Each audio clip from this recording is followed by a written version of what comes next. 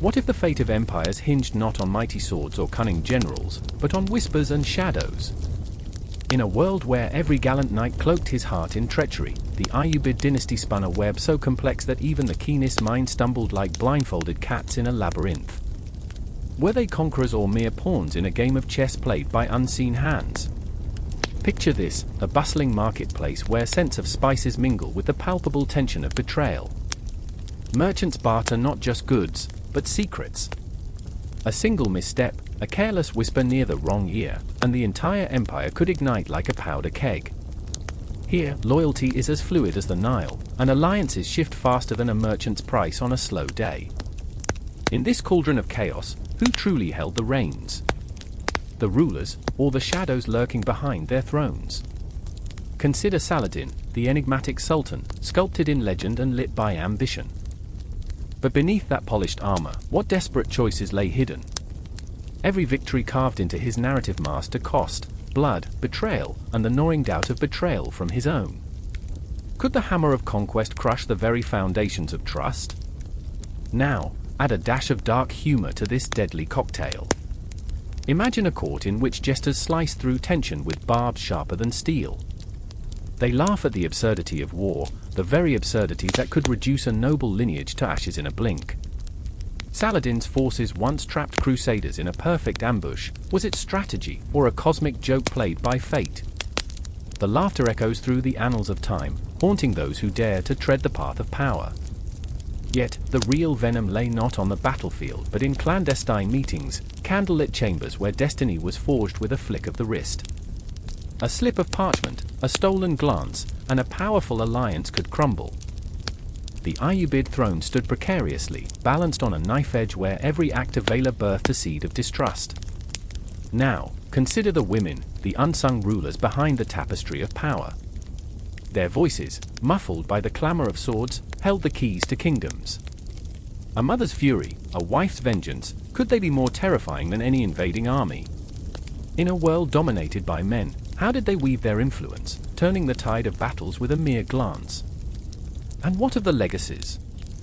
The echoes of the Ayyubid dynasty resonate still, a chilling reminder that history remembers not just the victors but the shadows that danced around them. What stories lie buried in the dust of forgotten manuscripts, waiting for that one brave soul to pull back the curtain?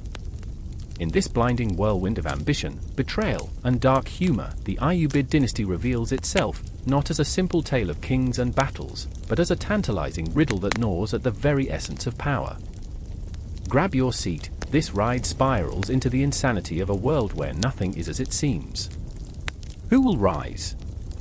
Who will fall? And in the end, which shadows will consume the light?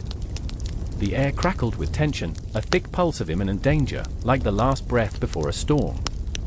The sun hung low, casting long shadows that whispered of betrayal and bloodshed, and in the heart of the city of Damascus, al-Malik al-Nazir Salah ad-Din stood at the precipice of his destiny. His heart raced, a drumbeat of defiance against the backdrop of a world teetering on the edge of chaos.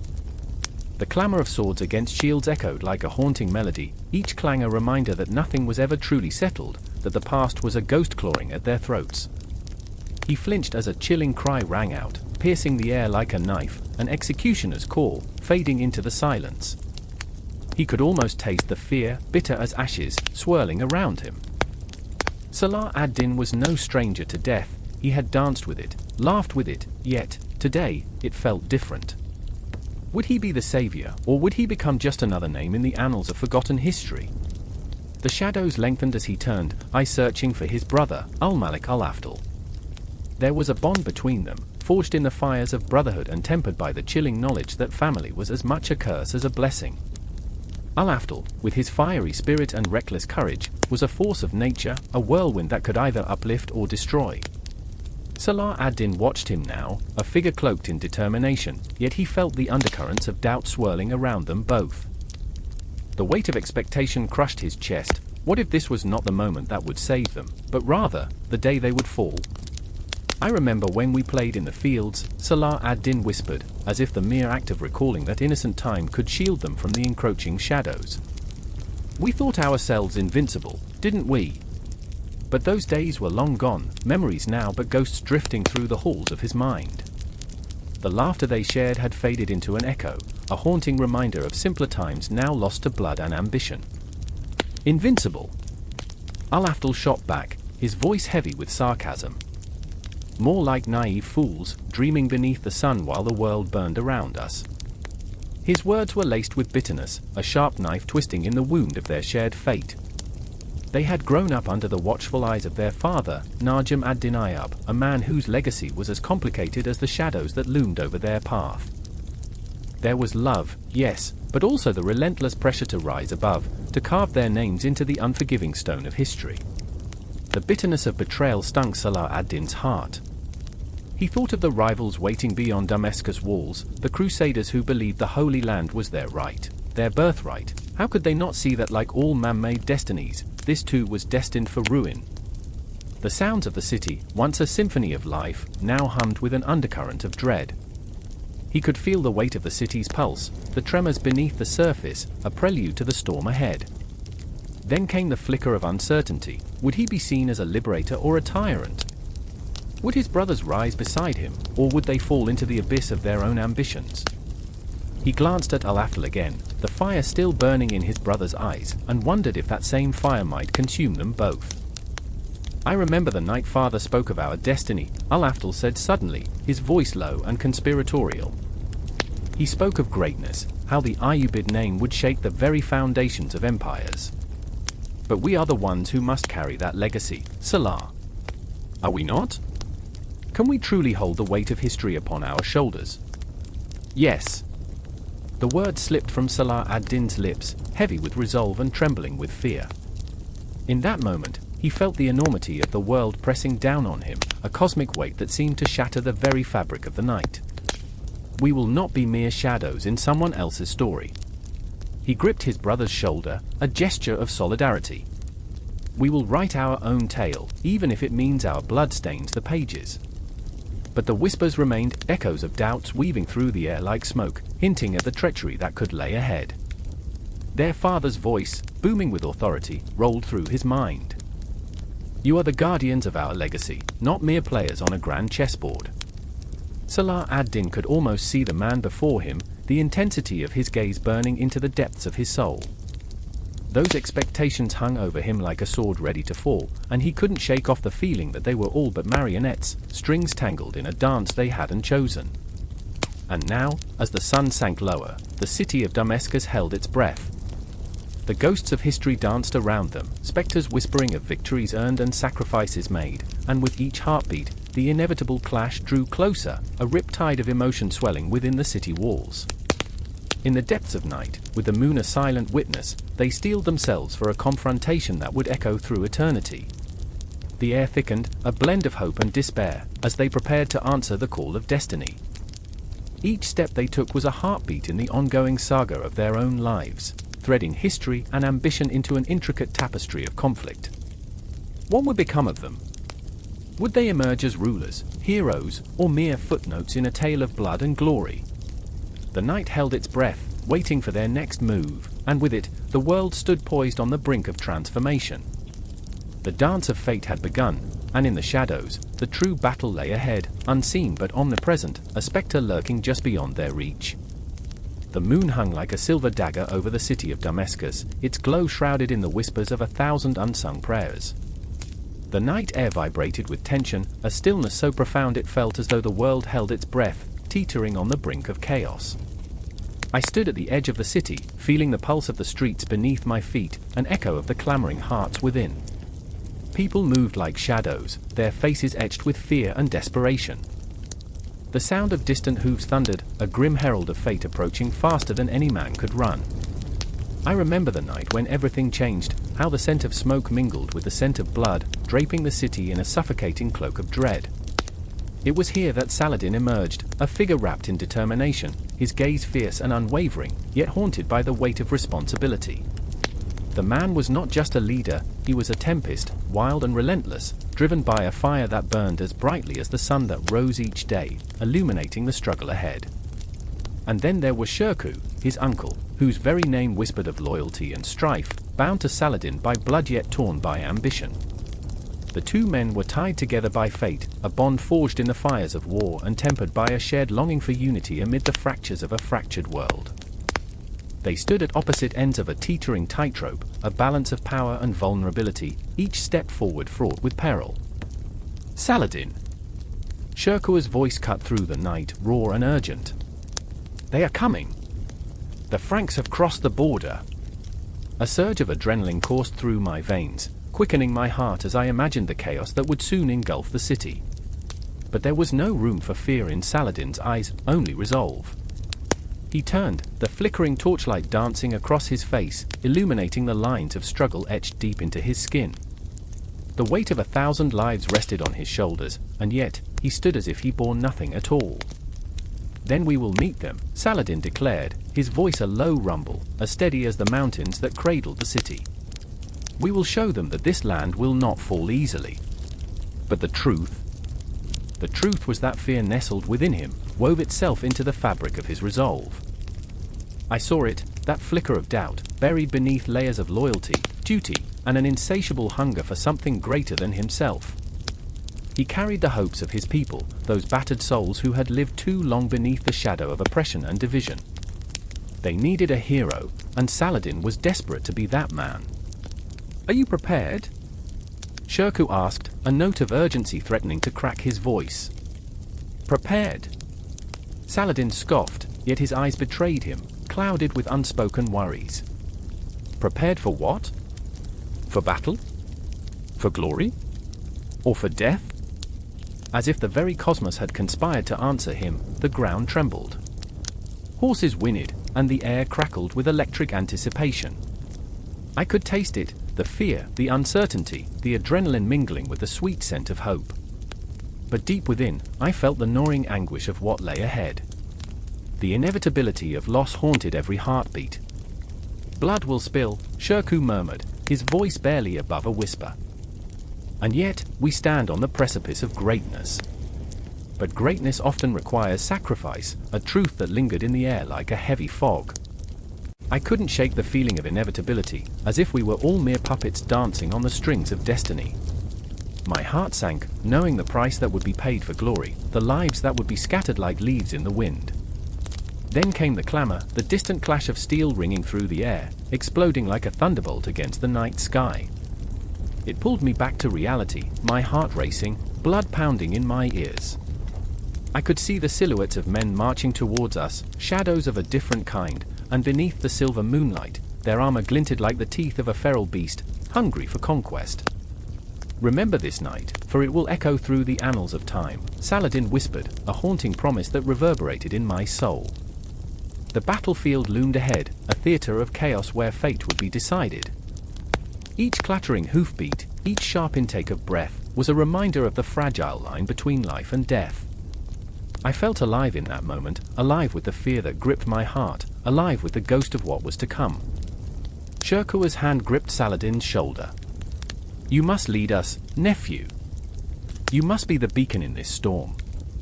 And as Saladin met his uncle's gaze, I saw it, the flicker of doubt, the weight of expectation, and the realization of the ghosts that trailed behind him, visions of fallen comrades, of blood-soaked earth, of a land that cried out for unity but often found only division. I do not seek to be a beacon, Saladin said softly. I seek to unite what has been torn apart. I seek a world where these battles are not fought in vain. But the night was dark and the shadows loomed large.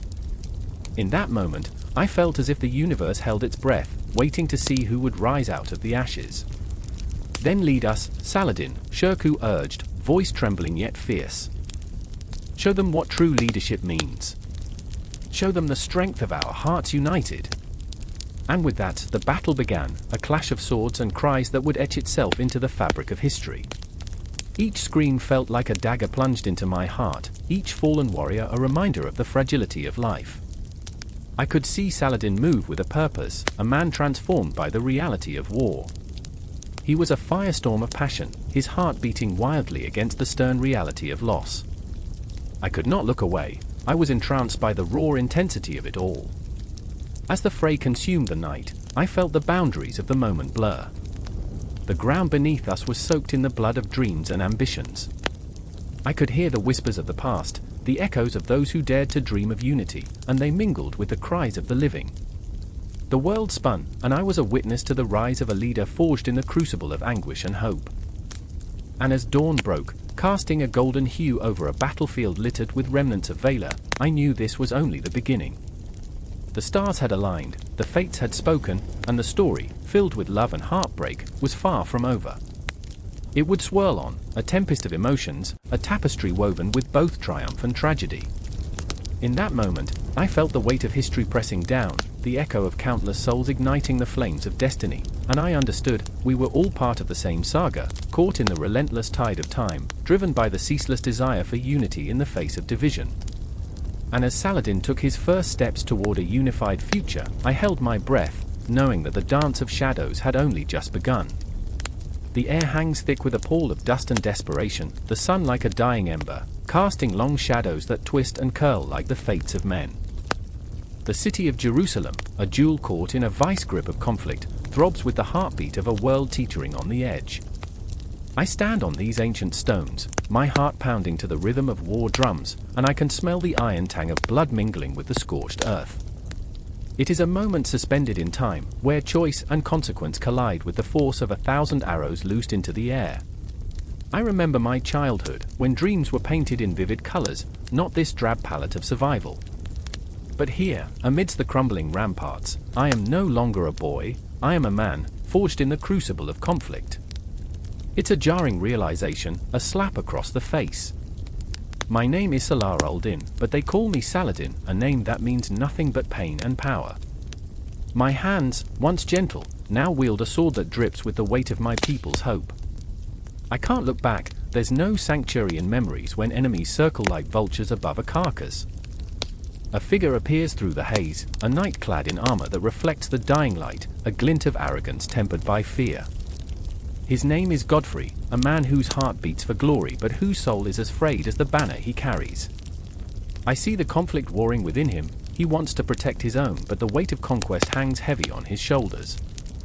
I feel a kinship, an unspoken bond forged in the knowledge that we are both puppets in a game far larger than ourselves. Saladin, he calls, his voice a gravelly whisper, echoing like a ghost through the corridor of time. Is this the moment we end it? Is this where we stand together or fall apart? His eyes flicker with uncertainty, a dangerous spark that could ignite into fury at any moment. The specter of 1,000 battles looms behind his words, and I can almost hear the cries of the fallen, their voices echoing in my mind, demanding justice. I remember the night spent under a tapestry of stars, where visions of peace danced tantalizingly just beyond reach. But this isn't the time for dreams. This is a precipice. I sense the air crackle with tension, the world drawn tight as a bowstring, ready to snap. You think it's that simple? My voice is low, heavy with the weight of reality. We can't choose our enemies, Godfrey. We can only choose how to face them. In that moment, I glimpse the reflection of my own struggles in him, the relentless pursuit of an elusive victory, the toll it takes on the soul. I want to reach out, to make him understand that the honor he seeks can often lead to the darkest of paths. But we are bound by duty, by the chains of our ancestors' blood, and all I can do is watch as the sun dips below the horizon, casting us into shadow. A sudden cry rips through the air, a sound that chills the marrow in my bones. It's not just a battle cry, it's the voice of despair, the lament of a mother for her child lost to the chaos. Panic ignites the air like tinder, and I can feel the fear of the people surrounding me, a pulse that thrums with the raw desperation of 1,000 lives teetering on the brink. The city is alive, pulsing, writhing in the agony of its own heart. We move as if trapped in a dream, every footstep a reminder of the blood that has soaked these streets, of lives that have flickered out like candles snuffed by a merciless wind. The echoes of swords clashing resonate in my ears, mingling with the memories of laughter and love that once filled these walls. I remember the faces of children, bright with innocence, now dimmed by the shadows of war. And then I see him, my brother, Al-Malik, his eyes ablaze with the fire of vengeance. We are bound by blood, yet divided by the choices we've made. He charges into the fray, wielding his sword with reckless abandon, laughter bubbling from his lips even as he cuts down foes. There's something hauntingly beautiful about it, the way he dances through the chaos, a moth drawn to the flame. He believes in the glory of battle, the righteousness of his cause, and yet, I can't shake the feeling that every blow he strikes is a piece of himself he's sacrificing on a pyre of pride. "Brother!" I call, desperation threading through my voice, a raw edge that cuts through the din of conflict. "This isn't the way. We cannot let fury guide our hands." But the cries of the battlefield drown my words, a cacophony of destruction that spirals into madness. He turns, eyes alight with fervor, and for a brief moment, I see the very soul of the man I once knew, a vision clouded by the smoke of war. But it is too late. The skies darken, an ominous storm brews on the horizon, a harbinger of the turmoil to come. Thunder rolls like a warning bell, and in that breathless moment, I understand, this is just the beginning. The storm will swallow us whole, and we must decide where we stand on this battlefield of destiny. Time stretches, twisting like the shadows around us. I feel the clock ticking, a relentless march towards an inevitable confrontation. Every heartbeat is a reminder that fate is not a whisper, but a roar. I want to scream, to shout at the heavens that this is not how it's supposed to be. But the cosmos only watches, a silent witness to the chaos we unleash upon one another. And then, as if drawn by some unyielding force, we clash, brother against brother, man against man. The air vibrates with the intensity of our struggle, the very fabric of our lives interwoven in a tapestry of conflict.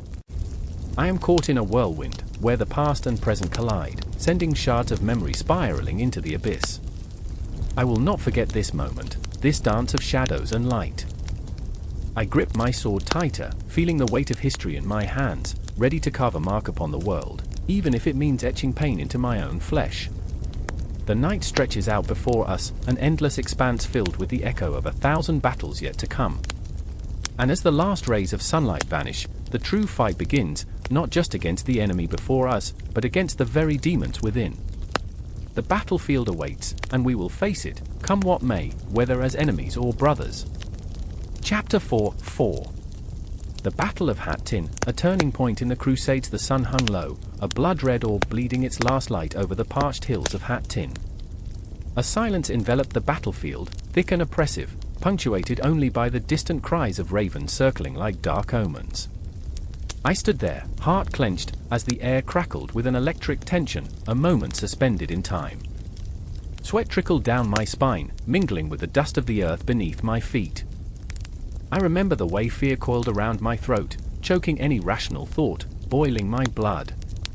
I was not a soldier by birth but thrust into this chaos, unprepared as a lamb amid wolves. My name was Thomas, a scribe turned reluctant participant, clutching my quill like a dagger. I had written of battles and glory, filled pages with tales of chivalry, but now that ink felt like poison. The whispers of the past echoed in my mind, reminders of dreams turned nightmares. The weight of history pressed down on me, and my own paltry dreams crushed beneath the armored feet of giants. Across the field, I caught sight of him, Baldwin, the knight with eyes like storm clouds, haunted and fierce. He had always carried a darkness within him, a shadow that whispered of lost dreams and unfulfilled oaths. I remembered the way he spoke of honor like a lover, his voice trembling with passion, yet it was tinged with a bitterness that cut deeper than any sword. Today, that bitterness morphed into something raw and primal, a thirst for vengeance that fueled his every step. I could see it in the clenching of his fists, the tightness in his jaw. "Thomas," he bellowed, his voice slicing through the air like a blade. "Are you here to write my epitaph?" I opened my mouth to respond, but the words caught in my throat, paralyzed by the reality of the moment. I was not a chronicler today, I was merely flesh and bone, standing at the precipice of destruction. "Baldwin," I stammered, "we need to what?" He cut me off, stepping closer, the heat radiating off his body like a furnace. "To run? To hide? This is our stand, our moment. We fight, even if it means death." Behind him, I could see the remnants of our army, a ragtag collection of desperate men, their faces etched with fear and resolve. Some clutched their swords as if they were lifelines, while others prayed to saints who had long abandoned us. I wanted to scream, to shake them from their slumbering hope. Did they not feel the shadows creeping closer, the inevitability of defeat wrapped around us like a shroud? And then there was her, Isabella, a vision of fierce determination, her spirit ablaze like the setting sun. She had always possessed a strength that made me weak in the knees, a fire that burned away the doubt. But today, that fire flickered. Her eyes, once sparkling with a brilliance that outshone the heavens, now mirrored the chaos around us, lost, searching. "We can't win this," she murmured, her voice barely a whisper, as though afraid to speak the truth aloud. "Isabella," I said, reaching for her, desperate to anchor her spirit. "We must believe, believe," she spat, fury igniting her words. "Look around you, Thomas. Belief won't save us. We're surrounded by death, and you think a feeble hope can shield us?" The word stung, ripping through the veil of optimism I clung to like a drowning man to a piece of driftwood. I remembered the stories of knights who faced impossible odds and emerged victorious, but that seemed absurd now, just tales written in the comfort of candlelight, away from the blood-soaked earth. The air shifted, a tremor running through our men as the enemy descended like a dark wave, an unstoppable force of fury and vengeance. I could hear the clatter of hooves, feel the ground shake beneath their charge. Somewhere, a horn blared, a sound filled with the promise of chaos. I turned back to Baldwin and Isabella, the trio of us, three lost souls standing at the edge of oblivion. Together, Baldwin said, his voice a fierce whisper now, "We face whatever comes. Fear is a luxury we cannot afford." Fear. It was as palpable as the sword at my side, gnawing at my heart, wrapping its tendrils around my mind. I remembered my mother's embrace, the warmth of home, the smell of baked bread, and realized that fear was also love, a reminder of everything that could be lost. The enemy charged, and in that moment, I felt the world shift. Time splintered, the universe contracting into a single heartbeat, a shared breath before the storm. I could hear the clash of steel, feel the heat of the sun on my skin, as if the cosmos itself was bearing witness to our plight. Each moment stretched and pulsed, a cruel reminder of mortality, and I wondered if this would be the last memory I'd ever hold. "Onward!" Baldwin shouted, his voice rising above the cacophony, a battle cry that pierced through the despair. We surged forward, three flawed souls intertwined in a dance of fate, moving as one with a shared purpose but crumbling within. I remember the fear, the biting, paralyzing fear. But also the exhilaration. I remember the violent beauty of chaos, the symphony of clashing swords, the mingled cries of triumph and agony. And amidst it all, Isabella in the fray, her spirit unyielding even as shadows threatened to consume us all. I didn't know then what the outcome would be, only that our lives hung on the precipice. Each heartbeat echoed in the depths of my being, a constant reminder that we were alive, even in the face of annihilation. And as the sun surrendered to night, casting long shadows over the battlefield, I prayed. Not for victory, nor for survival, but for a moment, one single moment of clarity, a chance to feel alive, even if it was just for an instant before the darkness enveloped us whole. The air was thick with dust and dread, a visceral reminder of the blood-soaked ground beneath our feet. I remember the moment, the sun hung low, a fiery orb, casting long shadows that danced like ghosts on the crumbling stones of Jerusalem. There was a silence, an eerie hush, as if the city itself held its breath, bracing for the inevitable storm. It wasn't the calm before the storm, it was the heartbeat of despair. I remember the way Malik's hands trembled as he clutched his sword, a weapon heavier than his heart. The glint of his blade caught the sun for a fleeting moment, a promise of violence, of liberation. Yet within his stormy gaze, I saw the flicker of doubt. "What if we lose?" he whispered, voice cracking like the earth beneath us. Malik was a warrior, scarred yet hopeful, his spirit forged in the fires of countless battles. But in this moment, his soul wavered like a candle in a gale. And then there was Zainab, her resolve sharper than the dagger hidden in her cloak. She stood apart, eyes fierce yet clouded with sorrow.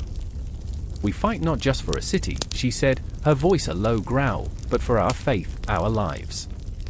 Yet, in her heart, I sensed an ache. She was haunted by the ghosts of her fallen kin, their faces flickering in the recesses of her mind like shadows in a darkened room. The weight of her people's hopes pressed upon her chest like iron chains. As the sun bled into the horizon, the gates of Jerusalem loomed before us, an ancient, defiant threshold. The city was a labyrinth of memories, crumbling walls echoing prayers of centuries past. Each stone held a story, and every breath felt laced with the specter of loss. I could almost hear the whispers of the ancients, their pleas mingling with the cries of the besieged. Inside, the tension was palpable, a living organism pulsating with fear and fervor. The defenders, faces set with grim determination, prepared for the onslaught. I felt the weight of their grief, their desperation, and it clawed at my heart. They were not just soldiers, they were fathers, brothers, lovers, all of them bound to this fragile existence, clinging to hope like a lifeline tossed into a tempest. Will they fight? Will they give in? Malik's voice trembled, uncertainty bleeding through.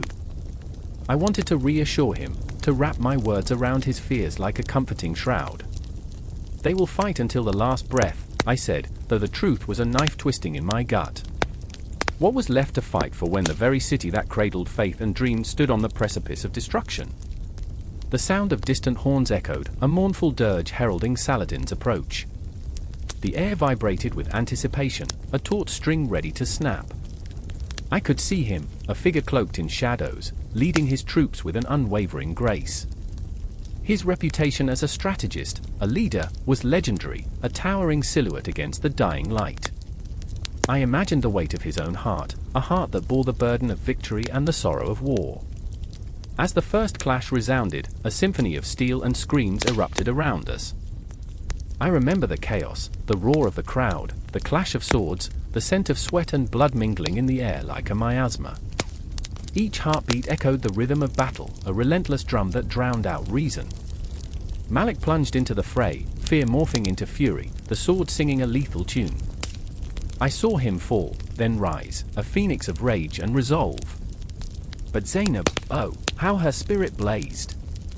She charged, fire in her veins. I watched as she danced through the chaos, her movements a deadly ballet.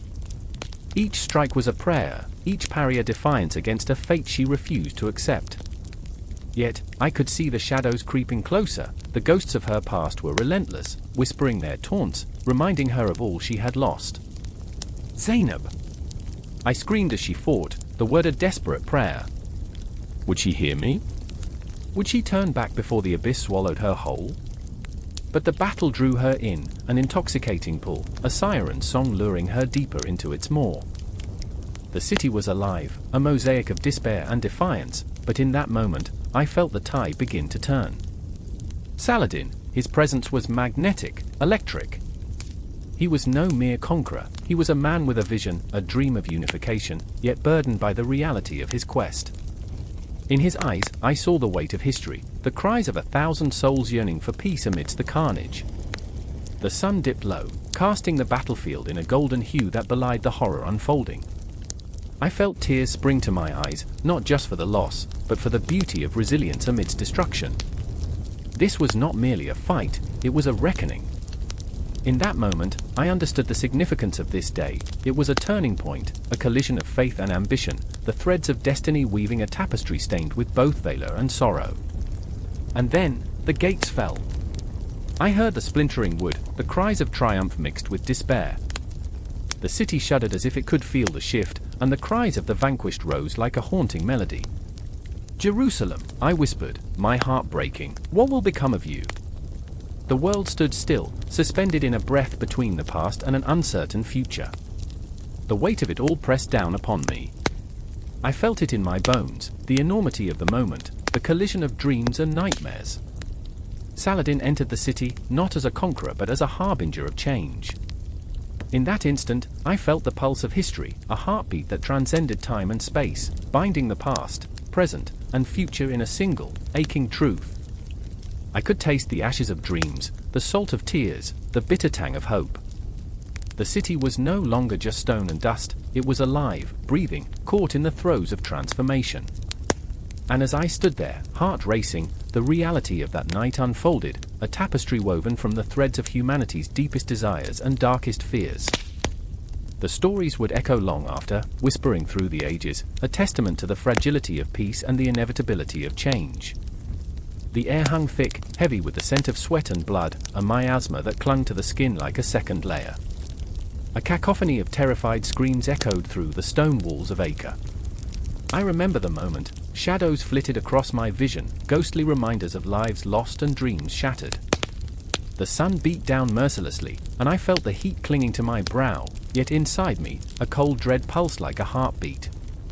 Richard, King of England, stood at the forefront, a lion in the midst of chaos, but even lions can tremble. His gaze, fierce and unyielding, searched the horizon for signs of hope among despair. I remember the way he clenched his fist, knuckles white as bone, fury and fear warring in his chest. This was no mere battle, this was a siege that threatened the very essence of his kingdom. He was not just fighting for glory but for the souls of men who looked to him as their beacon, their savior. The weight of 1,000 hopes sat squarely on his shoulders, and I could see the strain in his eyes as he fought against the encroaching darkness. Beside him, a man named Bertrand, a common soldier more used to the mud of the battlefield than the polished halls of nobility, felt the tremor of his own heart echoing in his ears. I remember his hands, calloused and stained, clenching and unclenching as if trying to grasp the fading threads of courage. He had come here for honor, for a taste of glory, but now he was haunted by the specter of his own mortality. "What am I doing here?" he would mutter, his voice barely more than a whisper, lost in the storm of clashing steel. "I am no hero. Just a man with a sword and a prayer." The echoes of his own uncertainty gnawed at him, a constant reminder that his life was a fragile candle flickering in the tempest. As the sun dipped below the horizon, the world bled into shades of crimson and violet. The siege continued, relentless, a cruel reminder that hope can sometimes feel like a distant star. Richard's voice, a roar of command, sliced through the din. "We will not yield. We will not falter." Each word felt like a drumbeat, a rallying cry that stirred something deep within the hearts of men. But inside, doubt loomed like a dark cloud, casting shadows over their resolve. I could see it, men clutching their weapons tighter, eyes darting in fear, hearts heavy with the knowledge that the end could be just beyond the next breath. In the distance, the walls of Acre stood defiant, a fortress of stone that had weathered countless storms. But it was not indestructible. I remember the thud of siege engines and the way the earth trembled beneath our feet, the vibrations echoing through my bones. "This is it," someone shouted, the words tinged with a madness that felt contagious. "We will break them." But as I looked at the faces around me, I saw not the zeal of warriors but the hollow eyes of men who had long since lost the taste of victory. Then there was Joan, a healer, a woman who processed suffering with a grace that belied the chaos surrounding her. She moved among the wounded, a specter of compassion amid decay, her hand steady as she stitched flesh and mended broken souls. hold on," she murmured, her voice soothing yet heavy with the weight of inevitability. I remember her gaze meeting mine, a fleeting connection that whispered volumes. "We all bleed," she said, a knife cutting through our shared facade of bravery. "But it's the will to live that makes us human." Night fell around us like a thick cloak, and the stars blinked into existence, indifferent witnesses to our plight. The siege dragged on, days blurring into one another, time losing meaning in the haze of smoke and despair. Richard, ever the lion-hearted, began to feel the gnawing feeling of desperation claw at his throat. The walls of Acre seemed to laugh at him, a cruel jest in the face of his ambition. "We will take this city," he vowed one night, his voice trembling with a mix of anger and determination. But the shadows danced in the corners of his mind, whispering that perhaps this was a battle he could not win. Bertrand found himself standing on the precipice of despair, the weight of his sword feeling like an anchor dragging him into the abyss. "Why do I fight?" he questioned the cold night air, as if seeking answers from the stars. "For honor? For a king? Or for the memory of that girl I left behind?" The ghosts of his past haunted him like the fleeting glow of a candle, flickering against the vastness of night. I felt his pain, a visceral throb that echoed in my own heart. Each soldier fought for something, a family, a promise, a fleeting dream, but with each hour that passed, those dreams slipped further from their grasp, like grains of sand through desperate fingers. A sudden roar shattered the stillness, a fresh wave of assault crashed against the walls of Acre. Richard surged forward, rallying his men with a fire that ignited their spirits. "For glory! For our brothers!" For our home. Each word was a blade, cutting through the fog of despair. I remember the clash of steel against steel, a symphony of violence that echoed through the night. The ground became a canvas painted with the colors of war, sweat, blood, and tears mingling into a grotesque masterpiece. But even as swords clashed and men fell, the true battle lay within. Joan, her heart heavy with the weight of every wound she dressed, felt the crushing despair closing in on her. "I cannot save them all," she whispered into the night, her hands trembling with the weight of countless lives upon her. "But I must try." She was a beacon, yet even a candle can flicker and die. The burden of her compassion threatened to drown her, yet she continued, moving from one wounded man to the next, her spirit flickering in the chaos. I remember the moments, fractions of seconds stretched into eternity, time folding in on itself as the world spiraled around us. Richard, Bertrand, Joan, each grappling with their own demons, their own fears, but bound together by a singular thread, the raw, unyielding need to survive. They were not just soldiers, they were men and women wrestling with the very fabric of their existence, the fragility of dreams torn apart by the harsh realities of war. With every clash, every shout, and every prayer, the siege continued, a relentless tide that showed no mercy. We were caught in a maelstrom, a vortex of desperation, courage, and the haunting echo of what it means to fight for something greater than ourselves. The night deepened, shadows lengthening as the stars bore silent witness to our struggle, while the walls of Acre loomed larger, an enduring testament to both human ambition and folly. The battle raged on, not just for a city, but for the very essence of our humanity, teetering on the edge of chaos and hope. The sky hung heavy, a brooding tapestry woven with shadows, as the sun slipped behind the jagged peaks. How fitting, I thought, that darkness clung to this day. I could feel it in my bones, the palpable tension thick as the dust that cloaked the ground beneath our weary feet. In the distance, the city of Jerusalem loomed, its walls a silent witness to history's relentless march. I remember the cries of the camp, men and boys with dreams of glory twisting into nightmares of blood-soaked earth and charred flesh. In that moment, I saw him, Saladin, his presence as commanding as the storms that brewed overhead. He stood, poised like a falcon, surveying the encroaching chaos. Beneath his calm exterior, I sensed the tempest of conflict. This was no mere warrior, he was a man forged in the crucible of fate. His heart bore the weight of a fractured realm, the hopes of a people clashing with the relentless Crusader tide. I remember a time before all this. A time when the sunlight kissed the earth, and laughter echoed through the markets of Damascus. Innocence, as fragile as glass, shattered by ambition and hate. Now we were left with the remnants of dreams, and the air crackled with desperation. I looked into Saladin's eyes, depths filled with both wisdom and weariness. He was a man caught in the throes of a fierce internal battle, torn between duty and compassion. And then there was Richard, King Richard, the lion heart. I could feel his presence like a phantom, his roar, a warning that echoed through the valley. His heart beat fiercely, a relentless drum driving his every move. We were enemies, yes, but I couldn't help but admire the fire that consumed him. A stubborn flame, refusing to be extinguished. He was a warrior, and yet, beneath the armor, he was flesh and blood, haunted by doubts that flickered in the corners of his mind. The siege had begun, and the air was thick with the scent of sweat and the acrid tang of fear. I could see the soldiers on both sides, pitifully human, their faces hardened yet vulnerable, young men lost in a sea of ambition and bloodlust.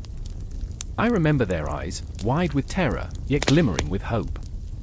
They were pawns in a game far larger than themselves, driven by the promises of glory from leaders who perhaps had forgotten the humanity of those they sent forth. Saladin moved with ghostly grace, a shadow flitting through the chaos. He was orchestrating something grand, something that danced between diplomacy and warfare, an intricate ballet that he had perfected over the years. Each step he took was a calculated risk, each glance a silent message. I could almost hear the whispers of the past echoing around us, the learned lessons of battles fought and lost, of friendships forged and broken. He was not just a commander, he was a weaver, stitching the threads of fate together, a paradox of strength and compassion. I remember the night before the storm, quiet, almost eerie, as if the earth held its breath. I stood beside him, and in that moment, I saw the world reflected in his eyes. dreams and nightmares collided, a tempest of emotion that threatened to consume us both. "What are we fighting for?" I asked, my voice barely a whisper, trembling with the weight of 1,000 unspoken fears. "Our souls," he replied, his voice a low rumble beneath the stars. "We fight for our souls, for the right to exist, to breathe, to love." But the irony hung thick in the air, a cruel jest. How many souls had been lost in the name of that very existence? The dawn broke with a chilling roar, the sound of war drums booming like thunder.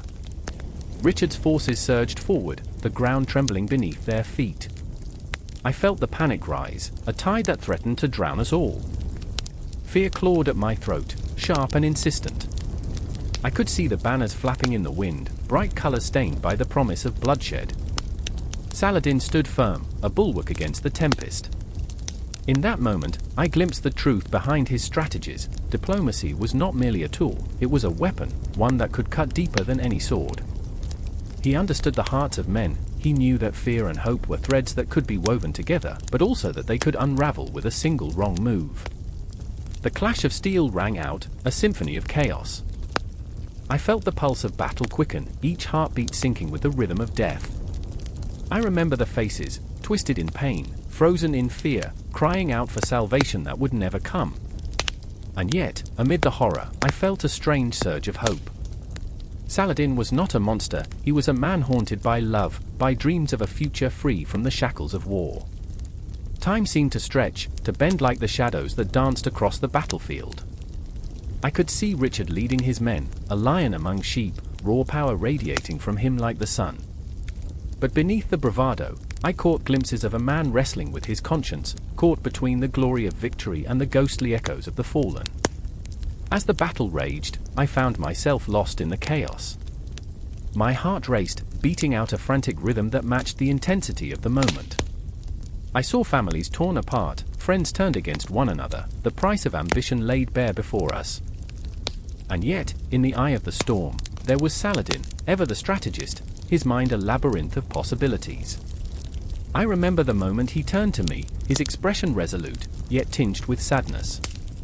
In war, there are no winners, only survivors. His words hung in the air, heavy and foreboding. As the sun dipped below the horizon, casting long shadows that whispered of despair, the conflict surged on. I stood amidst the chaos, my heart torn between two worlds, two men, each fighting for their vision, their truth, their very souls. This was not just a battle of swords, it was a clash of ideals, a war against the very fabric of humanity. And as the last echoes of battle faded into the night, I knew this story was far from over. Each thread woven in this tapestry of conflict promised a continuation, a haunting reminder that diplomacy and warfare are but two sides of the same coin. The echoes of the past would linger, and the cries of the lost would forever shape the future.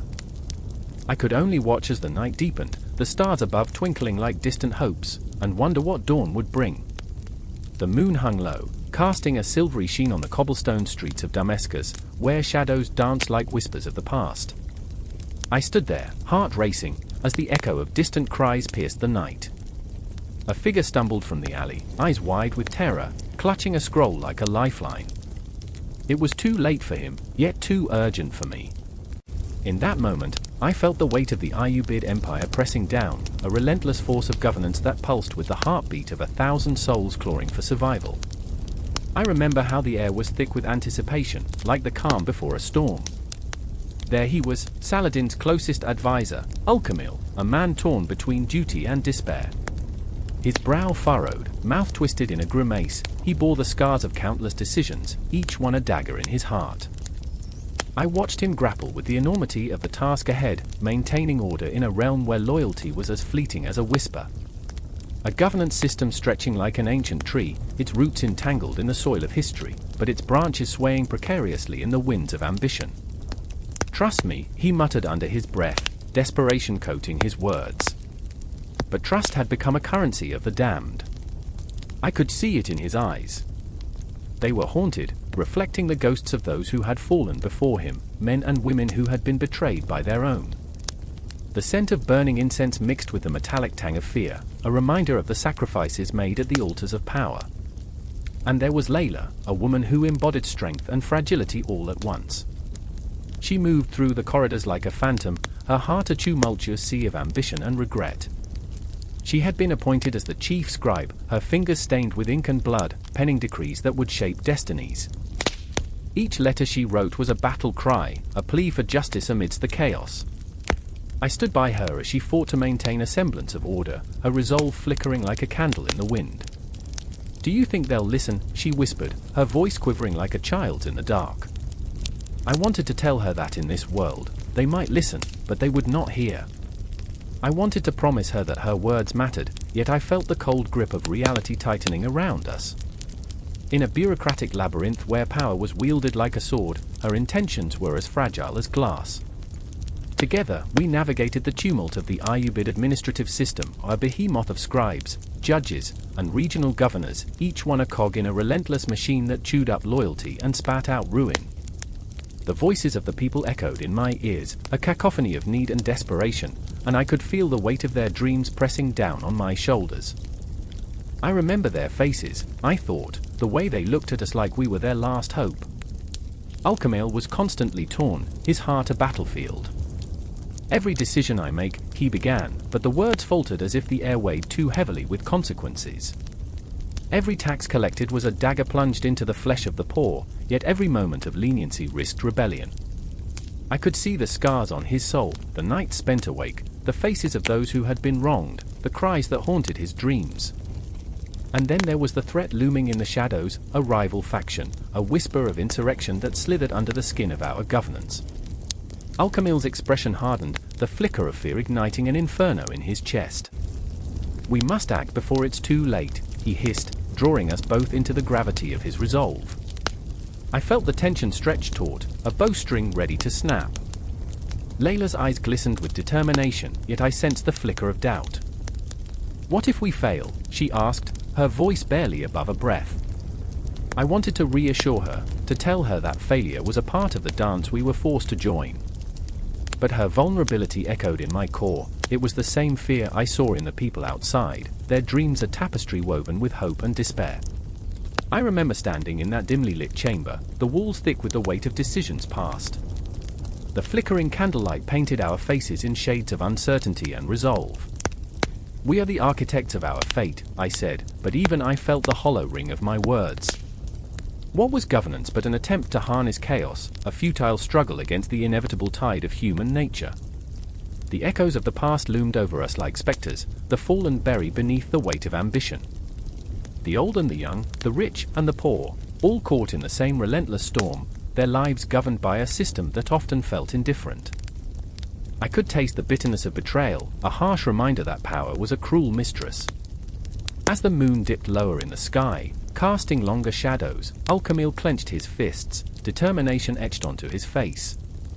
"We will make them listen," he vowed, eyes blazing with an intensity that made my heart race. His voice was a rallying cry, a spark igniting the air around us. But with every spark, I felt the danger rise, the specter of rebellion stirring in the corners of our carefully constructed world. Layla moved closer to him, a fierce loyalty igniting their bond. "Together, we can change the course of history," she murmured, and for a moment, I believed her. But in the depths of my soul, I felt the weight of history's cruel irony, an echo of the past that whispered of inevitable downfall, a cycle repeating like a haunting refrain. With each passing moment, I could sense the clock ticking, each second a reminder that time was slipping through our fingers like the very ink Layla wielded. The tension thickened, a palpable force that bound us together in our shared purpose, the unyielding quest for justice in a world where all too often, justice lay buried beneath the ashes of ambition and greed. And so we stood, caught in the balance of our convictions, the moonlight illuminating our faces as we faced the chaos of the Ayyubid administrative system. The night stretched out before us, pregnant with uncertainty yet alive with possibility, as we prepared to confront not just enemies, but the very ghosts of our own making. In that fleeting moment, amidst the shadows and the flickering candlelight, I felt the pulse of history beneath my skin, a reminder that the stories of the past were never truly behind us, they loomed ever closer, ready to entwine with the lives we were forging, the decisions we were making. The journey was far from over, it had only just begun. In the dead of night, whispers curl their tendrils through the narrow streets of Damascus, where shadows twist like smoke. The air hangs thick with anxiety, straining against muffled prayers spilling from the hearts of the faithful. It is a city caught in the grip of uncertainty, where the flickering lanterns cast haunting reflections upon the cobblestones, each step echoing with a truth too raw to name. I remember a face, Ali, his eyes wide with the fear of a man standing at the precipice of eternity. "Do they think we'll survive this?" he murmured, trembling fingers clasping an ancient Koran, its pages worn and frayed. The ink was barely legible, a reminder of the truths that had long been veiled by the chaos of war and the heavy weight of expectations. In those moments, his despair became tangible, thick enough to choke on, and I could see the shadows dancing behind him, taunting him with the ghosts of past decisions. This was the heart of Ayyubid rule, a time when Islam was both a shield and a dagger. The Sultan's name, Salah ad-Din, echoed through the city like a relentless drum, a promise of liberation from the Crusaders' grip but burdened with the expectation of the impossible. Ali's voice broke my thoughts. "We pray for victory, yet our prayers feel like pebbles thrown into an ocean. Hope, a fragile thread woven through fabric fraying at the edges." Then there was Layla, standing defiantly at the edge of the market, a beacon of fierce resolve in a world teetering on the edge of despair. Her dark hair cascaded like a waterfall, framing a face etched with defiance. "I will not bow to fear," she declared, her voice rising against the din of a city racked by civil strife. But beneath that bravado simmered a turmoil that twisted her gut, a longing for the peace that evaded her, where laughter echoed in the streets instead of cries of anguish. I could see the weight of the faith she carried, an almost unbearable burden. "Islam is our anchor," she whispered to me one evening, the stars glistening like shards of glass above us. "But faith does not shield us from betrayal." Her words hung in the air, heavy and electrifying, a confession that wrapped around my heart. The conflict within her, a tapestry woven of devotion and doubt, was a mirror reflecting the deeper fissures within society itself. And the mosques, those towering symbols of faith, stood witness to the ever-thickening tension. I remember the call to prayer, its haunting melody spilling from the minarets like a lament, echoing across rooftops, stirring souls from their slumber. But within the sacred walls, the fervor of devotion was often tinged with a chilling undercurrent of fear. The leaders spoke of unity and strength, their words infused with the fire of conviction. Yet, as the faithful gathered, I could see the flickers of uncertainty in their eyes, shadows of doubt lurking just beneath the surface, like ghosts haunting the ruins of lost empires. As Layla walked the streets, her heart a battlefield, she thought of Ali, and the way his faith flickered like the dying flame of a candle. Each day, their conversations turned into a dance of hope and despair, threading through the complexities of religion and governance. "Do you believe," she asked him once, "that our faith can bring us peace, or will it only serve to ensnare us further?" Those moments hung between them, heavy with possibility and fraught with danger. Ali, the scholar, the dreamer, caught in the web of his own idealism, often answered with fervor, "If we let our faith guide us, we can rise above the ashes. We can become the phoenix." But the shadows whispered otherwise, their chilling reminders wrapped tightly around his heart, each echo a reminder of the blood that had already stained their lands. In the ensuing silence, I became acutely aware of the hourglass of time, grain slipping away, much like the dreams of those who sought solace in faith. When will it be enough? I heard Layla's voice break through my reverie, and I turned to her, eyes glistening with the weight of unasked questions. What if the only thing left is the cost of our belief? Around them, the city throbbed with life, its heartbeat resonating against the backdrop of a world in languish. Merchants hawked their wares, children played in the alleyways, and yet, beneath it all, an unshakable tension lingered, an electric anticipation of the storm to come. The Ayyubid dynasty stood like a phoenix, splendid yet fragile, an intricate tapestry woven from the threads of hope and despair. Islam was both the lifeblood of its people and, at times, its most dangerous weapon, a duality that raged within the heart of every person, fueling their desires, but also igniting their fears. I remember the night it broke, the moment when the whispered silence erupted into chaos. The streets filled with the clamor of swords clashing, the cries of men echoing against stone and sky. As I stood among them, heart racing, I could feel the pulse of a city on the brink of transformation. The memories of Ali's doubts clashed with Layla's defiance, and in that maelstrom, I understood the real battle was not just against the Crusaders, but within the very soul of Islam as it struggled to reconcile faith and identity. The future loomed like an abyss, its depths unfathomable, as the city held its collective breath, awaiting the dawn that would either bathe it in light or plunge it into darkness. I felt the weight of history pressing down on my chest, each heartbeat a reminder that this was just the beginning. As the dawn broke over Damascus, the horizon blushing with the first light, I knew, deep down, that the struggle for faith, identity, and peace was far from over. The city thrummed with life, but the question remained, who would rise from the ashes, and at what cost? I remember the night the stars fell silent over Jerusalem. An ache hung in the air, heavy as a forgotten promise. The city, normally alive with the roar of laughter and the clatter of trade, was cloaked in a shroud of dread. Men whispered of betrayal, hearts thudded in anxious rhythm, and shadows danced with secrets, cloaking the alleys like lost hopes. In a modest chamber, flickering candles cast ghostly shapes across the stone walls. There sat Saladin, the legendary leader, a man on the precipice of history, wrestling with his own demons. His thoughts churned like a tempest, each decision weighing on him like an anvil. Vivid memories flashed before him, images of battles won and cities reclaimed, but with each victory, the cost gnawed at him, a relentless spectre haunting his every thought. Beside him was his younger brother, Al-Adil, whose loyalty felt like a double-edged sword. He admired Saladin, revered him, but resentment simmered beneath the surface. There was a fire in Al-Adil's eyes, a burning desire to step into the light of his brother's legacy. Yet shadows of doubt clouded his heart. What would it mean to wield such power? Could he rise from the spectre of Saladin's greatness, or was he destined to remain a mere echo in his brother's shadow? Outside, the moon hung low, a watchful eye over the city. A chilling wind whispered through the streets, carrying with it the scent of smoke and fear. The call to prayer echoed in the distance, a haunting reminder of faith amid chaos. It was a call Saladin had heard many times before, a call to unity, to strength. Yet here he was, grappling with an impending crisis, a looming conflict that threatened to tear apart everything he had fought for. I remember the moments of hesitation, the unbearable weight of indecision. On one hand, honor demanded action, on the other, reason urged restraint. The clock ticked ominously, each second a drop of blood, each minute an unraveling thread.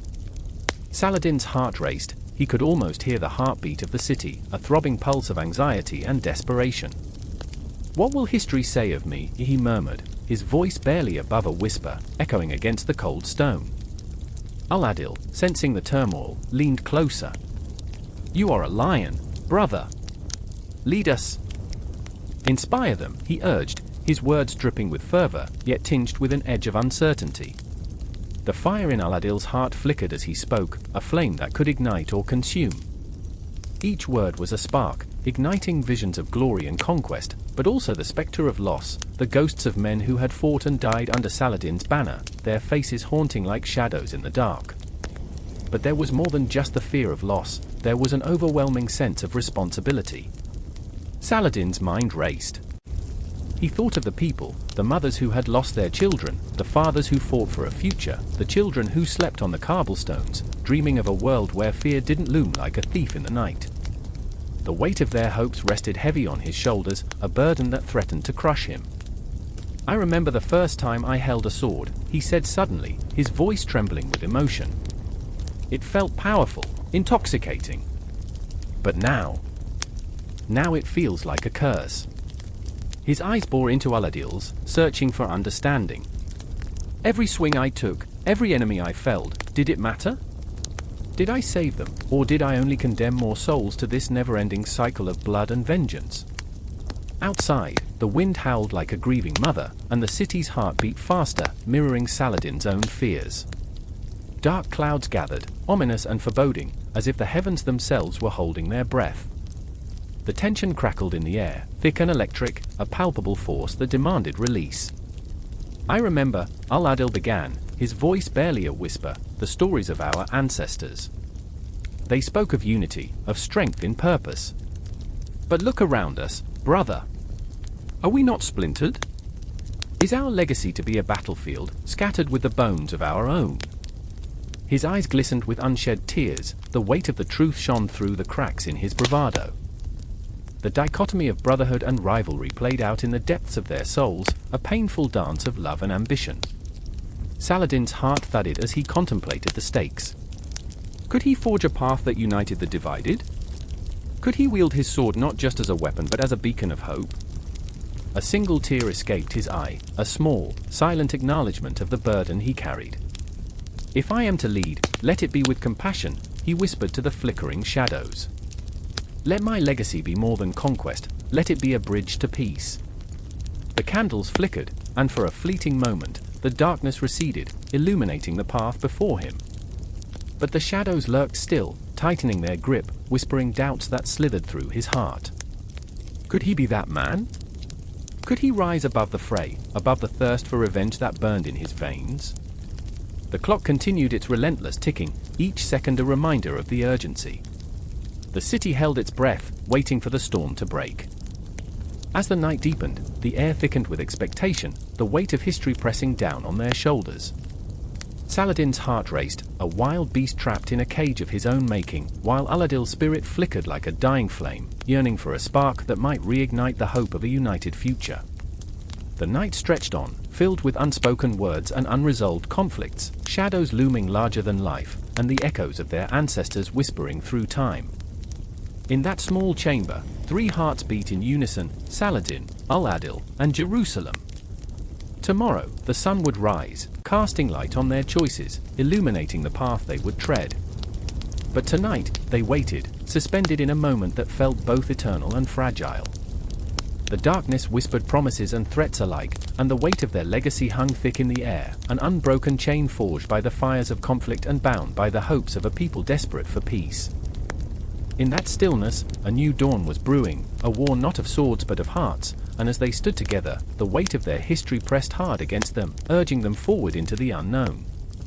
And so, in the echo of that night, Saladin's legacy began to take shape, a story not just of power, but of sacrifice and love, his heart intertwined with that of a city yearning for unity amid the spectre of division. The night air hung thick like a whispered promise, the moon cloaked in the shadows of a restless sky. I remember the flickering torches illuminating the courtyard, casting ghostly silhouettes against the swirling dust.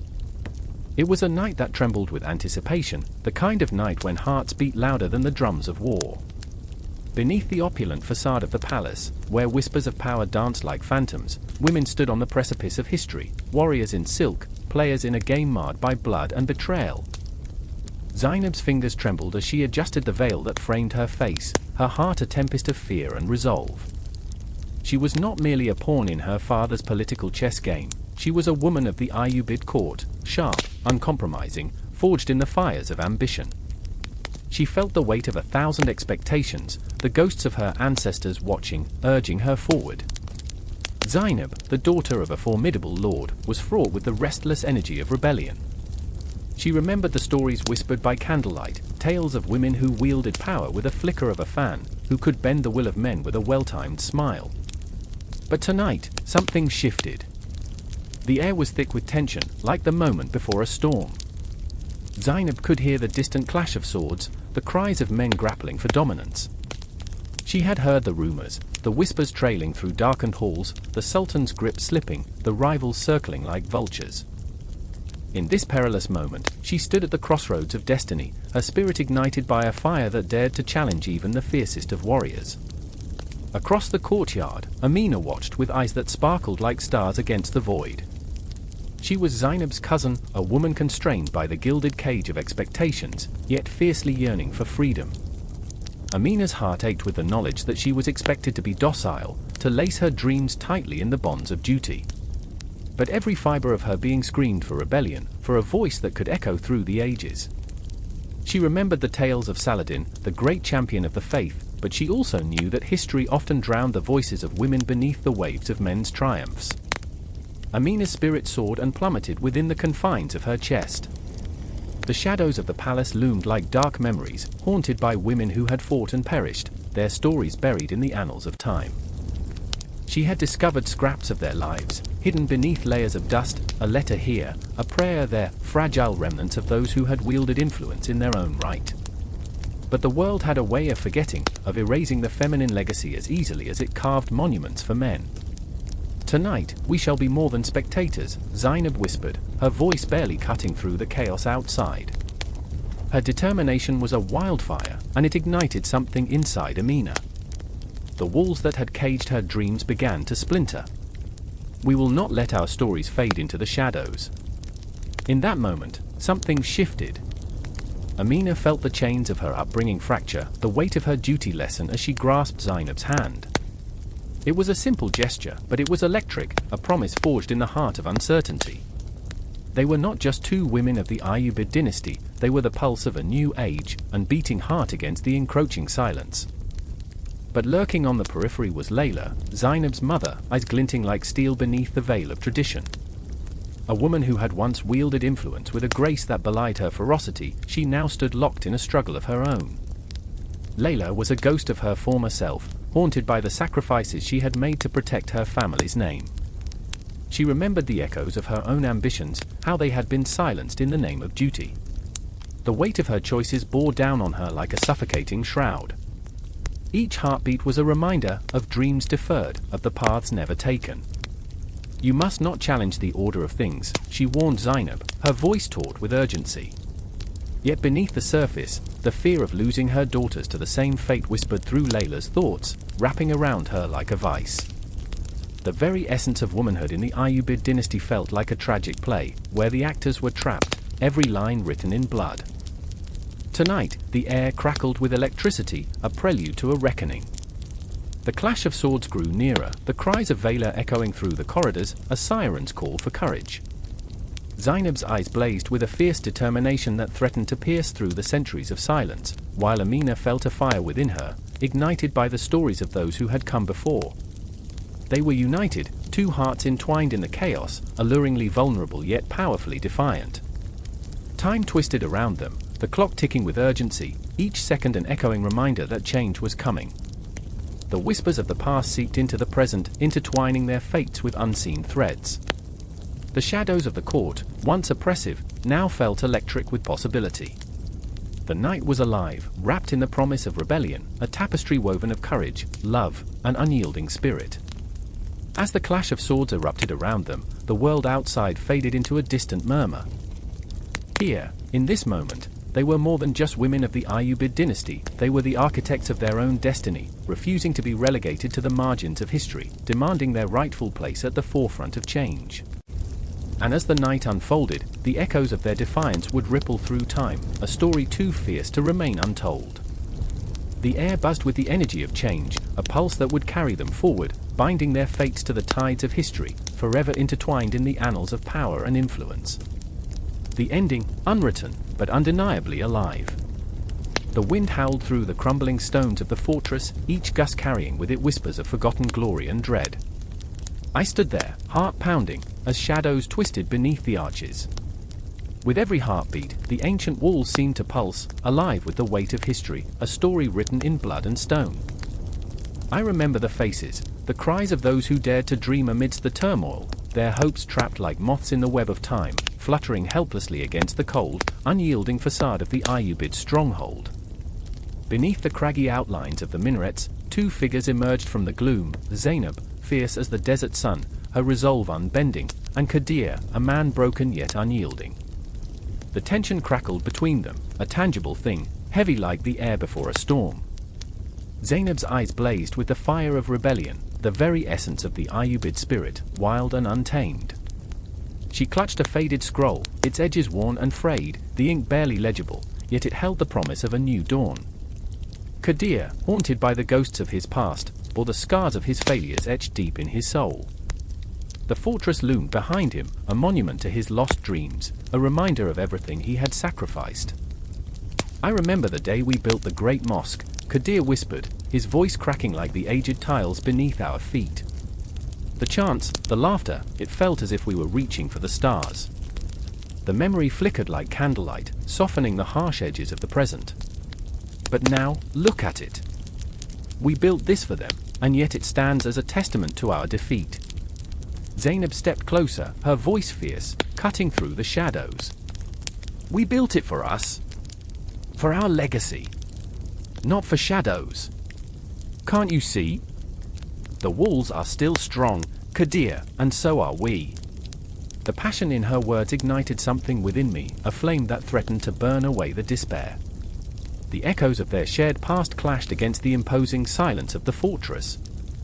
The archways, once vibrant with life, now stood empty, haunting reminders of promises unkept, dreams shattered. As the sun dipped below the horizon, casting an eerie pallor over the stones, the fortifications whispered their secrets, each crack and crevice a testament to the battles fought, the lives lost. I could feel Qadir's pain, a palpable ache that settled in the pit of my stomach, choking me with the weight of his sorrow. Yet Zainab was relentless, a tempest stirring within the calm.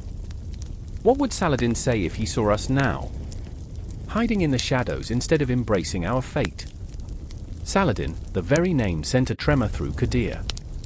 The legendary warrior, the architect of the Ayyubid resurgence, a figure cloaked in the golden light of history. Saladin wouldn't recognize us, he muttered. We've become ghosts in our own story, Zainab. We're crumbling just like these walls. The silence wrapped around us like a shroud, thick and suffocating. I could almost hear the laughter of those who once roamed these halls, their joy echoing off the granite stones, mingling with the winds that carried their whispers into eternity. I shivered, caught in the web of their unfinished tale as the shadows lengthened, stretching like fingers grasping for something just out of reach. Then we rebuild. Zainab's voice cut like the sharp edge of a dagger, fierce and unwavering. We honor their memory by rising from the ashes of our despair. We build mosques that echo with our voices and fortresses that stand as beacons of hope. Her words rang through the night, igniting a flicker of something long extinguished in Qadir's eyes. Was it hope? Was it the spectre of a dream once dreamt? Qadir shook his head, the weight of years pressing down upon him. Hope? What is hope when the world crumbles around us? We're just remnants of a battle long lost. The desolation in his voice sent chills through my bones. I wanted to reach out, to shake him from this spiraling despair, but the shadows held me back. The stars above began to pierce the darkness, tiny pinpricks of light in a vast, unfathomable void. I felt an overwhelming urge to reach for them, to grasp the impossible, to stretch beyond the confines of this crumbling fortress, to connect with the very cosmos. Memories flashed through my mind, the laughter of children, the warmth of the sun on my skin, the smell of sandalwood incense wafting through a grand mosque, filling the air with promises of serenity. And then, in that fragile moment, Qadir began to tremble. What if we fail, Zainab? What if we try to rise and only fall further? The raw vulnerability in his voice sliced through my heart, resonating with my own fears, my own insecurities. The fortress around us felt like a tomb, and yet somehow, beneath that weight, there was life, a pulse, a heartbeat, echoing their pain, their hopes, their dreams. Zainab took a step closer, determination etched into every feature of her face. Then we failed together. But we must try. The world outside these walls is waiting for us, and we owe it to those who came before us to rise. The intensity in her gaze could have lit the darkest night, igniting a fire within Qadir that he thought had long since extinguished. The walls vibrated with the echoes of their words, the fortress itself responding to the yearning within them. I could almost see it, a vision of the future, glimmering beyond the stone and mortar, a mass of humanity rising, united under the banners of faith and resilience. But the shadows were not done yet. An uneasy hush fell over the fortress as an unseen weight pressed down on us, the silence screaming louder than any battle cry. The walls began to close in, mirroring Qadir's doubt, each stone a reminder of the past, the consequences of failure stinging like salt on an open wound. In that moment, the tension hung thick in the air, a palpable force binding them together, threading despair with hope, intertwining their fates as tightly as the vines that clung to the fortress walls. I could almost hear the ticking of a clock, time slipping away, now or never. And I felt it, the pull of history, the weight of dreams unfulfilled, the relentless drive to rise once more. The echoes of the past, the shadows of their fears, the flickering embers of hope. This was their moment, their reckoning, where the ancient stones of the Ayyubid legacy would either crumble or rise anew. As Kadir and Zainab stood poised on the brink of recklessness, I could feel the tremors of their decision rippling through the air. Their choice would not just define them, it would shape the very soul of the fortress, a turning point for all those who dared to dream beyond the shadows. The clash of emotions surged, and as the last light of day slipped behind the horizon, the world held its breath, waiting for the dawn. The night was heavy with a silence so profound, it crushed the air around us. I stood in a dimly lit courtyard, shadows weaving stories on the stone walls, flickering with the uncertainty of the flame. The distant wail of a grieving mother echoed like a ghostly waltz, spinning tales of loss, while the nearby market teetered on the edge of chaos. Voices of merchants clashed with laughter, a bittersweet symphony in the heart of the Ayyubid world. I remember the scent of spices and sweat, the mingling of joy and despair, the pulse of life vibrating through the streets, a heartbeat against the backdrop of a crumbling empire. In that moment, I was no longer just an observer, I was a fragment of the very tapestry of our time, entangled in the lives of two souls yearning for meaning amidst a flood of turbulence. There was Yasmin, the artist whose brush danced across canvas like a lover, yet whose heart felt heavy, weighed down by secrets and the crushing expectations of her father. She painted the world as she wished it to be, vivid, alive, a riot of colors, but inside, darkness loomed, shadowy and cold, threatening to swallow her whole. What is a masterpiece worth if the artist feels like a mere ghost? Then there was Tariq, the scholar, whose mind thrummed with ideas that could ignite revolutions or stir the very depths of despair. He was a man of words, a master of rhetoric, yet at night, when the stars crept overhead like thieves, he laid awake, haunted by the futility of his brilliance. Knowledge, he would say, is but a shackle for the unwise. But tonight, he was trapped in a labyrinth of doubt, each thought a twisting corridor leading to nowhere, and the weight of unfulfilled potential pressed against his chest like a stone. I remember the fire in his eyes when he spoke of the heavens, of the cosmos laid bare before him, yet there was a flicker of fear, a whisper of inadequacy that twisted his heart.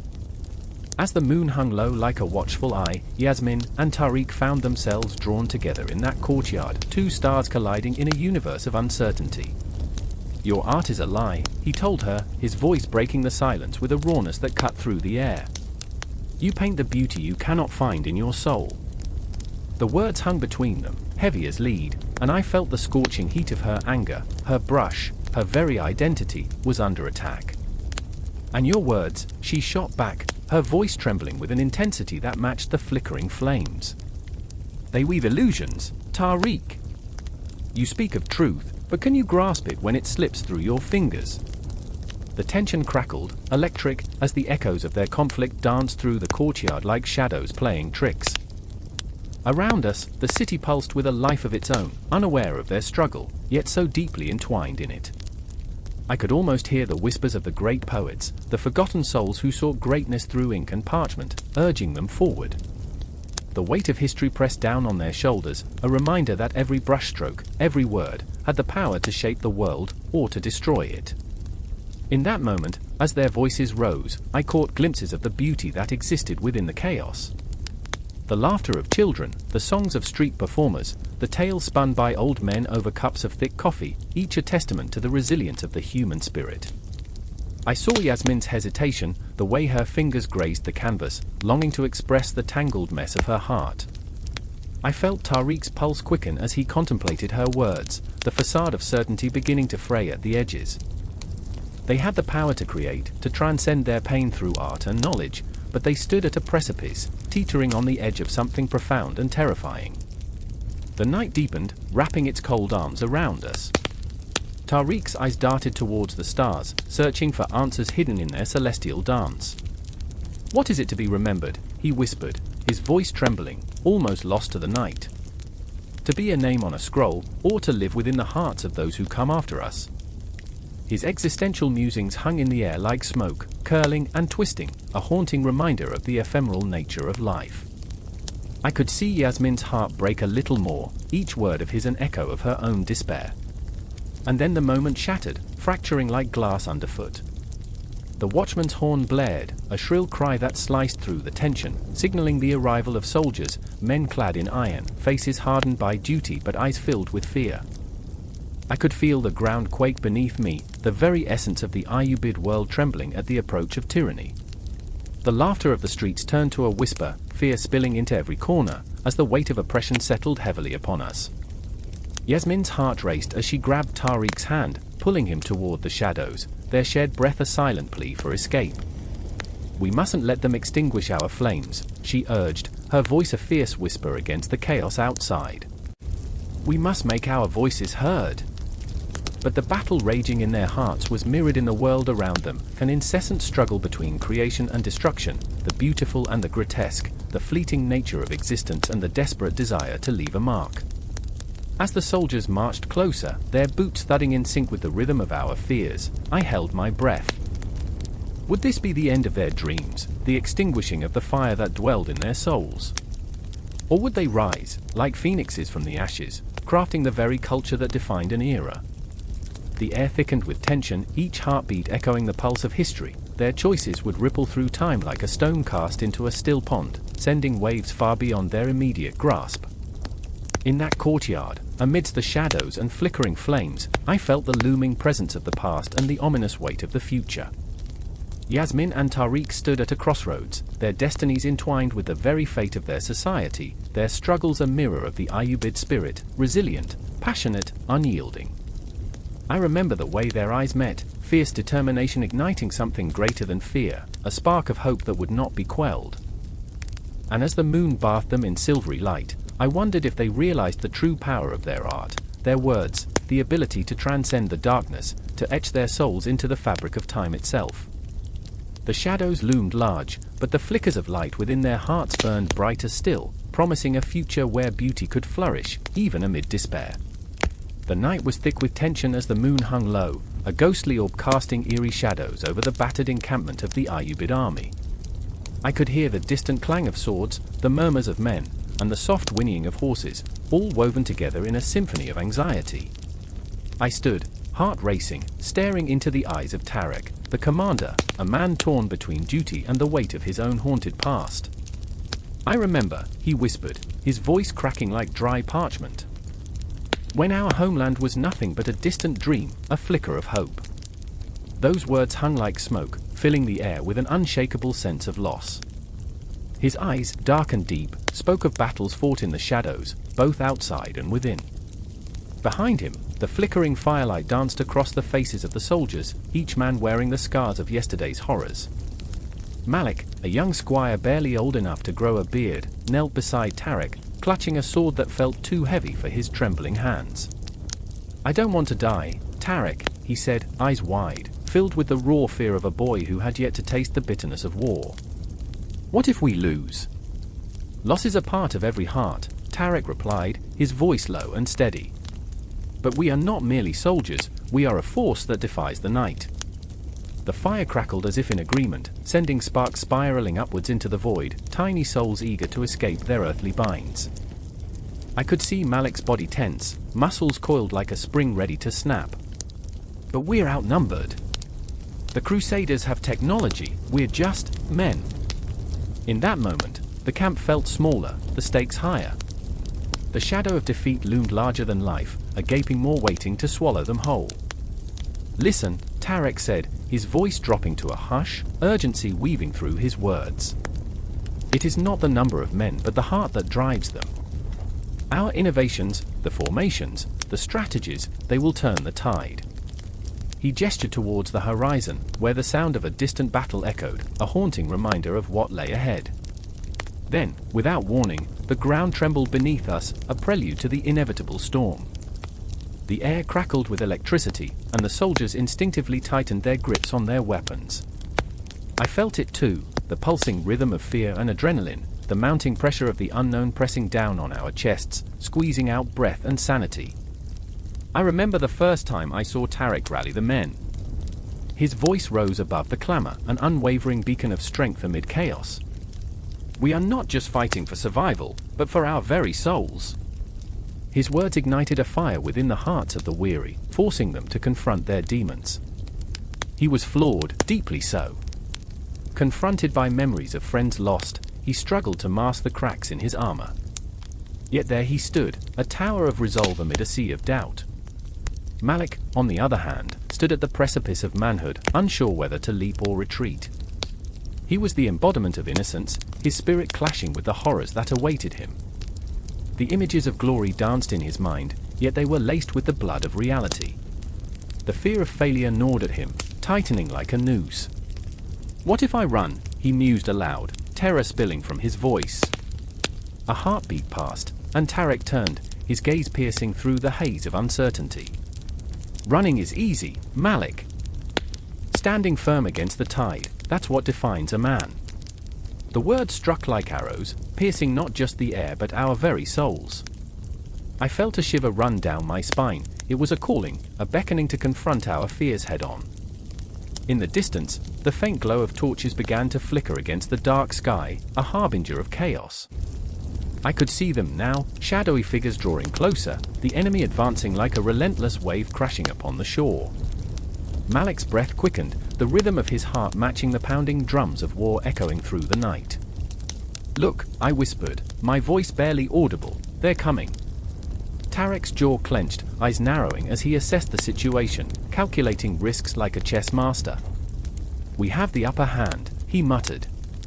"Our cavalry, the flanking maneuvers," but even as he spoke, I could see doubt flickering behind his steely facade, a ghost that haunted his every decision. The tension in the air grew thick enough to slice, hanging like a noose around our necks. Malik glanced at Tarek, searching for reassurance but finding only the stoicism of a man burdened by responsibility. "Will we make it?" he whispered, vulnerability spilling forth, raw and unadulterated. Tarek's eyes softened, and in that moment, the weight of the world hung heavy between them. "We will fight," he replied, though even I could hear the tremor of uncertainty in his voice. They were no longer just soldiers, they were brothers in arms, bound by fear, hope, and an indomitable spirit. The shadows of the night loomed large, threatening to engulf us whole, but there was something electric in the air, a promise of revolution. As the enemy loomed closer, indistinct forms ready to unleash chaos, the Ayyubid army stood poised on the brink of history. They were not just fighting for victory but for the very essence of their humanity, a desperate attempt to carve their names into the annals of time. And so, as the first clash of swords rang out, an echo of fate, Malik raised his sword, trembling yet resolute, while Tarek's voice soared above the noise, rallying men as shadows danced beneath the stars. In that moment, the world held its breath, teetering on the edge of destiny, as time itself seemed to warp and bend, a cosmic reminder that within the chaos of war lay the indomitable spirit of those who dared to fight. The night was alive with a cacophony of clashing swords and anguished cries. The air thick with the stench of sweat and blood, a thick fog of smoke swirling like ghosts determined to cling to their deathbed. I stood there, heart hammering in my chest, watching as shadows flickered in the moonlight, the silhouettes of men fighting for their lives. Among them, Tarek, his face a mask of feral determination, darted through the chaos. I could feel the weight of his dreams clinging to him like a second skin. Each swing of his sword was not just a strike against an enemy but a desperate plea to reclaim a destiny that felt forever out of reach. I remember the taste of dust in my mouth, the metallic tang of fear. The world felt like it was unraveling around me, the once familiar streets of Damascus morphing into a battleground soaked in history. Tarek's brother, Zaid, fought at his side, each blow a testament to their bond, yet fraught with a tension that crackled in the air. Zaid was the more cautious of the two, burdened with a sense of responsibility that weighed heavier than the sword he wielded. He often spoke of dreams, grand visions of a united empire. I used to laugh, teasing him about his lofty ideals, but that night, as blood rained down like a macabre blessing, I understood what those dreams truly meant: sacrifice, brotherhood, and haunting loss. The clash of metal was an orchestra of despair, each note resonating in the hollow chambers of my heart. I could sense the pulse of the city, the very stones beneath our feet vibrating with its history, whispering of past conquests and tragedies. Once proud cities now lay in ruins, their stories scattered like the ashes of their inhabitants. The Ayyubid expansion was not merely a series of battles, it was a tidal wave of ambition sweeping across the land, a relentless surge fueled by the desire for glory, and a desperate longing for a place in the annals of time. I remember the faces of the fallen, twisted in agony, eyes wide with the realization of dreams extinguished before they could ever ignite. Each swing of Tarek's sword brought me closer to the edge, close enough to feel the heat of his rage, the raw intensity of his desire surging through the very air we breathed. He fought not just for victory but for redemption, searching for the validation that had eluded him for so long. I could see it in his eyes, the flicker of doubt, the shadow of fear, yet he pushed forward, relentless, the embodiment of a tempest unleashed. I wanted to scream, to pull him back, to tether him to the safety of reason, but those ropes of sanity were fraying, unraveling with each victorious shout that erupted from his lips like a war cry. And Zaid, dear Zaid, his heart was heavy with worry as he watched his brother dance on the edge of destruction. The conflict within him was palpable, a storm brewing beneath his calm facade. Every time he parried an attack, I could see the flicker of despair. He knew that Tarek's reckless abandon could lead them both to ruin. "Stay close," he shouted, his voice raw, threading through the chaos like a lifeline. But Tarek was already lost in his own madness, the intoxicating allure of battle pulling him deeper into the abyss. The stars above watched in silent judgment, their twinkling eyes bearing witness to our folly. In that moment, the cosmos felt like a joke, a cruel twist of fate where men believed they could carve their names into history with blood-soaked hands. I could almost hear them laughing, galaxies whispering secrets of the past, tales of love turned to dust, of empires rising, only to stumble and fall. What was left of humanity? A mere flicker against the vastness of the night. As the fight raged on, shadows lunged, and the world spun around me, a dizzying blur of color and emotion. I could see Tarek, wild-eyed, his breaths coming in sharp gasps, the fire of ambition lighting up his features. But there was a darkness creeping in, a reminder that ambition often carried the weight of betrayal. Each victorious cheer was like a dagger to Zaid's heart, echoing the truth that glory did not come without a price. Memories of childhood flooded his mind, sun-drenched afternoons, laughter over shared meals, the promise of a future unmarred by the brutality of war. Yet here they were, two brothers caught in a web of blood and dreams, the lines of loyalty and ambition blurring into a chaotic dance. In the chaos, time seemed to lose meaning. Every heartbeat stretched into eternity, every breath a reminder of the fragility of life. I remember the feeling of being caught between them, wanting to pull them apart, to shout for them to see the love that bound them tighter than any chain. "You can't fight this battle alone," I yelled, my voice barely breaking through the din of combat, but it was drowned by the relentless tide of chaos engulfing us. And then it happened, a moment that seemed to stretch into infinity. Tarek, in a blind rush of fury, faced an opponent larger and more skilled than himself.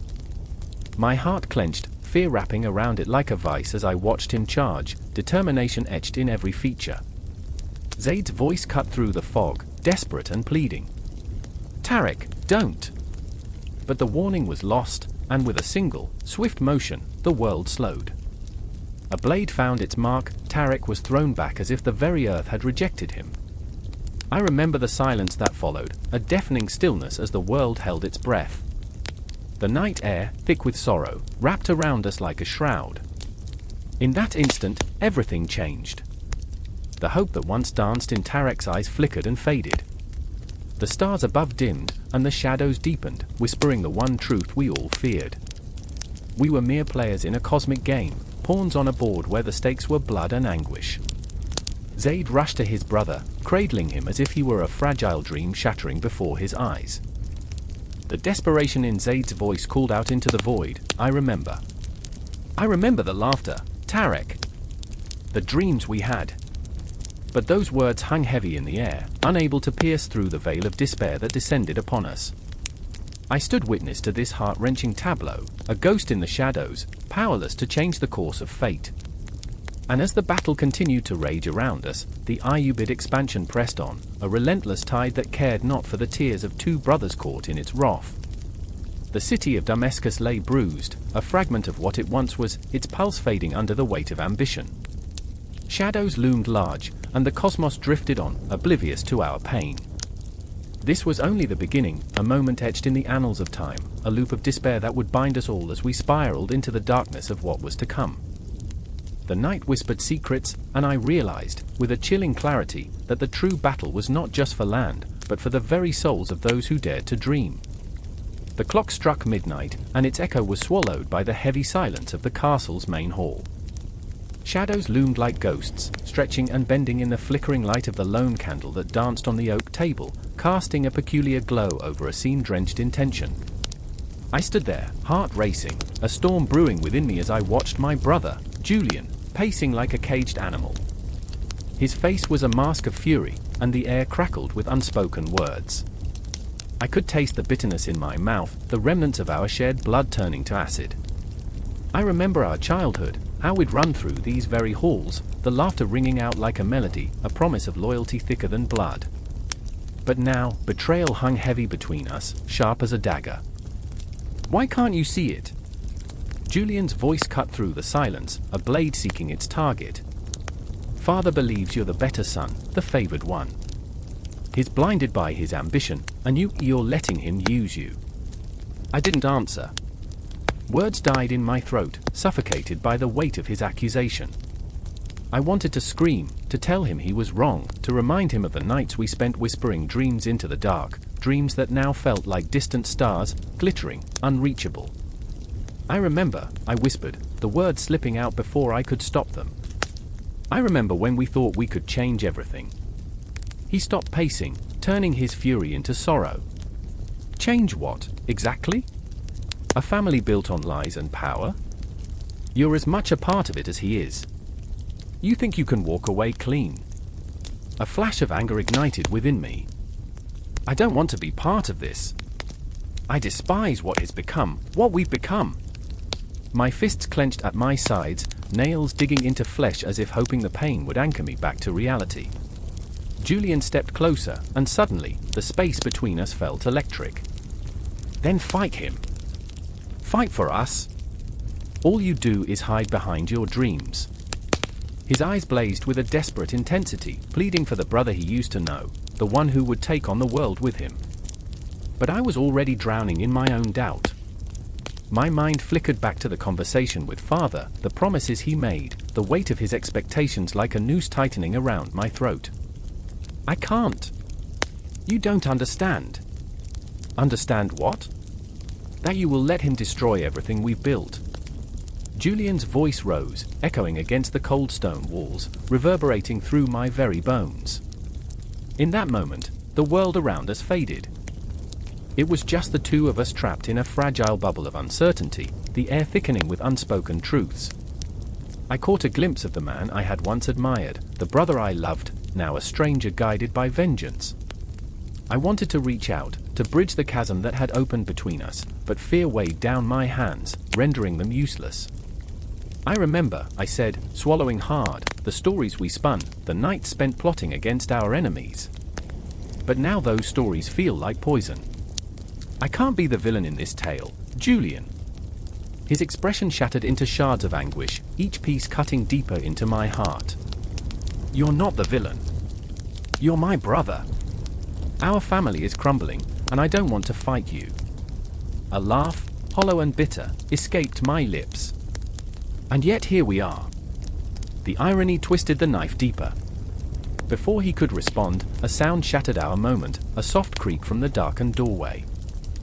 Our eyes darted toward the shadow, and in that instant, the world outside our window seemed to hold its breath. It was Mother, her silhouette framed by the dim light, a ghostly spectre caught between her two sons. Her presence bore the weight of secrets, of decisions made in the dark corners of the night, decisions that had shaped our fates. Boys, she said, her voice trembling, yet laced with a strength that demanded attention, you must listen to me. The moment hung heavy with expectation, a taut string ready to snap. My heart raced, torn between loyalty to my brother and the fear of the truth that lay ahead. Mother, please, I pleaded, my voice cracking, don't make this harder. She stepped further into the light, revealing the haunted look in her eyes. It's already too late for that. Your father is not the man you think he is. He's lost himself in power, in ambition. He will destroy everything, everything we hold dear. The truth hit like a tidal wave, sweeping over us with an intensity that left me gasping. My mind raced, a whirlwind of memories flooding back, her warnings, her silences, the way she had borne the weight of our family's legacy alone. Why didn't you tell us? Julian's voice cracked, the brother who had once seemed invincible now crumbling beneath the weight of revelation. Because I hoped you would find your way back to each other before it was too late, she said, tears pooling in her eyes, glimmering like a fortress on the brink of collapse. But power is intoxicating, and it blinds those who seek it. As despair wrapped around us, I felt the walls of the castle closing in, shadows whispering secrets of betrayal and loss. Our family, once a bastion of unity, was now a battlefield, and I could feel the ground beneath me shifting, preparing for the inevitable confrontation that loomed like a dark cloud on the horizon. "Julian," I said, the words barely escaping my lips, "we need to decide, together."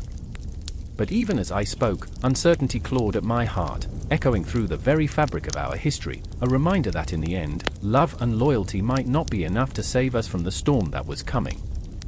We stood there, three souls caught in a maelstrom of conflicting emotions, clinging to each other yet tearing apart at the seams. And I couldn't help but wonder, what price would we pay to protect the last remnants of our family? What sacrifices would we have to make to find clarity in this suffocating darkness? The shadows deepened around us, and the night felt alive with a promise of reckoning, swirling with the echoes of lost dreams, each heartbeat urging us toward an uncertain tomorrow that would demand its own kind of sacrifice. The air was thick with dust and desperation, the kind that clings to the throat, choking ambition and dreams. A lone candle flickered, casting shadows that danced like the ghosts of ancestors who had fought and bled for a home that felt perpetually out of reach. In that narrow, stone-walled chamber, a man stood, torn between the weight of his lineage and the aspirations of his heart. His name was Saladin, but in these moments of uncertainty, he felt like a mere shadow, lost in the cacophony of a world that refused to recognize him. "Do you not see the path ahead?" The voice of his mother rang in his ears, a haunting echo of a woman who had sacrificed everything for her children. "Be the lion, Saladin, not the lamb." The words were both a blessing and a curse, a call to arms that ignited the flickering embers of his Kurdish identity. He could feel the pulse of his heritage thrumming beneath his skin, a persistent reminder of the struggles that had shaped his family. Across the room, a woman stood with arms crossed, her eyes fierce like a tempest. Amina, his older sister, was a warrior in her own right. A woman who had watched the land they loved being torn apart by the politics of power and betrayal. "You think you can change this? We are but pawns in their game," she spat, her voice laced with bitterness, echoing the despair that had woven itself into the very fabric of their lives. "I am not a pawn, Amina," he retorted, the fire of defiance lighting up his hazel eyes. "I am a Kurd. We are not defined by others. Our identity is our weapon." Each word fell from his lips like stones thrown into the abyss, creating ripples of hope that clashed with the shadows of doubt that surrounded them. The tension crackled between them, an electric charge that threatened to ignite their shared history of sorrow and anger. They were born into a legacy of conflict, yet they also carried the undying spirit of their people. "You speak of identity as if it can shield us, Saladin," Amina shot back, her voice quivering, fists clenched at her sides. "But what do we have? A name? A memory? It will not protect us when the Ayyubids come for us." Outside, the world echoed a different rhythm. The clash of swords, the shouts of men, the wailing of women, sounds that were both familiar and foreign. The Ayyubid banner fluttered in the distance, a stark reminder of the power struggle that had consumed the region. The sun dipped below the horizon, casting a crimson hue over the sky, as if the heavens themselves wept for the blood that had been shed. "I remember the stories," Saladin said, his voice softer now, a whisper against the tempest. "The stories of our forebears who stood against tyranny. They fought for dignity, for honor. They were Kurds. We are Kurds." The words trembled, wrapped in a longing that felt almost tangible, a connection to a past that refused to be buried. "Stories are just that, brother," Amina replied, her eyes glistening with unshed tears. "Fables to soothe the restless souls of the dead. We are left with nothing but the ashes of their dreams." Her voice cracked, slicing through the thick air, revealing a vulnerability that made Saladin ache for her pain. In that moment, he understood. He felt the weight of their shared history, the anguish, the loss, the relentless fight against erasure. Their Kurdish identity was a double-edged sword, a painful reminder of what had been lost and a beacon of hope for what could still be. "Then let us write our own story," he urged, his heart pounding with the fervor of conviction. one that will echo through the ages, one that will not be silenced. But as they stood, locked in their emotional battle, shadows gathered outside their window. Figures cloaked in the night stalked their dreams, whispering of betrayal and alliances that could fracture their fragile bond. The Ayyubids were not just warriors, they were cunning strategists, masters of manipulation. They would use any means to divide and conquer, and Saladin and Amina were caught in their sights. The clock ticked ominously in the corner, a cruel reminder that time was slipping away. They will come for us, Saladin. You must understand the gravity of this. Amina's voice was urgent, almost pleading, as she gripped his arm, her nails digging into his flesh. Your dreams are noble, but this is not the time for hope. It is the time for survival. But survival without purpose felt like a betrayal to everything they stood for. Saladin's jaw clenched as he wrestled with his own fear of losing his sister, fear of failing his people. I cannot hide in the shadows, he murmured, knowing that the words felt like both a promise and a curse. We are more than our scars, Amina. The silence between them throbbed like an open wound, heavy with unspoken fears and unshed tears. The weight of the Kurdish identity hung palpably in the air, a collective heartbeat that thrummed with the essence of their people.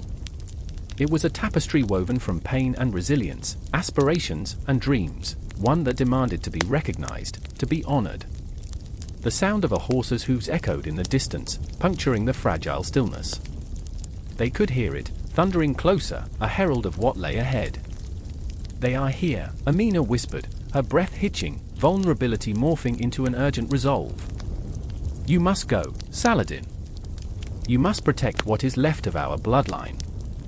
No, he replied, a raw edge to his voice, a visceral refusal to abandon the very essence of who they were. I will not run. I will not hide. Our identity is our strength, and I will face them. The conviction in his words ignited something fierce in Amina, a flicker of shared defiance. The shadows thickened, cloaking the room in an eerie silence, and the candle's flame danced wildly, as if sensing the storm that brewed beyond the walls. Time stretched, each second pulsing with the weight of their choices, their identities entwined in a struggle that transcended their individual fears. In that chilling moment, they were not just siblings, they were symbols of a people, a legacy of hope and sorrow bound together by blood and unwavering spirit. As the door creaked open, the realization crashed down upon them. This was not just about survival, it was about standing tall against the tides of history, about reclaiming their narrative in an unyielding world. With every heartbeat, the world outside beckoned, a tempest of conflict and courage, and within the confines of that chamber, they stood on the precipice of destiny, ready to carve their names into the annals of time. The shadows loomed closer, but so did the dawn of their identity, a dawn that demanded to be seen, to be felt, to be remembered. The chill of the evening air whispered through the narrow streets of Aleppo, a ghostly breeze carrying the scent of spices mixed with the acrid tang of fear. Shadows danced beneath the flickering oil lamps, each flicker revealing snippets of life caught in a fragile balance. I stood there, in the heart of the storm, as chaos erupted around me, the cries of the wounded, the metal clanging against metal, the raw, wild thump of hearts racing in the face of uncertainty. I held my breath, feeling the weight of history heavy on my chest. There he was, Prince Malik, his face a mask of anguished determination. I could see it in his eyes, those depths swirling with desperation, ambition, and the haunting specter of betrayal. He wasn't just fighting for his throne, he was battling the very essence of what it meant to be a ruler, a protector. His fingers trembled, gripping the hilt of his sword, and I remembered the stories, the tales of his ancestors, once lords of the land, now mere echoes in the whispers of the wind. They bathed once a year. So, yeah, romance was earthy, I chuckled bitterly to myself, but amusement quickly turned to dread as I heard the clash again. The Ayyubid Dynasty, a lineage braided with glory and folly, had birthed princes filled with fire and ice, each vying for power, each cursed with the phantom of autonomy. Malik had a younger brother, Sharif, whose heart was a battlefield of its own. He had always craved his brother's approval, but that night, with the blood of traitors painting the cobblestones, I could see the lines of loyalty start to blur. You don't understand, Sharif whispered, his voice trembling like the leaves on the trees above us. I can't stand in your shadow any longer. His eyes, once bright with brotherly love, now flickered with resentment, a flame eager to consume what remained of their bond. And there I was, a mere observer, yet feeling the intensity of their struggle piercing through my own chest. I remembered the first time I met them, two boys with laughter ringing like silver bells, their swords clashing in mock battles under the sun. But this was no game. The weight of their father's legacy bore down upon them like a collapsing roof, and with every passing moment, the stakes rose higher, shadows lengthening as the sun dipped below the horizon. "Malik," Sharif called out again, his voice cracking, "you'll ruin us both." The words hung in the air like a half-remembered dream, swirling into the thickening fog of night.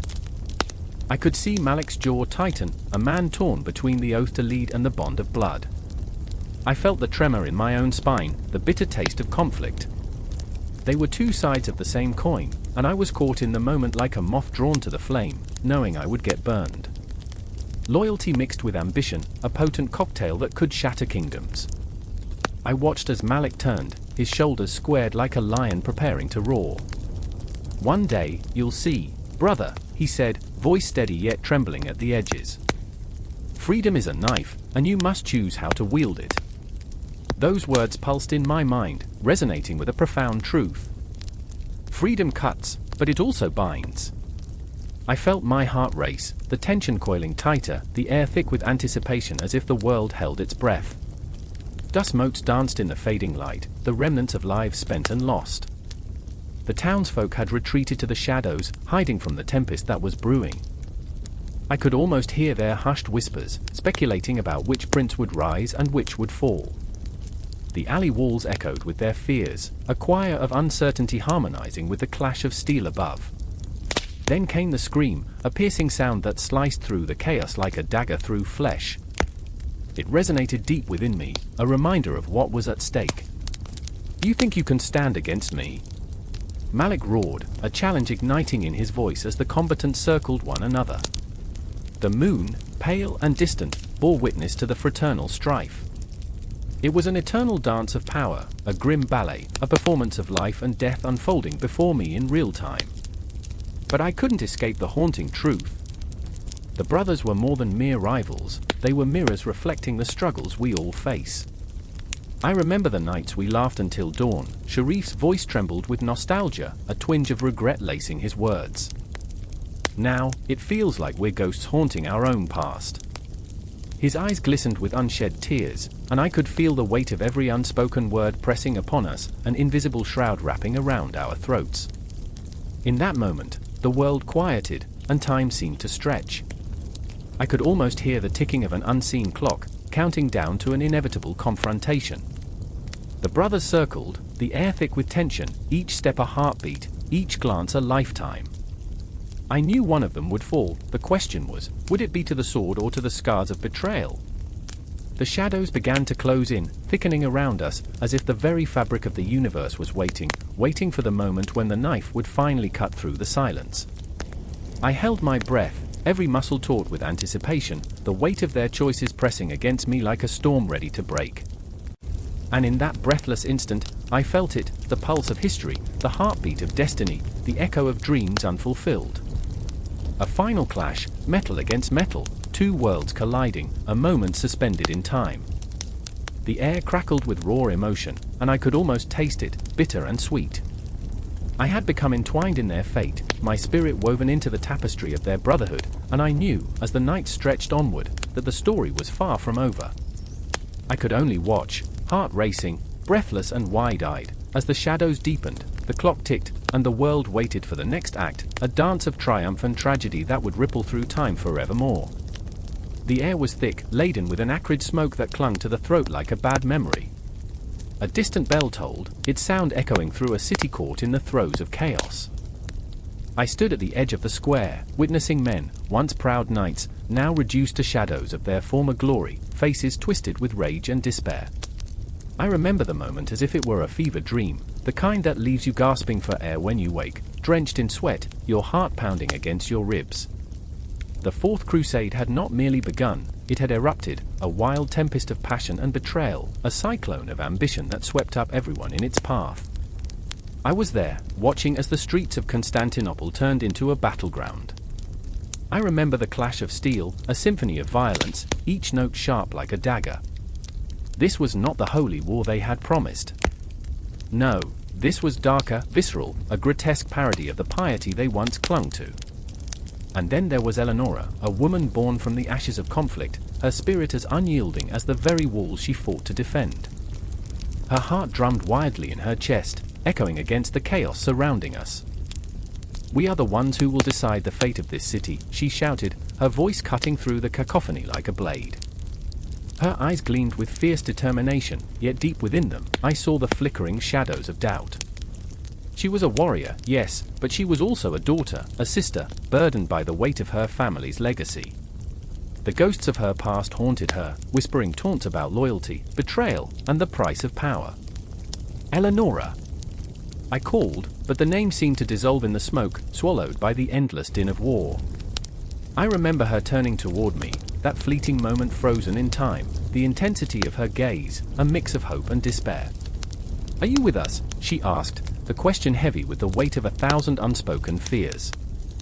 I wanted to scream back, to tell her that I had always been by her side, but how could I, when I too was wrestling with my own demons? I was not a knight, not even a soldier, I was merely an observer, swept along by the tide of history. My heart raced, not just for the fate of Constantinople but for the secrets that lay buried within its cobblestones. I remember nights spent in shadowy taverns, filled with tales of glory and ruin, where men drank greedily from mugs of ale and ambition. The city was a labyrinth of stories, and I was trapped within it, yearning to understand the madness that gripped our world. Then there was Philip, a knight who had once been a beacon of hope, now twisted by greed, his ambitions leading him into treacherous waters. I could see him standing there, clutching his sword as if it were a lifeline. "This is our chance," he roared, rallying the men around him, their faces painted with war paint and desperation. His voice, once a clarion call to arms, now dripped with the poison of desperation. Philip was a man whose dreams had turned to ash, who believed that power was the only path to redemption. But the ghosts of betrayal haunted him, whispering secrets, taunting him of the choices he had made. "I remember when you fought for honor, Philip," I shouted, my voice lost in the tumult. But he didn't hear me, he was too far gone, a marionette dancing to the strings of avarice. The very ground beneath us trembled with the weight of ancient promises broken. The city felt alive, its stones breathing, pulsing with the memories of those who had walked before us. Eleonora and Philip were caught in a dance as old as time itself, shrouded in conflict and passion. She stood resolute, questioning everything she'd ever believed, while he spiraled, consumed by the hunger for power. And there I was, the witness, the uninvited guest at a feast of chaos, my own heart racing as the lines between love and loyalty blurred like the smoke rising to the heavens. Night fell, and with it, the uncertainty thickened, an invisible shroud wrapping around us. The night was alive with the sounds of battle, the cries of men echoing like tortured souls. The moon hung high, an indifferent spectator to the carnage below. I remember the chilling sensation of death lurking just beyond the flickering torches, the shadows dancing, whispering secrets that sent shivers down my spine. What is worth fighting for? I thought, the question gnawing at me like a ravenous beast. As the confrontation intensified, Eleonora raised her sword, a glimmer of defiance amidst the chaos. "We fight for our home. For our future," she shouted, and the men around her roared in agreement, yet the sound felt hollow, a fragile facade against the storm. Philip, in his desperation, faced her, the chasm between them widening. "You don't understand," he bellowed, the edge of his voice cracking under the weight of truth. "This is bigger than us."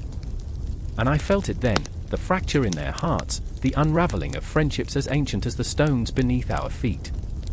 The city was not just a battleground, it was a crucible of souls, a place where dreams had come to die, where hope was but a flickering candle, fragile and easily extinguished. I watched, breathless, as they drew closer, swords clashing, words cutting deeper. From the corner of my eye, I caught the twitch of a shadow, an omen that this was merely the beginning. The city felt alive, but in its heartbeat, I sensed a premonition, a shattering crescendo that would echo through the ages. I could not look away, nor could I breathe, for the storm was gathering, and I was caught in its eye, a witness to the unraveling of destinies. As the final clash loomed, the air thickened with dread and anticipation. Tension crackled between Eleonora and Philip, their fates intertwined like the very threads of fate itself. I remember feeling time stretching, the clock ticking ever so slowly, each heartbeat resonating with the weight of the choices that lay ahead. The ghosts of the past whispered still, and I knew, deep inside my bones, that this was more than just a battle, it was the crucible of their souls, the moment that would define them forever. The air was thick with smoke, the acrid scent of burning flesh punctuating the silence of the dawn. I stood in the charred remnants of what had once been a bustling marketplace, now a graveyard of dreams. Shadows danced between the ruins, mocking the ghostly echoes of laughter and life, as if the past had come to haunt us. And in that moment, the weight of it all bore down on me, a suffocating blanket of despair. I remembered my brother's infectious laughter, a beacon of light in our dark world, now extinguished. The Mongols were coming, their fury like a storm gathering on the horizon, and we were the fragile leaves about to be swept away. Khalid, once a proud soldier, now crouched among the ashes, his hands trembling as he clutched a rusted sword. His eyes, once fierce and bright, dulled by grief and disbelief, stared into the smoldering remains of our lives. They said it would be different this time, he murmured, his voice barely a whisper. They said we would be safe. But safety was a mirage, a cruel trick played by a world that relished our suffering. My heart ached for him, my brother, my comrade, now a shadow of the man he had been. "Where is your faith, Khalid?" I asked, the words tasting bitter on my tongue. I wanted to shake him, to wake him from the nightmare that had become our reality. "You fought for a land that was worth saving." But he only let out a hollow laugh, the kind that echoes in empty rooms, resonating with despair. "What land is there left to save, Saleh? Our hopes lie burned to ash." In the distance, a piercing scream sliced through the air, a mother searching for her child among the ruins. My heart clenched, I could feel her pain, a visceral echo of my own. I was lost among the faces, the cries of those who had gathered, clutching at the fabric of their lives now frayed and torn. I had once thought of love as something sacred, but in this world, love became a cruel joke, a memory of warmth in a land turned to ice. And then I saw her. Amina, my childhood friend, her face streaked with soot and tears. She was a flame in this dark void, a flicker of life amid the death that surrounded us. "Saleh," she cried, her voice a lifeline thrown into the abyss. She rushed towards me, her arms outstretched, but I hesitated, fear gripping me. What if every embrace brought more loss? "I remember when we used to dream of adventure," she said, laughter mingling with her tears, a bittersweet nostalgia that made my heart ache. "Now our dreams are buried beneath rubble." But the truth was, I was terrified of the dreams we once shared, the visions of glory and conquest now twisted by the Mongol threat. I wanted to hold her, to tell her it would be all right, but how could I? The Mongols came with the ferocity of 1,000 storms, and we were the trees waiting to be uprooted. The sun began to rise, casting an eerie glow on the destruction, illuminating the faces of the dead, the ghosts of those who had once been our neighbors. I felt the weight of their stares, accusing and sorrowful. "Help us," they seemed to plead, and I wanted to scream back, "I'm trying." But deep down, I knew there was little left to save. As I turned, I caught sight of a figure on horseback, a Mongol scout surveying the ruins. The chill of terror crept into my bones. I could see the glint of steel, the promise of violence in his eyes. He was the harbinger of doom, and my heart raced as if it were trying to escape my chest. "Khalid!" I shouted, urgency spilling from my lips. "We have to move." Fear propelled us forward, but Amina lingered, her eyes searching the rubble, as if looking for a piece of her own heart buried beneath the destruction. "I can't leave them," she said, her voice breaking. "They are not just numbers. They were us." I pulled her away, the fire of her spirit ignited something deep within me, a desperate hope that flickered amidst the encroaching darkness. "Amina, we will honor them, together. But we must survive to do so." Just then, a war horn echoed through the valley, a chilling sound that sent shivers down my spine. The Mongols were coming, their presence an inescapable shadow looming over our existence. I looked at the faces around me, our fear, despair, but also defiance. We were not mere victims, we were warriors at heart, clinging to the last threads of our humanity. "We fight!" Khalid shouted, his voice rising above the din, igniting the flicker of courage inside us. "We fight for those who cannot." And like a pebble cast into a still pond, the ripple of determination spread through the crowd, uniting us in a moment of fragile strength. I felt alive, raw energy coursing through my veins, the adrenaline drowning out the fear, if only for a moment. For all the chaos, it was a beautiful moment, a fleeting reminder of the bond that held us together. We were not alone. Amidst the shadows, we found light, a flicker of hope in a world gone mad. But as we turned to face the horizon, the looming figures of the Mongols marching toward us, I knew it was only the beginning. The pain, the heartbreak, the fierce love for those we lost, it would all be a part of the fight to come. Time felt like a ticking clock, counting down to a moment we could not escape, a confrontation with fate that promised to change everything. I grasped Amina's hand, the warmth anchoring me against the storm building inside. The Mongols were not just invaders, they were a dark tide threatening to engulf us, yet here we stood, defiant, united. Together, we would face the impending wave, a tempest fueled by loss and the courage to fight back, even as the world crumbled around us. And as dawn broke over the horizon, illuminating our battered souls, I knew one thing: this battle would not define us. We would rise, like the sun through the darkness, refusing to be extinguished. The night rumbled with the sounds of impending conflict, the air thick with the scent of sweat and iron. I stood there, heart pounding like a war drum, as torches flickered against the shadows, illuminating faces twisted in a dance of fear and anticipation. The Mamluks, men forged in the fires of servitude, now teetering on the cusp of something greater. I remember the moment of reckoning, the moment when mere slaves transformed into warriors, their eyes burning with a hunger that could swallow the stars. There was Al-Afdal, tall and broad-shouldered, but beneath that hard exterior, a storm brewed. He had once cradled a sword meant for another life, another master. His soul, though scarred by betrayal, glimmered with defiance. I remember, he whispered, the day I swore I would not be bound. The words rolled off his tongue like thunder, each syllable bursting forth with a passion that made the walls tremble. His hands, scarred from countless battles, clenched as he faced the tyranny of the Ayyubids, a dynasty that had birthed him, yet chained him to the ground. And then there was Zainab, fierce and unyielding, her spirit a wildfire in a world of ashes. She stood among the Mamluks, clad in the garb of a warrior, the moonlight casting silver highlights in her dark hair. Beneath her bravado lay a heart that ached for freedom, for the right to carve her destiny from the stone of oppression.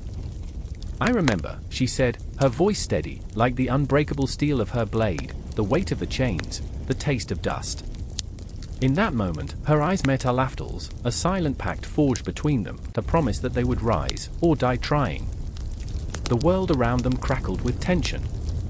I could see the silhouettes of the Ayyubid guards lurking, their armor glinting ominously in the sparse light.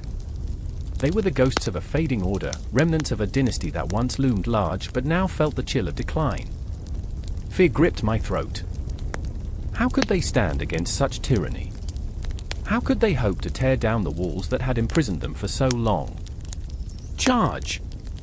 The command ripped through the air like a bolt of lightning, and the night exploded into chaos. Men surged forward, and for an instant, time stood still.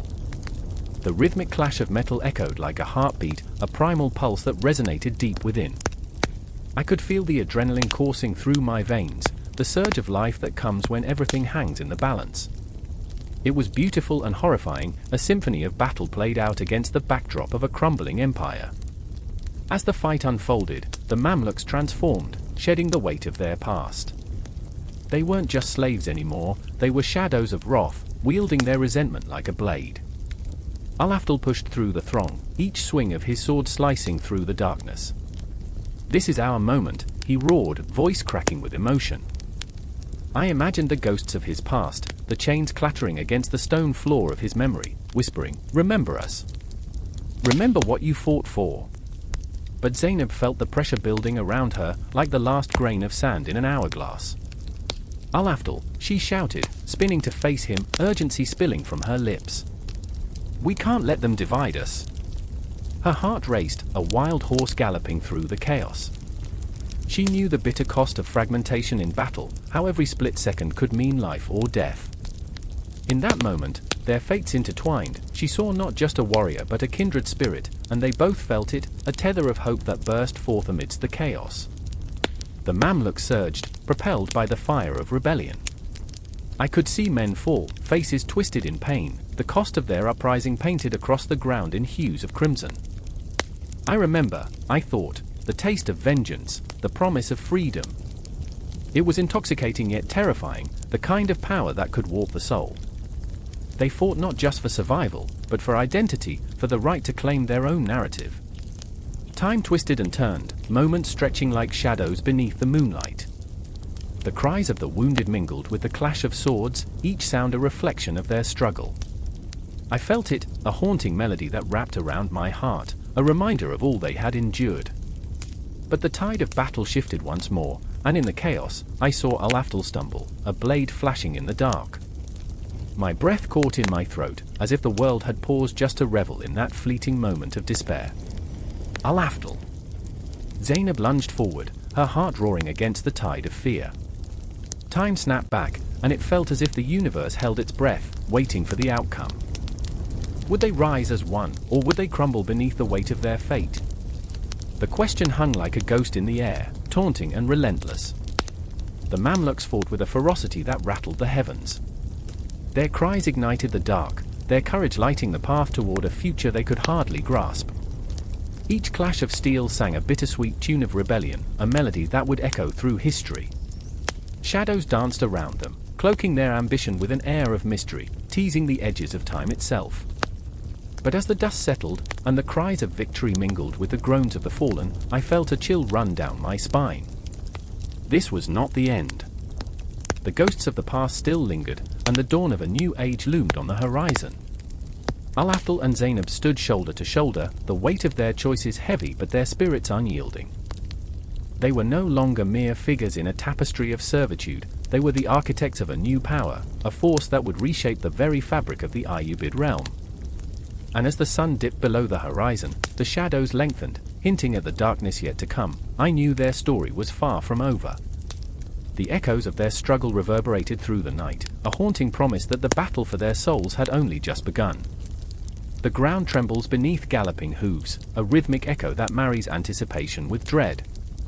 A single cry pierces the air, sharp as a spearhead, cutting through the dust and smoke that hangs like a shroud over the battlefield. I stand at the edge, heart pounding, throat dry, witnessing a clash of titans. The Ayyubid banners flutter wildly in the wind, each flap a whisper of defiance. Khalid! I scream, my voice swallowed by the chaos. My brother, a warrior forged from the very earth we fight upon, turns.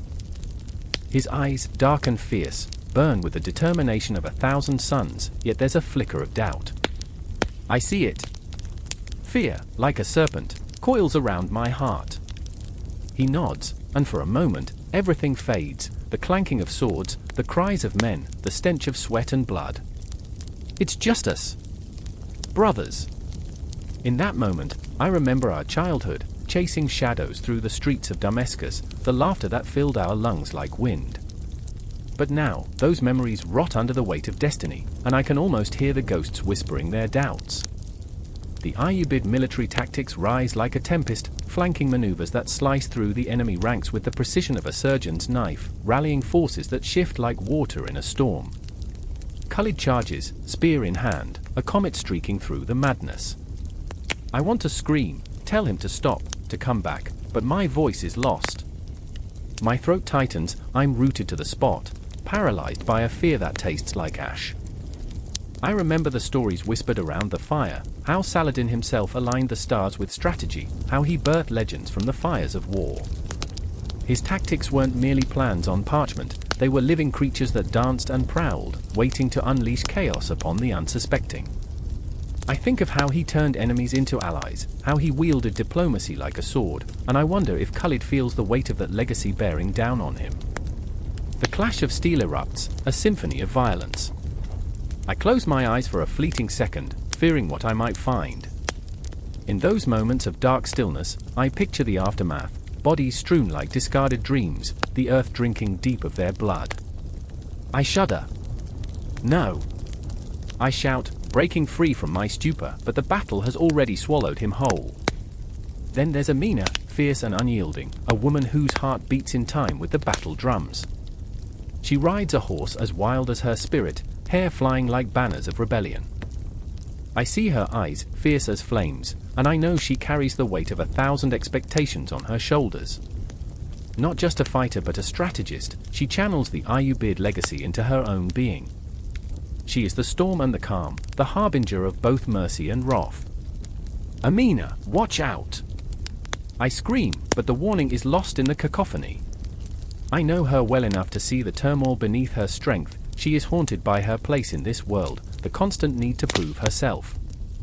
Each swing of her sword is a cry for recognition, each charge a desperate grasp for equality in a world that deems her less than. And yet, there's beauty in her defiance, a melody in the chaos that calls to me. The battlefield is a nightmare and a dream, a twisted canvas painted in shades of red and gold. I watch as Khalid's spear drives into flesh, the impact jarring him, shaking loose a piece of his very soul. I hear the scream of a dying man, it twists in my gut like a dagger. I want to reach for him, but the distance between us feels insurmountable. And then, Amina's laughter cuts through the tension, absurdly bright, a stark contrast to the horrors around. They bathed once a year, so yeah, romance was earthy, she had joked once, the humor wrapping around her like armor. Yet here, in this hellscape, where the stench of death hangs thick, her laughter is a ghost, an echo of what once was. I remember the tales of the Ayyubid generals, how they crafted their strategies under the stars, mapping out victories like celestial navigation. Each battle is a constellation, Khalid once said, and we are the stars fighting to remain in the sky. But as I watch him fight, I wonder if he believes that anymore. Doubt clouds his eyes, and I want to scream that the legacy of our ancestors flows through him, that he is more than just flesh and blood. The crisis peaks. Steel meets steel, and I feel the world closing in. Amina charges, a warrior goddess, and in that moment, I see her struggling against the tide of history, against the expectations that bind her. She fights not just for survival but for recognition, for the right to carve her name into the annals of war. Hold the line. I hear the roar of a commander, but it's a desperate plea. The Ayyubids are warriors, yes, but they are also human. Each man and woman is a world of conflict, a struggle against fate and history. It's not simply a battle for territory, it's a fight for legacy, for identity. In the midst of chaos, a ghostly silence falls over me. I feel the weight of time, the pressure of memories pressing down like a heavy cloak. I remember the time Khalid had saved me from a beating during our childhood, how he had stood tall against the bullies, his spirit unyielding. But that strength is fading, replaced by the shadows of war. And then comes the pivotal moment, Khalid falters, doubt coursing through him like poison. Amina sees it too, and in that heartbeat, the universe contracts. The air thickens, charged with the unsaid words, the fears unvoiced. Together? Amina's voice thunders, rallying the remnants of hope. We are the legacy. Fight for your brothers, for your past, for the future. Her words ignite a spark, trickling like fire down the lines, and suddenly, it's a tide of Ayyubid spirit surging forward, fueled by the whispers of history, of Saladin's brilliance, of every warrior who has ever fought for something greater than themselves. As we charge forward, I feel it, the legacy of the Ayyubid military strategy is alive, a pulsing heart that unites us, binding our souls together in this moment of conflict. The past merges with the present. I am not just a bystander but a participant in this symphony of chaos and valor. The battle rages, and as I stand amidst the storm, I know that the legacy of the Ayyubids is more than tactics and strategies, it is the raw, unyielding spirit of humanity, fighting against the odds, grappling with fear, and rising, again and again, like the phoenix from the ash. The fight is not just for victory, it's for the very essence of who we are. And as I charge, I whisper a prayer to the cosmos, to the ghosts of our ancestors who watch and weave our fates together, reminding us that we are not alone. The battle is endless, a loop of chaos and resilience, and though the ending remains unwritten, the legacy lives on, throbbing like a heartbeat in the darkness. The sun hung low in the sky, casting a haunting orange hue over the bustling streets of Cairo, a city alive with the whispers of countless souls. Merchants shouted, their voices rising above the clamor, desperate to sell their wares, a tapestry of colors, spices that danced in the air, and silks that shimmered like promises. But beneath this vibrant facade lay a tension, a pulse of uncertainty that gripped the heart of the Ayyubid dynasty. I could feel it, a chill that skittered down my spine, as I stood there, caught in the web of trade and economy that bound us all. I remember the marketplace vividly, the stalls pressing in, the scent of roasted lamb mingling with the sharp tang of citrus. I remember the laughter of children playing near the fountain, a sound so innocent yet overshadowed by the harsh realities pressing in from every side. The Ayyubid Empire was expansive, a sprawling tapestry woven with the threads of trade routes that stretched out like veins across the desert. But the lifeblood of this empire was not merely the goods exchanged, it was the very essence of survival, the delicate balance of power teetering on a knife's edge. There was Samir, a merchant with dreams bigger than his modest stall. I saw him there, his face a mask of determination, dotted with the sweat of ambition. He was a man driven, yet burdened, a heart that beat for profit but a soul that yearned for honor. He stood before a tapestry of colors, each thread a promise, each knot a deal waiting to be struck. "I can't fail, I can't let us down," he muttered, his voice low, trembling with the weight of expectation. I could see it in his eyes, the flicker of fear battling hope like shadows in the twilight. And then there was Layla, fierce and proud, her very spirit igniting the air around her. She was a scholar, chasing knowledge like a moth to a flame, but she found herself entwined in the web of her brother's ambitions. "Samir, the world is bigger than gold," she would exclaim, her voice vibrant yet laced with frustration, her fingers gripping the scrolls of ancient trade laws as if they were lifelines. "What are we building if we sell our souls for silk?" I watched her, a storm of passion barely contained, as she fought against the tide of greed threatening to engulf them both. Their lives intertwined in a dance that mirrored the ebb and flow of the marketplace itself, a chaotic ballet of desire and desperation. The economy of the Ayyubid dynasty was a double-edged sword, where the sweet taste of wealth could just as easily turn bitter with betrayal. I felt the tension thickening, the air electric with the unspoken words that hung heavily between them.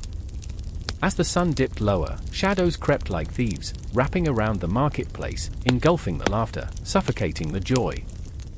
Whispers spread like wildfire, rumors of war, of rival factions plotting in darkened corners, eyes glinting with avarice. I saw Samir's hands clench, his knuckles white as he grappled with the very essence of his dreams. "It's just a market," he said, his tone a fragile defiance, a place of trade, of survival. But deep down, I could hear the tremor beneath his bravado, the echo of 1,000 hearts beating in unison, each one echoing the same dread. "Samir, you need to understand the fragility of this position," Layla implored, her voice rising above the din, a lighthouse amidst the storm. "We are not merely exchanging goods, we are weaving the fabric of fate. Every transaction has its cost." But he turned away, the flicker of conflict blazing in his eyes. And what is fate to a man hungry for prosperity? Their arguments were a symphony of frustration and love, each word cutting deeper than a blade. I could feel it, the weight of their conflicting desires pressing down on me. It was as if the very fabric of their lives was being torn apart, each thread unraveled by the tension of their dreams. I watched as the market closed, the stalls shuttering against the night, but the shadows lingered, swirling around them like ghosts of unfulfilled ambitions. As night enveloped the city, the stars flickered overhead, distant and indifferent. In the heart of Cairo, the pulse of trade thrummed quietly, a heartbeat muted by fear of the unknown. Layla and Samir stood before the darkened stalls, two figures poised at the brink of a precipice, their futures hanging in the balance. There was a moment, a pause, a breath held tight, as they faced each other, the world around them fading into nothingness. "I remember," Layla began, her voice trembling, "when we were children, we would dream of great caravans, of cities beyond the horizon. But now, it feels like we're trading our very dreams for coins." Her eyes glistened with unshed tears, and I could feel the weight of her heartache. "I remember," Samir echoed, his expression softening, revealing a glimpse of the brother she had always known. "But dreams don't feed the hungry, Layla. They don't shield us from the darkness that lies beyond the walls." The shadows deepened, wrapping around them like an embrace, a reminder of their struggles. Their conflicting worlds collided in an explosion of raw emotion, the marketplace around them fading into oblivion, leaving only the two of them standing on the edge of a chasm. The air crackled with anticipation, the tension so thick it was suffocating. It was in this moment that I understood, the true cost of trade was not merely measured in wealth but in the hearts caught in its grasp, the dreams sacrificed on the altar of ambition. And as the night deepened, the stars winked down, indifferent witnesses to a story unfolding, one of love, ambition, and the haunting specter of uncertainty. Time seemed to stand still, the cosmos whispering secrets of an uncertain future. I felt the pulse of their lives, the heartbeat of the Ayyubid economy, echoing in the silence, an eternal cycle of hope and despair, trade and turmoil. There was no end, only a continuation, a loop that lingered on the edge of existence, begging to be felt. The air was thick with the stench of blood and smoke. Torches flickered against the walls, casting monstrous shadows that danced like restless spirits. I stood at the threshold of the room, heart pounding so fiercely I feared it might burst through my chest, the echo of clashing swords still ringing in my ears.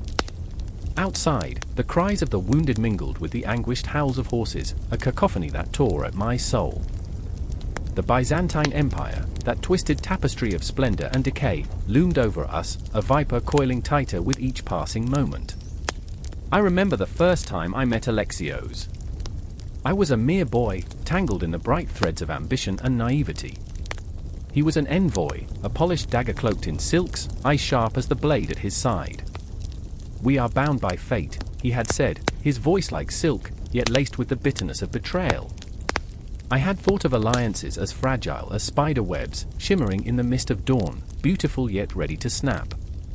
But now, as I stood on the precipice of war, I realized that those webs held the weight of empires. What was it about the Byzantines that drew us in, their beauty, their wealth, or perhaps the ghosts of our past that haunted their marble halls? I could taste the dust of history on my tongue, a bitter reminder of our shared blood, the blood that had flowed like rivers between our peoples, mingling in both alliance and conflict. I felt the pressure of that history on my shoulders, a mantle heavy with expectation and dread. Then there was Eleni, a fierce spirit with fire in her heart and a mind as sharp as any weapon. She had watched our cities burn from her family's estate on the outskirts, her eyes reflecting the flames of hatred and sorrow. "How can they do this to us?" she demanded, fists clenched like a warrior ready for battle. "They speak of peace, yet their daggers are poised at our throats." I had wanted to comfort her, to promise that love could conquer all, but the truth felt like a noose around my neck, an empty promise, echoing in the void. I remember the night we gathered beneath the stars, the cosmos a witness to our plight. The sky was a canvas of black and silver, the moon a cruel spectre smiling down on us. "Are we not the architects of our own despair?" I had asked, and the silence that followed was deafening, as if the universe itself held its breath. What power did we wield against the might of the Byzantine Empire? What hope lay in the ashes of our shared suffering? Eleni's laughter shattered the tension, harsh and laced with irony. "Oh, let's not pretend we're heroes, shall we? We're merely pawns in a game played by gods and demons alike." Her smile was a flicker of rebellion, a spark against the suffocating darkness. Yet beneath that bravado, I saw her fears, castles crumbling, dreams dissolved into the ether of uncertainty. We were but shadows on the chessboard of history, moving at the whim of forces greater than ourselves. The day of reckoning arrived like a storm, wild and unrelenting. I stood in the courtyard, the clanking of armor a macabre symphony that chilled my bones. Alexios was there, a spectre draped in gold, eyes glinting with the thrill of conflict. "This is the moment," he whispered, the words laced with a seductive promise. "Either we rise together, or we fall apart." I wanted to scream, to shake him and demand which path he truly believed in. But his gaze held a haunting certainty that paralyzed me. As the clash of swords erupted around us, I felt alive and dead all at once. Each strike, each cry of agony was a heartbeat in the dark, a reminder of our fragile existence. I saw Eleni, fierce and unyielding, her spirit ignited like a bonfire, charging into the fray with a rage that burned brighter than the sun. Her movements were poetry in motion, and yet I was paralyzed by fear of losing her to this senseless carnage. Amidst the chaos, I spotted a glimmer of steel aimed at her back, a dagger, quick and deadly. I lunged, the world narrowing to that single moment, my scream caught in my throat as I pushed her aside. The pain was sharp, a searing fire that coursed through my veins as I crumpled to the ground. I remember the look in her eyes, the horror, the disbelief, as I grasped at life, my fingers slipping away like grains of sand. In that fleeting moment, I knew we were all bound by something greater, by the weight of our choices, by the ghosts of our past, and the chains of our future. My life ebbed away, but in that breathless exchange, Alexios's expression shifted, a flicker of humanity breaking through the facade of ambition. "We are not enemies," he shouted, the sound swallowed by the chaos. But could we ever escape the grasp of history? As darkness encroached, I felt the pulse of the cosmos, the shadows of our fates entwined. I could hear the whispers, the souls of those who fought before us, echoing through time. They warned us, they cried out. "You are not alone. You never were." And just as the light began to fade, I saw Eleni again, her face etched with determination and sorrow, a warrior still fighting in the clutches of despair. Her voice pierced the veil, cutting through the silence. "We will remember. We will rise." In that moment, I understood, this was not the end. The bonds we forged in blood and fire would echo into eternity, a relentless cycle of alliances and conflicts. We were forever entwined in the grand tapestry of history, and as the shadows closed in, I knew our story was only beginning.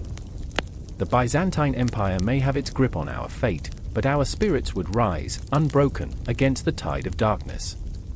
And somewhere, amidst the chaos, the clock continued to tick, counting down to the next chapter of our lives, a relentless reminder of the battles still to come. The wind howled through the crumbling walls of the citadel, a mournful moan that echoed the despair within.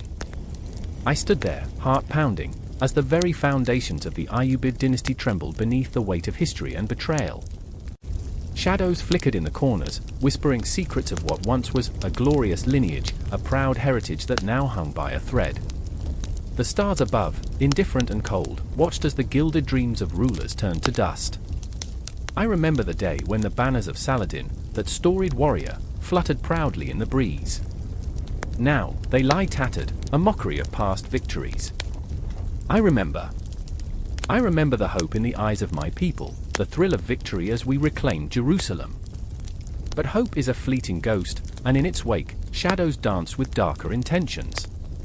There was Emir, always so full of zeal, his laughter once ringing like silver bells in the courtyard. Now, his brow furrowed, haunted by the weight of a crumbling empire. His faith was a flickering candle in a storm, and I could see the flickers of doubt beginning to consume him. "What have we done wrong?" he often asked, his voice trembling with despair. Was it the wars? The infighting? Or perhaps, simply the fault of fate? As he paced, I felt my own heart quake. I was his cousin, his friend, though at times, I felt more like a ghost haunting his dreams than a living soul. My own memories were a kaleidoscope of laughter and sorrow, and amidst it all, a profound sense of loss. I wanted to scream, to shake him awake from the slumber of uncertainty, but my own fears clutched at my throat. What if we were simply chasing phantoms? And then there was Layla, a fierce spirit wrapped in delicate skin, her beauty a stark contrast to the turmoil around us. She fought against the constraints of tradition, her spirit unyielding. "Men bicker like children while our enemies sharpen their swords," she would say, her voice a soft, urgent flame in the suffocating darkness. Her eyes blazed with a fierce determination that both inspired and terrified me. She was a warrior in her own right, yet bound by the chains of her lineage and the expectations of her role. I remember the way she would clutch my arm, her grip unyielding, as if afraid that letting go might mean losing everything. In the silence that followed her words, the air grew thick with tension. The night felt alive, a creature lurking just beyond the flickering torchlight. Our very existence hung in the balance. The factions within our land gnawed at the very core of our unity, each whisper of dissent a dagger aimed at the heart of our dynasty. I could taste the bitterness of betrayal in my mouth, a dark wine that threatened to drown us all. I remember the rumors swirling like smoke, the shadows of discontent creeping into every corner of our lives. It was as if the universe conspired against us, the stars misaligned, their light dimmed by our own failures. The Crusaders lingered at the edges of our reality, their eyes hungry, their swords sharp. Each battle lost felt like a dagger twisted deeper into our pride, and the laughter of our ancestors faded into a haunting echo. "Can't you see?" Amir shouted one night, desperation spilling from his lips like blood from a wound. "We are a house divided. Our enemies will not wait while we argue over scraps." The intensity in his voice pierced the air, and I felt my resolve waver. A part of me wanted to scream in agreement, to rally together as we once had. But the truth was choking me. How could we unite when our hearts were filled with doubt and fear? Layla's voice rose above the chaos, fierce and unyielding. "We must remember who we are. We are the heirs of Saladin." Her words struck the atmosphere like lightning, illuminating our faces in stark relief. Yet, as the fervor in her voice peaked, I could see the flicker of uncertainty in her eyes. She was fighting not just for us, but against her own despair. Yes, she wore the mantle of a warrior, but beneath it was a young woman longing for peace and acceptance, haunted by the realization that the world she fought for was crumbling around her. As the night deepened, the shadows grew longer. I could hear the whispers of our ancestors, their voices woven into the fabric of our lives. "What has happened to your dreams?" they seemed to lament, and I shivered at the thought. Time felt like a cruel joke, a cosmic dance of fate that spun us around, leaving us dizzy and lost. I could almost see the clock on the wall ticking down, each second a heartbeat closer to oblivion. I remember the silence that followed our arguments, the kind of silence that gnaws at the edges of the soul. Time stretched like a taut string, ready to snap. Our hearts raced, breaths quickened, and even the shadows seemed to lean in closer, eager to witness our plight. In that stillness, I realized we were not merely fighting for territory or power. No, we were fighting for our very identities, our futures intertwined like the stars above us. And as the dawn approached, casting a pale light over our battered citadel, I knew the battle ahead would not just be against the Crusaders, but against the demons within ourselves. As I stood there, caught in the chaos of our emotions and decisions, I felt the weight of 1,000 dreams pressing down on my shoulders. We were at the precipice, teetering on the edge of something vast and unknown. The air crackled with tension, every heartbeat a reminder that the fall of the Ayyubid Dynasty was not just a tale of war and loss, it was a story of love, betrayal, and the haunting echoes of dreams that refused to die. And though the night still loomed, we were determined to fight, to shout against the silence, to claim our place in the annals of history, even if it meant facing the darkness head-on. The night fell heavy over Cairo, a thick blanket of silence settling over the bustling streets, where shadows danced like phantoms. The sound of distant drums pulsed through the air, a heartbeat echoing through the alleys, signaling the urgency of a moment that could shatter the very fabric of existence. I stood there, my breath caught in my throat, as I watched the flickering flames of rebellion ignite in the hearts of the people. Fear and hope mingled, swirling together in a tempest that felt almost tangible. I remember the faces of those around me, and not just a sea of humanity, but a collage of emotion, the weary mothers clutching their children, the fathers fueled by desperation, and the young men with fire in their eyes, ready to defy not just their rulers but the very gods above them. In the heart of this chaos stood Salah ad-Din, the fierce lion of the Ayyubid Dynasty, a man whose very presence commanded reverence and dread. His armor gleamed under the moonlight, reflecting the dreams and nightmares of a nation on the brink. "Tonight, we reclaim our dignity." His voice boomed, a thunderclap in the stillness. I could see the veins in his neck pulsing with fervor, the sweat glistening on his brow, a warrior forged in the fires of struggle. Yet beneath that powerful facade, I sensed a tempest of conflict within him. He was a man torn between the ideals of chivalry and the brutal realities of war. Beneath the weight of the crown, he bore the responsibility of a legacy that could suffocate him or elevate him to divine status. Then there was Layla, a woman whose beauty could launch 1,000 ships but whose heart was a fortress. She moved among the masses like a ghost, her eyes reflecting the flickering light of the torches, revealing a soul caught between love and duty. She had loved Salah ad-Din once. Now, she stood on the precipice of a decision that could alter the course of history. Her spirit was fierce, yet the chains of loyalty wrapped around her heart, binding her to the past. I remember when you spoke of visions of peace," she whispered, her voice trembling with the weight of her unshed tears. Each word was a dagger, piercing through the air, each syllable echoing the innocence of a dream that felt so distant. And then there was Amir, a soldier, a friend to Salah ad-Din, his heart heavy with secrets unspoken. He was a man enamored with the ideal of valor, yet haunted by the ghost of betrayal. The weight of a choice loomed over him like a guillotine, ready to drop. "You know what we must do," he urged Salah ad-Din, desperation lacing his tone. "But at what cost?" Each word was a thread in a tapestry of fate, weaving a narrative thick with tension. The air crackled with anticipation, like the moment before a storm breaks, raw energy coursing through the crowd. As the drums grew louder, the chants of the people surged like a tidal wave, a blend of anger and hope crashing against the walls of oppression. The Ayyubid Dynasty, with its tapestry of culture and conflict, hung in the balance.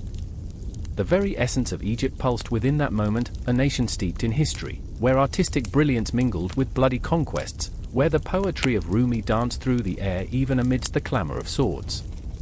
The streets echoed with the laughter of children, the cries of merchants, and the whispers of lovers entwined beneath the stars. Yet, beneath the vibrant surface lay the shadows of the past, hushed whispers of the Crusades, the blood of fallen brothers soaking into the earth, the clashing of civilizations that left scars deeper than any blade. The Ayyubid rulers, while champions of culture, were architects of their own demise. Every lush garden, every soaring minaret, every lyric penned by poets echoed with the bittersweetness of their duality. They sought to unify a nation while grappling with the relentless pull of ambition and strife. The moon hung high, a watchful eye in the velvety darkness, as the moment neared its climax. I could feel it in my bones, the tension, the fear, the heartbreak that twisted like a knife. Salah ad-Din's fists clenched, his jaw set in determination, but I could see it in his eyes, the flicker of doubt, the shadow of uncertainty. "What if this is not our destiny?" he murmured, almost to himself, yet loud enough for all to hear. Layla took a step closer, her heart racing, her voice a thread woven with hope and despair. "You are not just a warrior, Salah. You are a dreamer." The words hung in the air, heavy with unfulfilled promises. "But dreams come with sacrifices." Her gaze pierced through the chaos, searching for an answer buried deep within his soul. Amir stood between them, a man divided, caught in the crossfire of loyalty and love. "We are not just fighting for land, but for the soul of our people." The urgency in his voice rang out, stirring the masses, yet casting shadows on the friendship he once cherished. "But if we lose ourselves in this fight, what will we have won?" And in that moment, under the weight of their hopes and fears, the world around them seemed to hold its breath, time stretching into eternity. The crowd swelled, faces illuminated by flickering flames, a living tapestry of emotion caught in the throes of fate. I could hear the whispers of the past echoing through the night, the cries of those who came before, the legacy of a dynasty that shaped the very essence of Egyptian culture, resonating through time like a haunting melody. As the drums reached a frenzied crescendo, the air thick with the scent of sweat and ambition, I could feel the pull of destiny drawing nearer, the clash of steel and the roar of the people, the bittersweet taste of victory and defeat swirling in an intoxicating dance.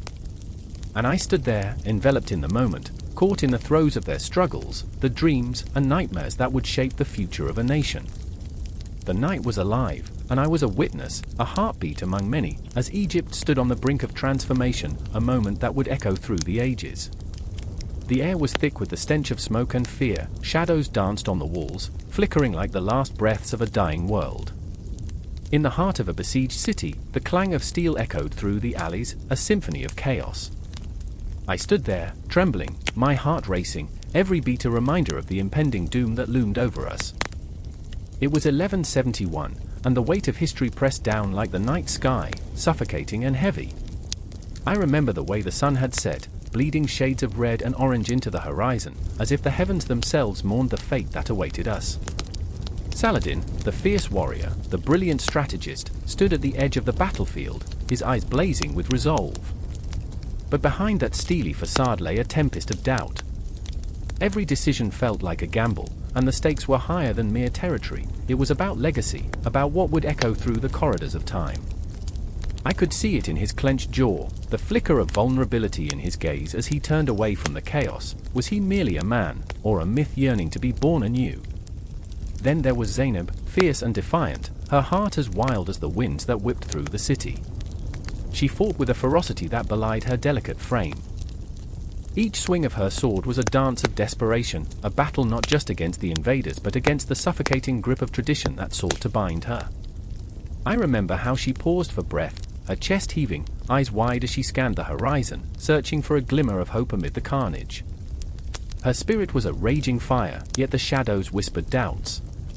Could a single spark ignite a revolution, or was she destined to flicker out like so many before her? And then there was the young scribe, Hamid, scribbling furiously in the flickering candlelight, his quill scratching furiously against the parchment as if trying to etch his very soul into the annals of history. He was burdened by the weight of words, the realization that every tale he penned could shape the legacy of this brutal conflict. I remember the way his hand shook, not from fear, but from the sheer power of the narrative he wielded. In a world driven by bloodshed, could stories of valor and loss create a tapestry more enduring than the swords that clanged around him? As dusk fell, the city was bathed in an eerie glow, the flames licking at the sky like desperate fingers grasping for something intangible. The sounds of battle faded into an unsettling silence, pregnant with anticipation. The air crackled with unspoken fears, dreams distorted by the shadows of war. I remember feeling the weight of despair settle over me like a heavy cloak, yet somewhere in that darkness, a flicker of rebellion stirred. I could see it in Saladin's eyes, a fierce determination to rise from the ashes, to be remembered not just as a conqueror, but as a liberator. But was that enough? I stood there, caught between past and future, between fear and hope, as Zainab charged forth, a blur of defiance against the tide of history. Her voice rang clear, a war cry that cut through the thick fog of uncertainty, igniting something dormant within me. "We will not be forgotten," she shouted, and her words echoed through the empty streets, a promise laced with defiance. The night air was thick with ambition, with the madness of a people desperate to carve their names into the stone of time, to rise above the shadows that sought to consume them. Every heartbeat, every breath, resonated with the weight of fate. Hamid's quill raced faster, ink spilling like blood upon the pages, as he captured the chaos that surrounded him. He sought the truth, the raw essence of this conflict, weaving tales of bravery, betrayal, and love against the backdrop of war. I could feel the echoes of history reverberating through his words, each letter a testament to the resilience of those who dared to dream of a brighter tomorrow amidst the darkness. As the night deepened, tension crackled in the air, a palpable force that bound us together, yet separated us by our choices. I could see it, the crossroads of history, the moment when narratives collided, each vying for dominance. Would Saladin's legacy be one of unyielding power or compassionate leadership? Would Zainab's defiance be remembered as a spark of rebellion or a fleeting moment lost in the tides of time? And Hamid, the scribe, was he merely a chronicler of fate, or was he destined to become a guardian of memory, preserving the voices of those who dared to fight against the silence? With each passing moment, the ground trembled beneath our feet, a harbinger of the inevitable clash that awaited us. The night sky was an infinite void, filled with the promise of dreams yet to be realized, yet haunted by the specters of those who had fallen before us. Hope and despair waged a silent war within me, a battle that mirrored the chaos unfolding outside. I remember the whispers of the past, stories of the Ayyubids, their courage and strife etched into the hearts of generations. They were not just legends, they were reflections of our own struggles, our own desires to be remembered. In the fading light, I felt the weight of their legacy pressing down on me, a reminder that our stories, too, would one day be woven into the fabric of history. As dawn approached, I stood on the precipice of a new beginning, the silence before the storm enveloping me. The city, once vibrant, now lay on the edge of destruction, but within me stirred a rebellion, a desire to not just witness history unfold, but to be a part of it, to clutch the fleeting moments that would echo through time. In that moment, I realized that the Ayyubids were not merely a chapter in the past, they were a heartbeat, a pulse that refused to fade. What would they choose to remember? What would we choose to write? The battle raged on, both outside and within, each heartbeat a step closer to the truth, a moment closer to the dawn of our destiny.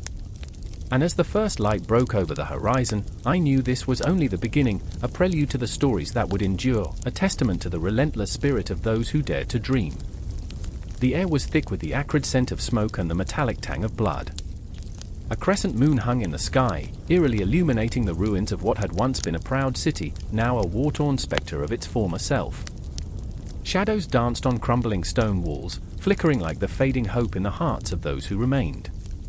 They stood, eyes wide, breath caught in throats, as their world crumbled, echoing the fate of so many before them. Fear hung like a shroud, whispering lies of defeat, yet a fire simmered beneath the surface, a stubborn ember of defiance. I remember a man, cloaked in despair and determination, his heart a battleground of conflicting desires. Tariq had seen his homeland ravaged, and yet a flicker of Saladin's spirit burned within him, guiding him forward. "I am not Saladin," he muttered, teeth clenched, as if the mere name was enough to crush him. Yet in that moment, standing amidst the chaos, he felt the weight of history press upon his shoulders like 1,000 iron chains. His eyes, haunted and fierce, searched for something, anything, that could spark a revolution in the hearts of men too weary to rise. And then there was Layla, her heart a wild tempest, caught between love for her family and a fierce loyalty to her people. She remembered stories of Saladin, tales spun in the glow of flickering lanterns, the man who fought not just for power, but for dignity, for the souls of the oppressed. Her hands trembled as she gripped the fabric of her dress, the coarse threads a reminder of the struggle that surrounded her. What would Saladin do, she asked herself, a question laced with desperation, for in her heart, she knew the answer could lead her to ruin or redemption. They moved through the shadows, intertwined destinies fueling their resolve. As Tariq's footsteps echoed against the cobblestones, they became a heartbeat in the night, a rhythmic pulse that resonated with the cries of the fallen. "Fight," he urged, his voice low but firm, as if conjuring forth Saladin's ghost to guide them. "Fight with honor, with the strength of the ancients. For every drop of blood shed, let it be for something greater than ourselves." The words were a spell, weaving through the darkness, igniting a flicker of courage in those who listened. But the spectre of doubt loomed large. Tariq felt its icy grip around his heart as he turned to Layla, her eyes glimmering with unshed tears. "What if we fail?" he whispered, vulnerability creeping into his voice, making him feel smaller, like a boy lost in a vast, uncaring world. It was a question that resonated in the hollow chambers of his soul, echoing like the distant clash of swords. "I remember stories of Saladin," she replied, her voice trembling but steadfast. "He lost battles but never lost his heart. That's what made him legendary. Not the victories, but his unwavering spirit. We cannot falter. Not now." Her words became a balm for his doubts, stitching together the frayed edges of his resolve. As they moved deeper into the night, the whispers of the past wrapped around them like an unseen cloak. Saladin's legacy was a haunting melody, filled with the cries of the oppressed and the battles fought for freedom. Each step they took was a tribute, a reminder that their struggle was not merely against the enemies that lined their walls but against the very notion of despair that threatened to extinguish their light. A flicker of flame caught Tariq's eye, a campfire, flickering against the desolation, drawing people like moths to its warmth. It was there that they found others, souls lost in the dark, searching for purpose. "Do you know Saladin?" an old man asked, his voice gravelly, yet filled with an ancient wisdom. He didn't just wield the sword, he wielded compassion. He understood that victory could come in many forms. The words settled over them, heavy and profound. Tariq felt a shiver crawl down his spine, awakening something primal, something that urged him to rise above the ashes.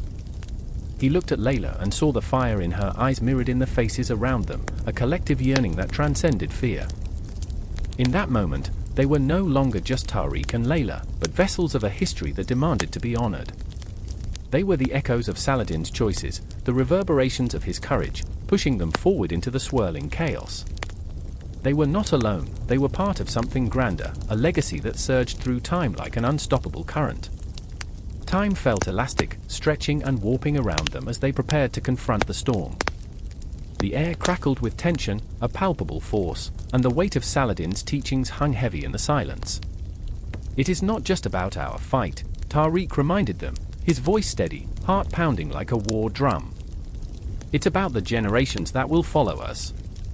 The stories they will tell. The dreams they will dare to dream. Layla nodded, her heart swelling with a fierce resolve. For every child, every mother, every soul lost to this madness, we owe it to them to fight. Now, we become the flame. The night itself seemed to shift, the shadows quaking with the promise of a coming storm. The conflict that brewed in their hearts was a reflection of the battle for their very souls, a desperate struggle against the dark. Saladin's spirit surged through the air, a ghostly whisper urging them onward, drawing them toward the inevitable confrontation that lay ahead. And as they stepped into the fray, the stars above bore witness to their resolve, each twinkling light a reminder that even in the darkest hours, heroes could be born from ashes. The stories of Saladin would not just be history, they would become the lifeblood of a new generation, igniting passion in the hearts of those who dared to remember. In the face of despair, they would rise, a testament to the indomitable spirit that could never be extinguished, echoing through time, a relentless heartbeat, a legacy that would never die. The sound of rustling parchment broke the suffocating silence of the candle-lit chamber. A single flame flickered, casting long shadows that danced like ghosts on the stone walls, whispering secrets of a world caught between faith and power. I remember that moment, the weight of uncertainty pressing against my chest like a vice. The air was thick, you could almost taste the bitterness of betrayal. A letter had arrived, a message from the papacy, and in that instant, everything hung in the balance. I had never seen my father so pale, his forehead glistening with beads of sweat as he read the twisted lines penned by a distant hand. Salah ad-Din, the fierce conqueror, the brilliant tactician, now faced a foe as cunning as any Saracen. The man who had united the fractured Muslim factions of the Levant now stood at a precipice, teetering dangerously close to a chasm that could swallow everything we had fought for. I watched him, his eyes narrowing, lips pressed tightly together, the corners of his mouth twitching as if in a silent war with the words that echoed in his mind. "Your Eminence," he finally breathed, a mix of reverence and quiet rage. The voice that had commanded armies now shook, tremors of uncertainty rippling through it. I felt the cool chill of dread settle in my bones. The Pope sought to unite Christendom against us, to twist the pious into weapons armed with swords. I could feel my heart race, the thought of an army marching towards our gates, their banners fluttering defiantly in the wind. They would come with a divine purpose, a righteous fury, and we would be painted as demons in their narrative. And then there was me, the shadow standing just behind him. I had grown up in the shadow of legends, tales of valor spoken in hushed tones around flickering fires. Yet, now, I was a mere spectator, trapped in a tapestry woven with threads of fear and ambition. I longed for my father's approval, for him to see that I was not merely a child but a soldier in my own right. But one glance at his furrowed brow silenced my bravado. I was drowning in his expectations, each breath a struggle against the current of history that seemed to flow endlessly before us. "Father," I spoke, the word thick with affection and despair. "What shall we do?" It was a question that had no answer, yet it hung in the air like a noose, tightening around our throats. He turned to me, eyes dark as storm clouds, filled with the weight of 1,000 battles. "We must be the storm, not the earth beneath it," he replied, his voice a low rumble, but I could detect the tremor, the ache of uncertainty. I remember the nights spent in councils, surrounded by men with faces etched in stone, their brows knit in worry, their words heavy with consequence. They spoke of the papacy's ambition, their desire for crusades that would drown our lands in blood, and I listened as if I were trapped in a dream where the stakes could not be higher. We were not just a dynasty, we were a symbol, a flickering candle in the oppressive dark, fighting to remain lit against the winds of impending doom. But amidst the turmoil, there was a flicker of hope. I found myself drawn to a woman, a scholar who dared to challenge the very foundations of our strife. Her name was Amina, a voice like honey that soothed the jagged edges of my heart. She spoke of unity, of bridging the chasms of faith, her eyes ablaze with a passion that ignited something deep within me. In her presence, the weight of the world seemed to lift, if only for a moment. But every stolen glance was a reminder of our impossible dreams, the impossibility of love in a land where swords clashed and faith was a weapon. Dare we dream of peace? I asked her one evening as we stood beneath the stars, the night sky a vast ocean where constellations glimmered like distant hopes. She caught my gaze, a fierce determination blazing in her eyes. "If we do not dream, we die, don't you see? A heart that beats for love is stronger than one that simply beats for war." Her words wrapped around me like a shroud, both comforting and terrifying. But the ghosts of fear were never far behind. Each day brought whispers of war, the papacy's fervor growing as they rallied their troops, a dark tide rising against our shores. My father's resolve hardened, a mantle of inevitability cloaking him as he prepared for the onslaught. I could see the burden weighing him down, the man who had once been a beacon now shrouded in shadows, battling not just enemies but the gnawing fear of losing everything. Time slipped through our fingers like sand. I remember the day the first night arrived, his armor glinting ominously in the sun, a herald of impending doom. He bore a message laden with threats wrapped in the garb of diplomacy. "The Pope calls for your surrender, Salah ad-Din," he said, voice dripping with the arrogance of a conqueror, "or face the full wrath of Christendom." My heart thundered in my chest, the finality of his words echoing in the silence that followed, and I watched my father's face harden, a mask carefully crafted but filled with turmoil. "Tell your Pope he can come and take my land, but he will find only death and despair," my father replied, each word a strike of lightning in the fabric of our fate. And in that moment, I felt the ground shift beneath us, the world spiraling toward chaos. But chaos is a strange companion. Amina's voice rang through my mind, a whisper of hope against the cacophony of impending war. I remembered her laughter, the way it danced through the gloom. What if our dreams of peace could spark a revolution of thought, a rebellion against hatred? Would we choose to fight, or would we choose to love? Days turned into a blur of preparation and uncertainty. The weight of the impending clash hung over us like a storm cloud, dark and ominous. I stood beside my father, watching as the silhouettes of soldiers trained beneath the burning sun, their breath heavy with the scent of iron and sweat. I wanted to feel the fire of battle, the thrill of conflict, but all I could feel was dread. And then, one fateful night, as the stars bore witness to our plight, I made a decision that would forever alter the course of my life. I slipped away into the shadows, seeking Amina, seeking clarity in the chaos. I remember her waiting for me, her eyes alight with wonder and fear. "What have you chosen?" she asked, breathless. I had no answer, only the weight of a world about to collide with the very fabric of itself, a tapestry ready to unravel. The night hung heavy with anticipation, the sound of distant drums echoing across the land, a heartbeat, a countdown to a confrontation that would etch our names in the annals of history. I could feel the walls closing in, a tempest brewing, and yet, amidst the dread, a sliver of hope flickered like an ember in the dark. As I stood at that crossroads, caught between two worlds, the truth loomed like a spectre. The Ayyubid Dynasty and the papacy were not simply enemies, they were intertwined in a dance as old as time, a complex interplay of faith, ambition, and the haunting echoes of love. In that moment, I wished for nothing more than to bridge the chasm, to find a way to let love conquer the hate that threatened to engulf us all. The stars watched in silence, and I felt the universe holding its breath as the tide of destiny surged toward us. Whatever the outcome, this was only the beginning, a prelude to a symphony of chaos and hope, a story that would transcend the pages of history, forever intertwining the fates of the Ayyubids and the papacy in ways unseen, yet deeply felt.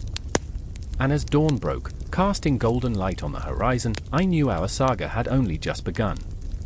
The clamor of scholars echoed against the ancient stone walls, their voices a tempest of fervor and desperation. I stood at the threshold of the great hall, the scent of ink and parchment heavy in the air. My heart raced, a drum in the cacophony of ideas clashing like swords. Outside, the sun hung low, casting long shadows that seemed to reach hungrily for the lost souls within. I watched as they argued fiercely, their faces alight with passion, the fire of knowledge igniting their features, but beneath it all lay an undercurrent of fear. Knowledge was perilous, a double-edged sword in Ayyubid society, a beacon of hope for some, a noose for others. In the midst of this intellectual storm stood Najib, a scholar whose brilliance was overshadowed only by his despair.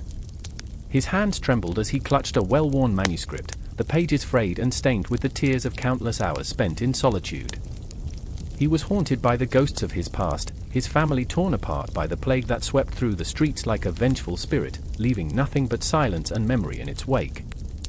I remember the laughter in our home, the way my mother's voice danced through the air, he murmured, his throat thick with unshed tears. The weight of his grief was palpable, wrapping around the room like a shroud. Across the hall, Zainab watched him, her heart aching with a yearning she could barely comprehend. A scholar in her own right, she felt the sharp bite of her desire for knowledge clash with the societal expectations that sought to bind her. What good is knowledge if it is shackled by fear, she whispered to herself, her resolve hardening. She knew the price of ambition. Her own family had suffered the consequences of daring to challenge the status quo. I will not be silenced, she breathed, her voice a fierce spark against the darkening wall of tradition. The hall buzzed with fervent debate, a chorus of voices weaving together, creating a tapestry of ideas that threatened to unravel into chaos. An old scholar, his beard like a nest of shadows, pounded his fist on the lectern, his eyes wild with the fervor of forgotten dreams. Education is our salvation, he bellowed, as if resurrecting the very spirits of those lost to ignorance. Yet, the words hung heavy, all too aware of the lurking specter of censorship, the grim reality that knowledge was a luxury only a few could afford. I felt the tension ripple through the crowd, a living thing, as each scholar wrestled with their own demons. Just outside, the distant cries of the market blended with the scholars' fervent exchanges, life continuing unabated, oblivious to the tempest brewing within these walls. The sun dipped lower, a fiery orb of impending doom, and I could sense the urgency throbbing in the air. I remember the day I chose to speak out, Najib confessed, his voice a fragile thread weaving through the chaos. They threatened to silence me, to erase my words from existence. His eyes glistened with memories of a confrontation that had left him shattered, but oddly more determined. Each encounter with danger had sharpened his resolve, forged him into something stronger. But the silence would be a death worse than any blade, he declared. Zainab, emboldened by his words, stepped forward. We must be the voices of a new dawn, she cried, her spirit aflame. Let us challenge the chains that bind us. Let us cast aside fear. Her ardent call echoed through the great hall, sparking a flicker of hope in the hearts of those who had long been shackled by despair. Yet, as the fire of their dreams ignited, a chill swept through the hall, a reminder of the ever-looming danger. The shadows, thick and suffocating, whispered warnings of the consequences of defiance. Education was a double-edged sword, wielded improperly, it could cleave through flesh and spirit alike. Then, the door creaked open, and an ominous figure emerged, a messenger cloaked in the hues of twilight, his face hidden beneath the folds of darkness. I could feel the collective breath of the room hitch, a stillness falling over the scholars like a funeral shroud. The Sultan wishes to speak with you, he intoned, a death knell for the fervor building within. The air crackled with tension. Najib's heart sank, the weight of dread heavy on his chest. What did the Sultan want with them? Would their voices be silenced? He felt the ghosts of his past clawing at him anew, shadows dancing in the corners of his vision. Zainab locked eyes with him, a shared understanding igniting a flicker of defiance in her heart. No matter what happens, we must stand together, she said, her voice firm, cutting through the thick air of uncertainty. And just like that, the moment crystallized. They were not merely scholars lost in a sea of books, they were warriors in a battle against a darkness that sought to engulf them. Knowledge, they realized, was their weapon, their shield against the encroaching night. As they gathered their courage, I could feel the pulse of their dreams resonating through the stone walls, the echoes of their hopes melding into a symphony of resistance. The sun dipped below the horizon, casting a spectral glow upon their faces. They were fragile, yet fierce. They trembled, yet they roared. In that fleeting moment between light and darkness, they stood poised on the precipice of change, a defiant wave against the tide of despair. The confrontation was inevitable, the climax looming like thunderclouds on the horizon. But as they stepped forward, hearts ablaze with knowledge, I sensed the ancient walls trembling, not with fear, but with the weight of history. In the heart of Ayyubid society, a storm was brewing. The air thrummed with possibility, electric and raw. Life was teetering on the edge of transformation, and I knew, deep within my bones, that this was only the beginning. The shadows would loom, The fears would rise, but the pursuit of knowledge, a relentless tide, would forge ahead, an unstoppable force in a world caught between the light and the dark. The market buzzed like a swarm of angry bees, a cacophony of bartering voices rising and falling in a tide of desperation and hope. I remember the sun, a merciless spotlight, beating down on the backs of vendors who shouted over one another, their faces glistening with the sweat of survival. It was here, amidst the vibrant chaos of the Ayyubid souk, that I met Yassin, a coin maker with a heart as heavy as the metal he worked. His hands were calloused and stained, the remnants of his craft etched into his palms like the stories of his ancestors. He stood in front of a weathered wooden stall, surrounded by glistening coins that held the weight of kingdoms in their delicate shine. "Every coin tells a tale," he said, his voice barely louder than the whispering wind that carried the scent of spices and desperation. "But who listens?" I could see the shadows under his eyes, hints of sleepless nights and the gnawing fear of failure. Yassin poured his soul into the coins, each one a piece of art, a fleeting moment frozen in time. The intricate design spoke of glory and sacrifice, of grand battles and whispered prayers. Yet, beneath the surface, a storm brewed. The economy of his world was crumbling, like the ancient ruins that loomed over our city, a constant reminder of both majesty and decay. Across the bustling street, Fatima watched Yassin with eyes like dark pools, reflecting both admiration and the pain of unrequited love. She was a seamstress, her hands deftly stitching patterns into fabric, but her heart was a tapestry of longing and sorrow. "I remember the first time I saw him," she whispered to herself, memories flooding back like a relentless tide. "He was hammering away, lost in his world of creation, and I was captivated by his passion, his focus." But love was a luxury in these desperate times, the weight of survival crushing dreams like dried leaves underfoot. Fatima's family struggled, their coffers empty as the nights grew longer and the stars faded into a harsh reality. She felt the ache of poverty gnawing at her spirit, the fear of being unable to provide for her ailing father wrapping around her throat like a noose. Every day she sewed, her hands moved with precision, but her heart was a battlefield, torn between duty and desire. As the sun dipped lower, casting elongated shadows that danced across cobblestones like restless spirits, a thief lurked in the periphery. A figure cloaked in darkness, moving with the stealth of a wraith, eyes gleaming with greed and desperation. He sought the shining coins that were not merely currency, but lifelines, each glimmer a fleeting promise of hope. The tension crackled in the air, palpable, as we held our breaths, suspended in that moment before chaos would erupt.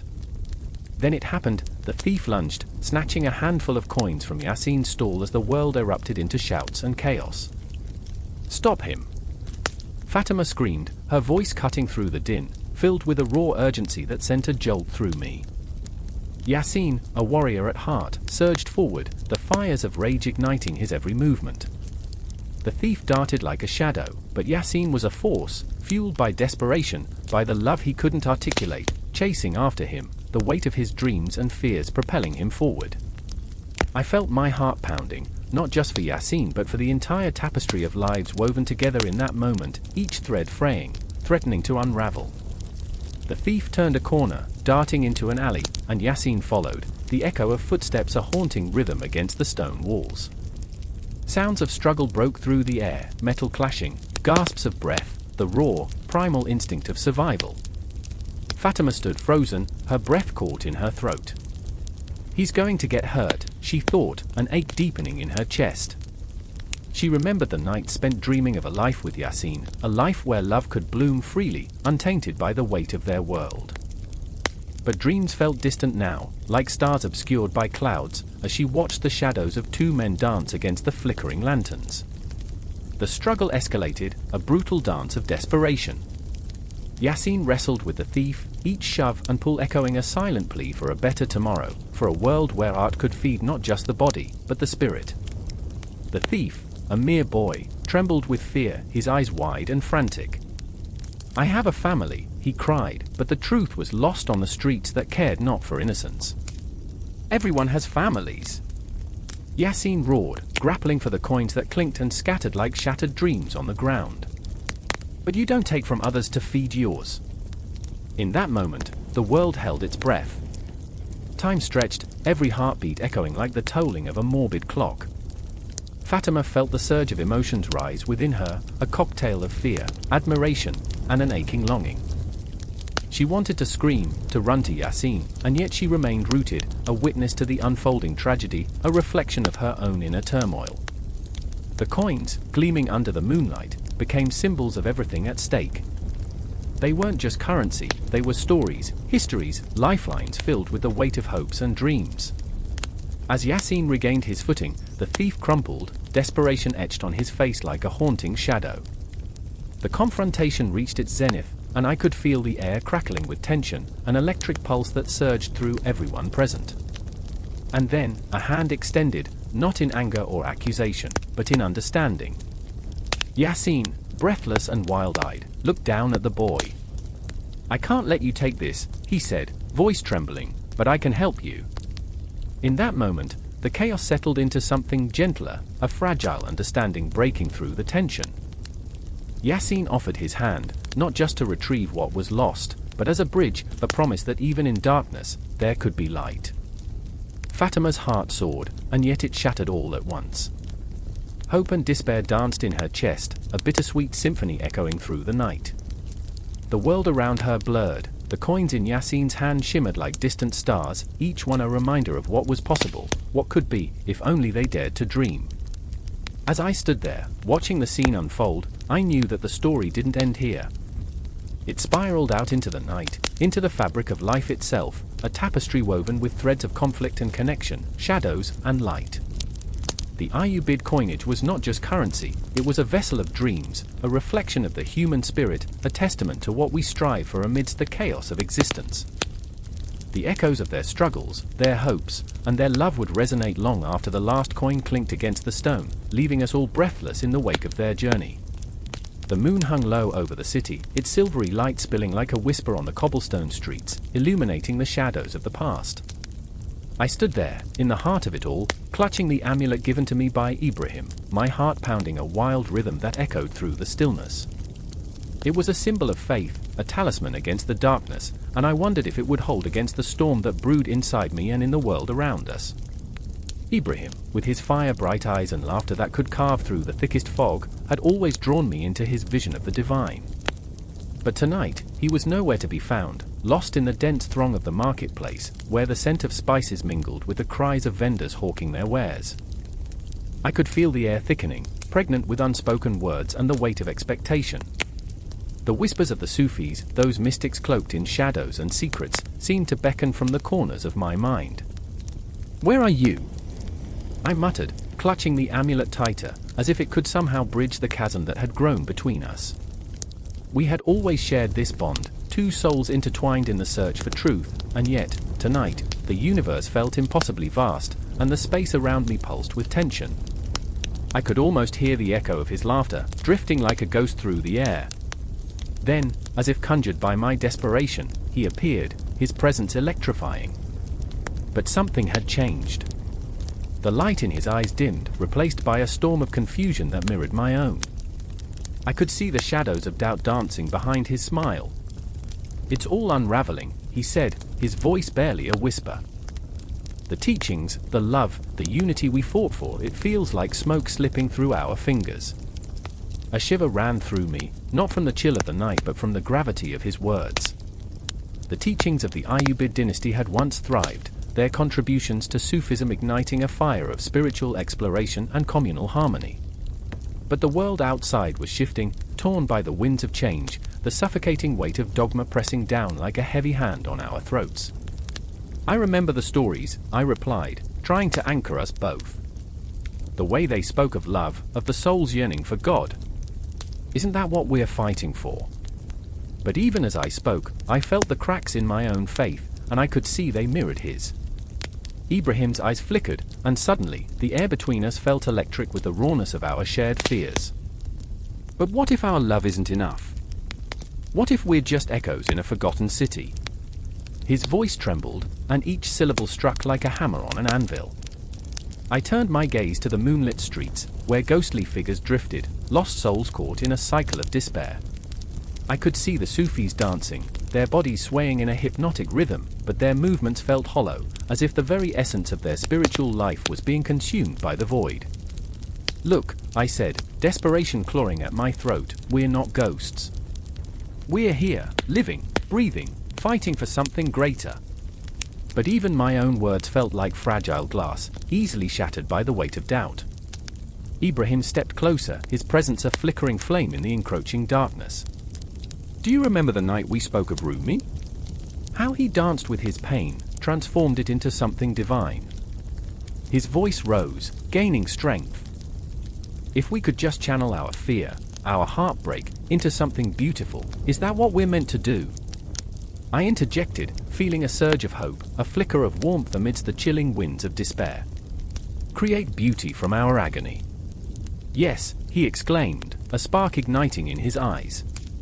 The Ayyubids understood this. They embraced suffering and transformed it into love. They taught that every tear could water the garden of the soul. But the tension loomed like a thunderstorm, heavy and oppressive. I could feel the weight of history bearing down on us, an echo of those who had come before, who had fought and bled for spiritual truth. Yet, here we were, two young souls buckling under the strain of a world that seemed to conspire against us. Yet, through the darkness, something within me surged. Then let us be the voices that refuse to be silenced. We can carry their legacy, Ibrahim. We can ignite the spark of Sufism anew, and let it blaze through this night like a beacon. His smile returned, but it was tinged with something bittersweet, a reminder of the fragility of our resolve. But at what cost, he murmured, the shadows playing tricks on his features. Our lives, our very souls, they are at stake. In that moment, I felt the weight of every choice we had made pressing down on us, a haunting reminder of the perilous path we tread. The streets echoed with the sound of distant drums, a heartbeat that matched the rhythm of our fears and hopes. I remember, I said, a fierce determination igniting within me. I remember the love that brought us together, the dreams we once shared under this very sky. We cannot let them fade into the abyss. The air crackled around us, charged with the intensity of our resolve, as the moon bore witness to our silent vow. The marketplace buzzed with life, but it felt distant, muted, as if the universe had drawn a breath, holding it in anticipation of what lay ahead. I felt the shadows shifting, the weight of countless spirits watching, waiting to see what we would do next. The stars above twinkled like distant memories, whispering tales of resilience and transformation, and I knew, somehow, deeply, that our story was far from over. And as the night enveloped us, we stood together, ready to weave our own narrative into the tapestry of Sufism, to carry the torch of the Ayyubid legacy into the unknown, hearts pounding, souls ignited, forever entwined in this dance of existence. The sun hung low in the sky, blood-red and swollen, casting an eerie glow over the crumbling battlements of Cairo. The air shimmered with heat, thick with the scent of despair and dust. I stood there, heart pounding, as the voices of the people surged like a tide, a chaotic swell of anguish and fury that rattled my bones. It's the water. We'll die if we don't act, cried a voice, cracking under the weight of desperation. I could feel their fear, a palpable, choking thing that wrapped around my throat, squeezing, suffocating. I turned, catching sight of Layla, her face streaked with mud and tears, a fierce embodiment of hope and defiance. She was the daughter of a farmer, a woman with a spirit that refused to be extinguished, even as the Nile shrank into a mere whisper of its former glory. We can't let our land die, she shouted, fists clenched like a warrior ready for battle.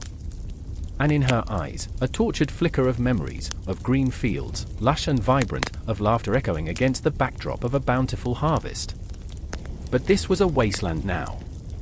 I remembered my childhood, days spent playing in the river, splashing in its cool embrace. This is madness, I whispered, grappling with the bitter taste of nostalgia, the fear that history might repeat itself like a ghostly refrain. And then there was Tariq, a scholar with ambitions that soared higher than the minarets of their beloved city, yet ground down by the stark reality of parched land and starving families. He paced like a caged lion, his brow furrowed, caught between duty and despair. The Sultan must listen, he implored, voice trembling with urgency. A man who once sought knowledge in the dusty tomes of ancient philosophers, now faced a dilemma that threatened to consume him whole. But what do I know? I'm just a fool with too many dreams and not enough answers. The self-deprecation hung heavy in the air, tinged with a bitter humor, as if he could laugh at the absurdity of it all. I could see it in their eyes, the flickers of desperation, the shadows of doubt.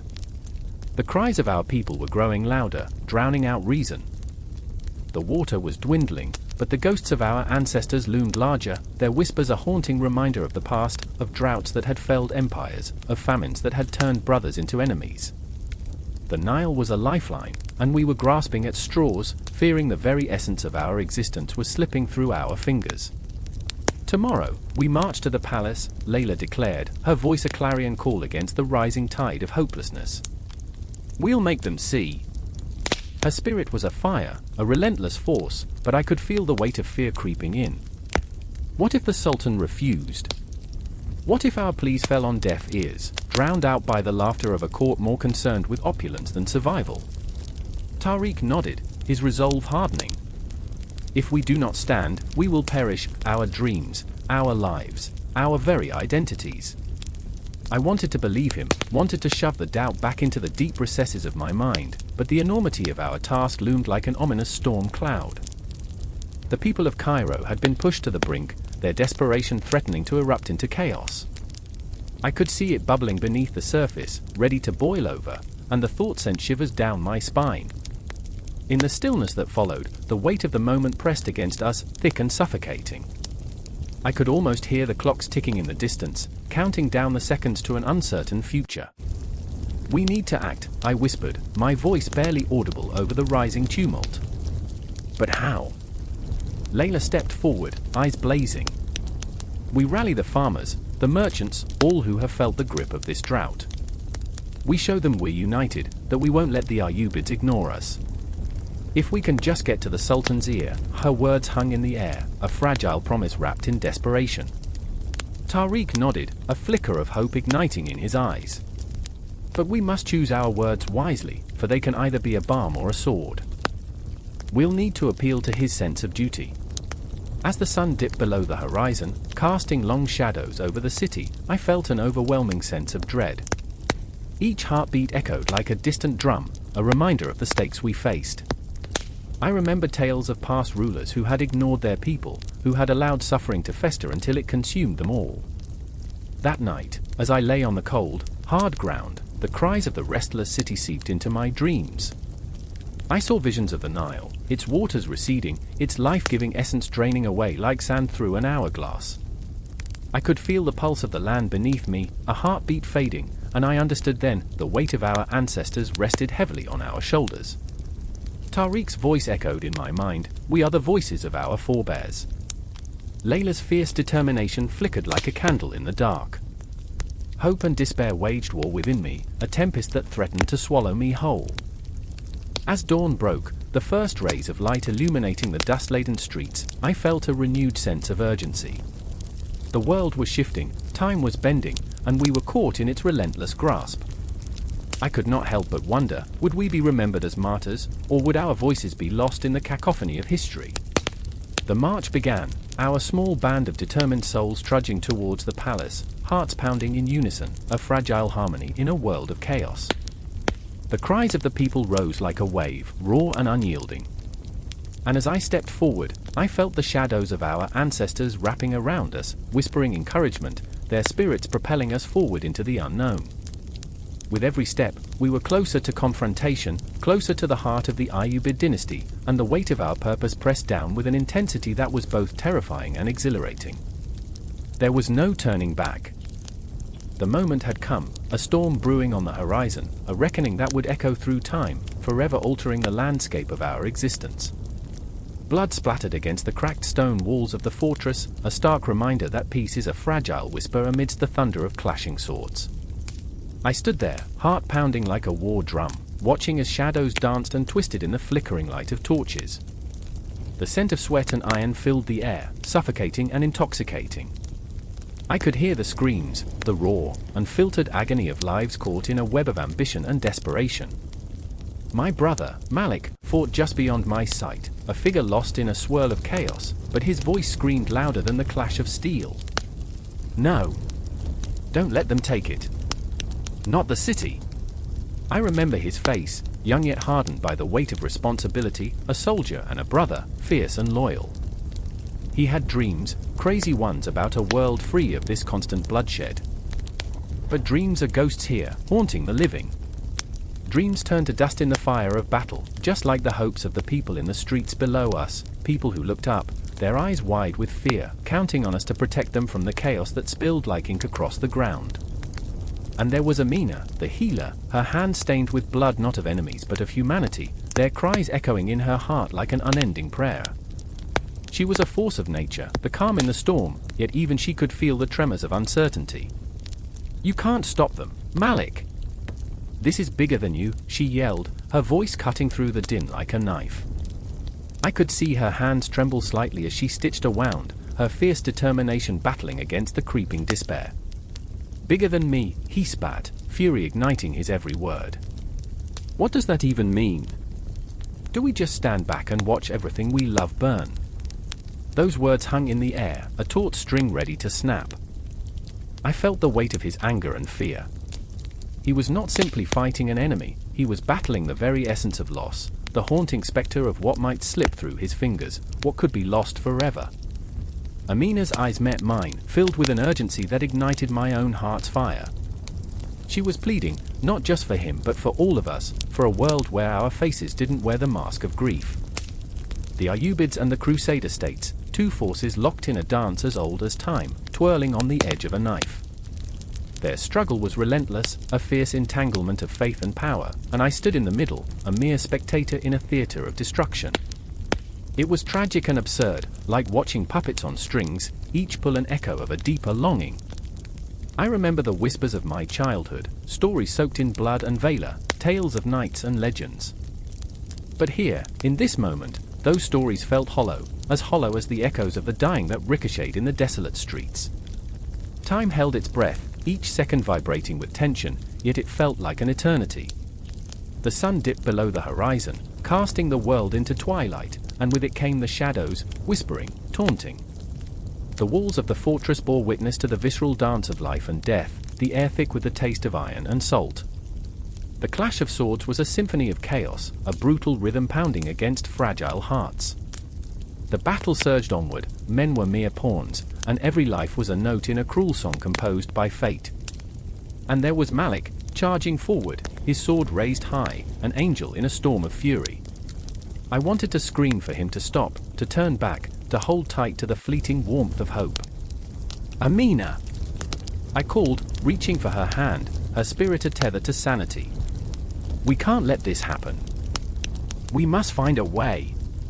But even as we retreated into the shadows, the battle roared, the screams haunting us like the memories of those we had lost. I felt a pang of guilt, suffocating and relentless. The truth twisted in my chest like barbed wire. We were supposed to be the protectors, but who protects the protectors when the world goes mad? In the distance, the banners of the Crusaders fluttered like restless spirits, taunting us with their defiance. I could feel the weight of history pressing down, the ghosts of our ancestors whispering ancient warnings. They had fought against a tide that felt insurmountable. I could almost hear their voices, a cacophony of fury and sorrow, urging us to rise, to resist. But what did resistance mean, really? Each drop of blood spilled was a story, each life lost a universe extinguished. I looked at Malik, his face a mask of determination and desperation. He was standing at the precipice, staring into the abyss, and I feared what he might find there. Would it be glory or despair? Amina's hand gripped my shoulder, grounding me with the strength of her resolve. "We have to survive this," she whispered, and the weight of her words pressed down on me like storm clouds, heavy and dark. I remember the flickering shadows on the walls, a ghostly reminder of what hung in the balance. Our choices would echo through time, blazing trails of fire or embers of hope.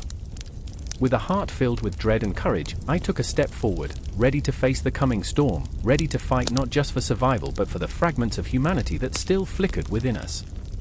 The confrontation loomed, a storm gathering strength, and I felt the clock ticking, time slipping through my fingers like grains of sand. The battle was not just ours, but a testament to a history fraught with complexity, a tale still unwritten, a cycle of violence and longing, a relentless push and pull toward an uncertain future. And as the torches flickered to life, casting eerie shadows that danced like spirits, I knew in that moment, the fight for our souls had only just begun. The moon hung low over the blood-stained stones of the city, a pale guardian watching over a world teetering on the brink of chaos. I stood in the shadows, heart pounding like a war drum, as the anguished cries of the wounded pierced the night. The air was thick, heavy with the scent of smoke and lost dreams, a haunting reminder of the night's brutality. I could hear them, the generals, the scholars, the diplomats, each wrestling with their demons, each grappling with the weight of their choices, and I was ensnared in their web. Saladin, the lion-hearted general, the man whose very name whispered through the corridors of history, was alive with a fierce determination that rendered him both magnetic and terrifying. I could see him, pacing in a dimly lit tent, his hands clenched into fists, frustration churning in his gut. He was a warrior forged by the fires of battle, yet the lines on his face told a different story, the burden of leadership, the heartbreak of loss. His closest friend, the scholar and philosopher Imad al-Din al-Isfahani, stood nearby, a thin figure cloaked in shadows, his eyes reflecting the flickering candlelight. The weight of knowledge pressed upon him like a heavy shroud, he felt the pulse of history in his veins, yet he could not grasp the destiny he so desperately sought to illuminate. "Make peace with the ghosts, Saladin," Imad urged, his voice strained with urgency, "or we will become them." But Saladin was a tempest, a force of nature, wrestling with the specters of his own past, the heroes he admired, the battles he fought, the sacrifices he made. He longed to unite the fractured lands of his people, to reclaim honor lost in the tides of history, yet each day felt like a step farther from that dream. "I will not rest while the enemy draws breath," he growled, a primal roar that echoed in the night. His resolve was unyielding, yet the soul within him cried for understanding, for forgiveness, for a fleeting glimpse of peace. In the city beyond, the shadows danced like phantoms, weaving tales of betrayal and hope. The diplomats, those silver-tongued conjurers of fate, swirled around the marketplace like autumn leaves caught in a whirlwind. One such figure, the shrewd and cunning Ibn al-Athi, moved through the throng, each step deliberate, calculating. His mind was a labyrinth, filled with whispers of alliances and betrayals, of fragile truces that could shatter at the slightest touch. I could feel the tension in the air as he navigated the crowd, his heart racing with the thrill of the game, yet shadowed by a nagging doubt. What price must we pay, he pondered, caught in the crosshairs of ambition and morality. And then there was the specter of fear, a haunting presence that lingered in the depths of every heart. The townsfolk, weary and worn, clung to their dreams like moths to flickering flames, unaware that the very air around them crackled with uncertainty. Each face told a story of struggle and resilience, a tapestry woven from the threads of despair and hope. I watched as a mother clutched her child, her eyes searching the horizon for signs of peace, her heart heavy with the knowledge that life could change in an instant. The tension in the streets mirrored the turmoil of the men in power, each moment a fragile balance between despair and possibility. As night fell deeper, I found myself transported into a memory, a moment that felt simultaneously distant and achingly close. I remembered the whispers of the past, the tales of great battles fought and lost, the echoes of laughter shared over cups of tea, the warmth of camaraderie in the face of insurmountable odds. Each breath I took was steeped in nostalgia, a bittersweet reminder of what was at stake. We are mere shadows, I thought, flitting through time, grappling with the ghosts of our choices. The clock ticked on, each second a heartbeat in the grand tapestry of existence. Saladin's voice rose above the din, a clarion call piercing the darkness. "We fight not for glory, but for our very souls," he declared, his eyes ablaze with fervor. I felt the energy of the moment, a collective breath held tight, an army of hopes and dreams poised on the precipice of change. The men around him nodded, their faces a reflection of his resolve. Yet beneath that fierce exterior, a storm raged. What would victory cost them? Would their triumphs be tainted by the blood of innocents? With each passing hour, the tension tightened like a noose around their hearts. Imad shifted uneasily, grappling with the weight of his own words. "Knowledge is a double-edged sword, Saladin," he reminded, his voice trembling. "It can cut both ways." The battlefield was not just a physical realm, it was a battleground of ideals, a clash of visions that would shape the course of destiny. With every decision they made, they carved their place in the annals of history, yet the specter of regret loomed ever closer. And just when it seemed the night would yield to dawn, a distant horn echoed, a herald of change, a foreboding note that sent chills racing down spines. Saladin, Imad, Ibn al-Athi, each man felt it, a tremor in the air, a harbinger of what was to come. The city, once a refuge, transformed into a crucible of conflict, a cauldron bubbling with desires both noble and ignoble. I could feel the weight of their unspoken fears, their unquenchable hopes, and I knew that they stood on the edge of a precipice, teetering between the realms of glory and despair. In that moment, I realized the truth. They were not mere figures in history, they were reflections of ourselves. Their battles, their fears, their aspirations, they echoed within me, resonating like a heartbeat in the dark. I felt alive, caught in the tides of history, swept away by the enormity of it all. And as the night deepened, the world around me pulsed with the promise of what lay ahead, a confrontation that could reshape destinies, a collision of ideals that would send shockwaves through time. And so the story continued, the threads of fate weaving together in a tapestry of ambition, struggle, and resilience. What lay ahead remained cloaked in shadows, but I could feel it calling, an unyielding siren song that beckoned us forward into the unknown. No conclusion, no resolution, just the swirling currents of history, alive with the echoes of dreams yet to be fulfilled. Each heartbeat was a promise, each breath a step toward an uncertain future. The air crackled with tension as the sun dipped behind the jagged horizon of the city, casting long shadows that snaked around weary souls. I remember the moment. The marketplace was a cacophony of shouts and clattering hooves, merchants hawking their wares like desperate birds. But amid the chaos, a hush fell, a premonition as heavy as iron. Sultan Saladin's name hung like a ghost, whispering through the throng, a reminder of the power that once surged through these streets, a reminder of blood and betrayal. In the corner stood Zayd, his fingers trembling around a frayed piece of parchment, the ink smudged with sweat and fear. His heart raced, a drumbeat echoing the stories of his ancestors, tales of valor and loss that had seeped into his bones. He was the keeper of secrets, the last flicker in a dying flame, wrestling with a legacy that felt as suffocating as a burial shroud. The Ayyubids had risen like a fierce tempest and scattered their influence across the desert, but now, like the dust that settled on forgotten graves, that power seemed fragile, almost ethereal. I remember the streets lined with banners, the people's cheers like a symphony, he whispered to the night, the words escaping him like a soft plea. But the cheers had turned to murmurs, the banners faded. He thought of his sister, Amina, her laughter like the sweet scent of jasmine blooming in spring. She was lost now, swallowed by a tide of strife, the very essence of their hope drowning in the deep waters of politics and betrayal. The spectre of their once mighty dynasty loomed over him, an insatiable beast gnawing at the frayed edges of his spirit. Across the way, Amina stood, her eyes scanning the crowd, searching for reassurance in the faces that passed. She was fierce, a firebrand wrapped in silks, but the weight of despair made her shoulders slump. Her heart waged a war against itself, torn between the love for her brother and the loyalty to her people, her friends, her family, each a thread in the tapestry of her existence. "Why must we fight?" she cried out, the question echoing through the chaos like a plea to the heavens. Why must our blood stain the earth our ancestors once walked in pride? But pride felt distant, a relic of a time when the Ayyubids were a force to be reckoned with, their swords gleaming in the sun like stars in a darkened sky. Now, shadows loomed, their whispers filled with mistrust and fear. Rumors of conspiracies wrapped around her heart, tight as a noose. She could almost hear the voices, the ghosts of those who had fallen, warning her, urging her to tread lightly on this treacherous path. "Zayd!" Her voice cut through the murmur, slicing into the palpable tension.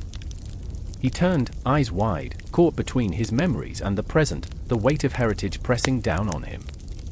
The marketplace felt alive, pulsing with the stories of the past, yet he was trapped in a moment that refused to let go. We can't let their legacy die in the dust. We have to do something. But what? The question hung between them, a chasm too wide to cross. Zayd shook his head, frustration boiling within him. "What can we do, Amina?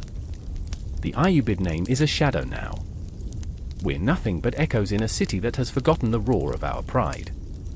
Her expression hardened, determination igniting like a spark in the night. "Then let us become the fire." We can reignite that flame, pull the threads of history together.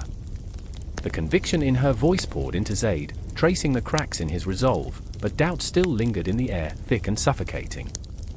In that moment, the clock of their fate began to tick, a relentless rhythm echoing the heartbeat of the city, the past pressing against the present like the weight of a memory too painful to bear. They were trapped in the cycle of history, the Ayyubid influence still casting long shadows over the land, but the question remained, could they reclaim it? Could they rise from the ashes like the phoenix of their law? A sudden shout shattered the night, a clash of steel, piercing the veil of their thoughts. The world erupted around them, chaos spilling like the last drops of hope from a cracked vessel. Zaid's heart raced, adrenaline flooding his veins as he grabbed Amina's wrist, pulling her into the narrow alleyways, their sanctuary now transformed into a labyrinth of uncertainty. "We need to hide," he urged, fear clawing at him. But Amina stood firm, a tempest in her own right. "No. We cannot run. We must stand and fight for what is ours." Her spirit burned bright, an indomitable force against the cold winds of despair that threatened to extinguish their flame. In that moment, a decision hung thick in the air, as palpable as the stench of sweat and smoke. They were two souls standing on the precipice of history, a legacy swirling around them like the dust of ages. Their ancestors' ghosts flickered in the corners of their minds, urging them forward, reminding them of the blood-soaked soil that bound them to this land. Zaid felt the pull, the urgency of their lineage coursing through him. "Then we will fight," he breathed, the realization igniting the embers of courage deep within him. "Not just for ourselves, but for all those who came before us. For Ayyubid pride." And as the clash of steel echoed through the night, they were swept into the fray, two hearts thrumming like war drums, echoing the resolve of 1,000 warriors who had fought under the banners of their forefathers. The specters of the past surged around them, not as burdens but as allies, fueling their every move, etching their struggles into the fabric of time. In the heart of the tumult, the shadows of broken legacies and aspirations loomed large, an eerie reminder that the past would never truly die.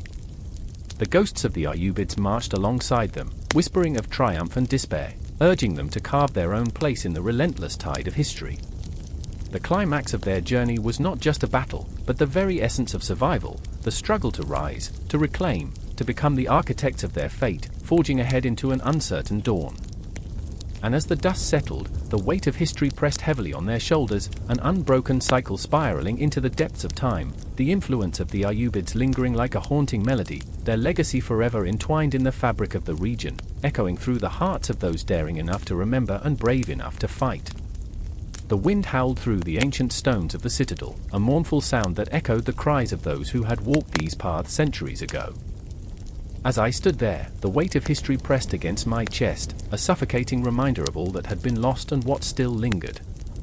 The shadows danced like specters, whispering tales of the Ayyubid legacy that shaped our lives but also haunted our dreams. I remember, oh, how I remember, running through the narrow alleys of old Cairo, the smell of spices curling around me like a lover's embrace.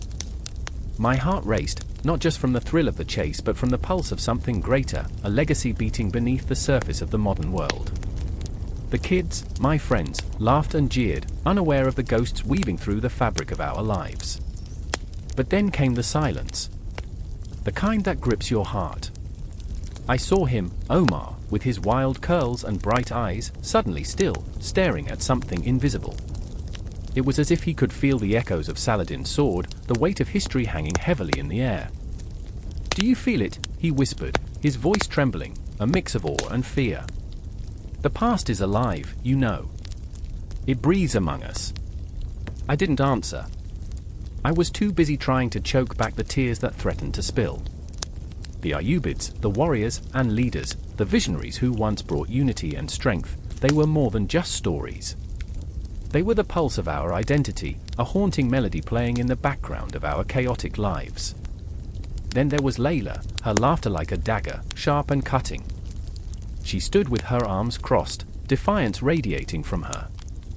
"We're nothing but remnants of their dreams," she spat, her voice thick with bitterness. "Look around. We've become shadows of shadows." I wanted to reach out to her, to tell her that she was wrong, that within the ruins lay the seeds of hope. But Layla was a tempest, a storm of lost hopes and dreams dashed against the rocks of reality.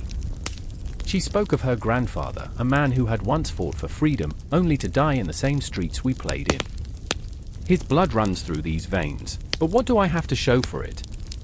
Nothing but echoes, she lamented, her eyes aflame with passion and despair. And in that moment, the nexus of our pain twisted around us, binding us to the past.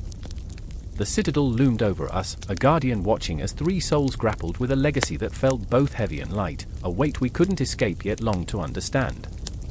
I remember the dusty streets we traveled, each step reverberating with the footsteps of those who had come before. They bathed once a year, so yeah, romance was earthy, but their passions, their ambitions, were anything but. I could see them within the crumbling walls, hear the laughter echoing through time, feel the dreams interwoven with the very fabric of life that we were now unraveling. The shadows whispered more, of soldiers and scholars, of love and betrayal. Saladin's name was a prayer on our lips, a legacy that danced like flames, illuminating the dark corners of our minds. But in the shadows, there lingered a promise that felt like a curse. The Ayyubid unity that once brought forth a golden age was fraying, a tapestry unraveling stitch by stitch, thread by thread, and we were left trying to stitch it back together with broken hearts and empty hands. Do you think they'd recognize us? Omar asked, eyes wide with a mixture of fervor and fear. Would they see us as their kin, or something lost? That question hung in the air, a heavy fog enveloping us, a shroud of uncertainty that draped over our fragile identities. The past was a ghost, beckoning us closer but never quite allowing us to grasp it, always slipping through our fingers like grains of sand. Layla laughed bitterly, a sound that cut through the tension. Recognition? Maybe they wouldn't care. They had their legacies. What's ours? The question echoed, wrapping around us, piercing our hearts, leaving us exposed. We are nothing more than their forgotten children, lingering in the shadows of their triumphs. The ache in my chest grew heavier. I wanted to scream, to tell her that we were more, that history was alive within us. But the truth felt buried beneath layers of fear, the fear of being nothing, of being lost in the cacophony of modernity, of the siren call of nationalism that drowned out the voices of our ancestors. Then came the confrontation, fierce and raw. You don't get it. I found myself shouting, my voice trembling with emotion. The Ayyubid legacy is woven into our very beings. It's not just their swords, their battles, it's love, it's loss, it's a struggle for identity. We carry their weight, their dreams, their failures.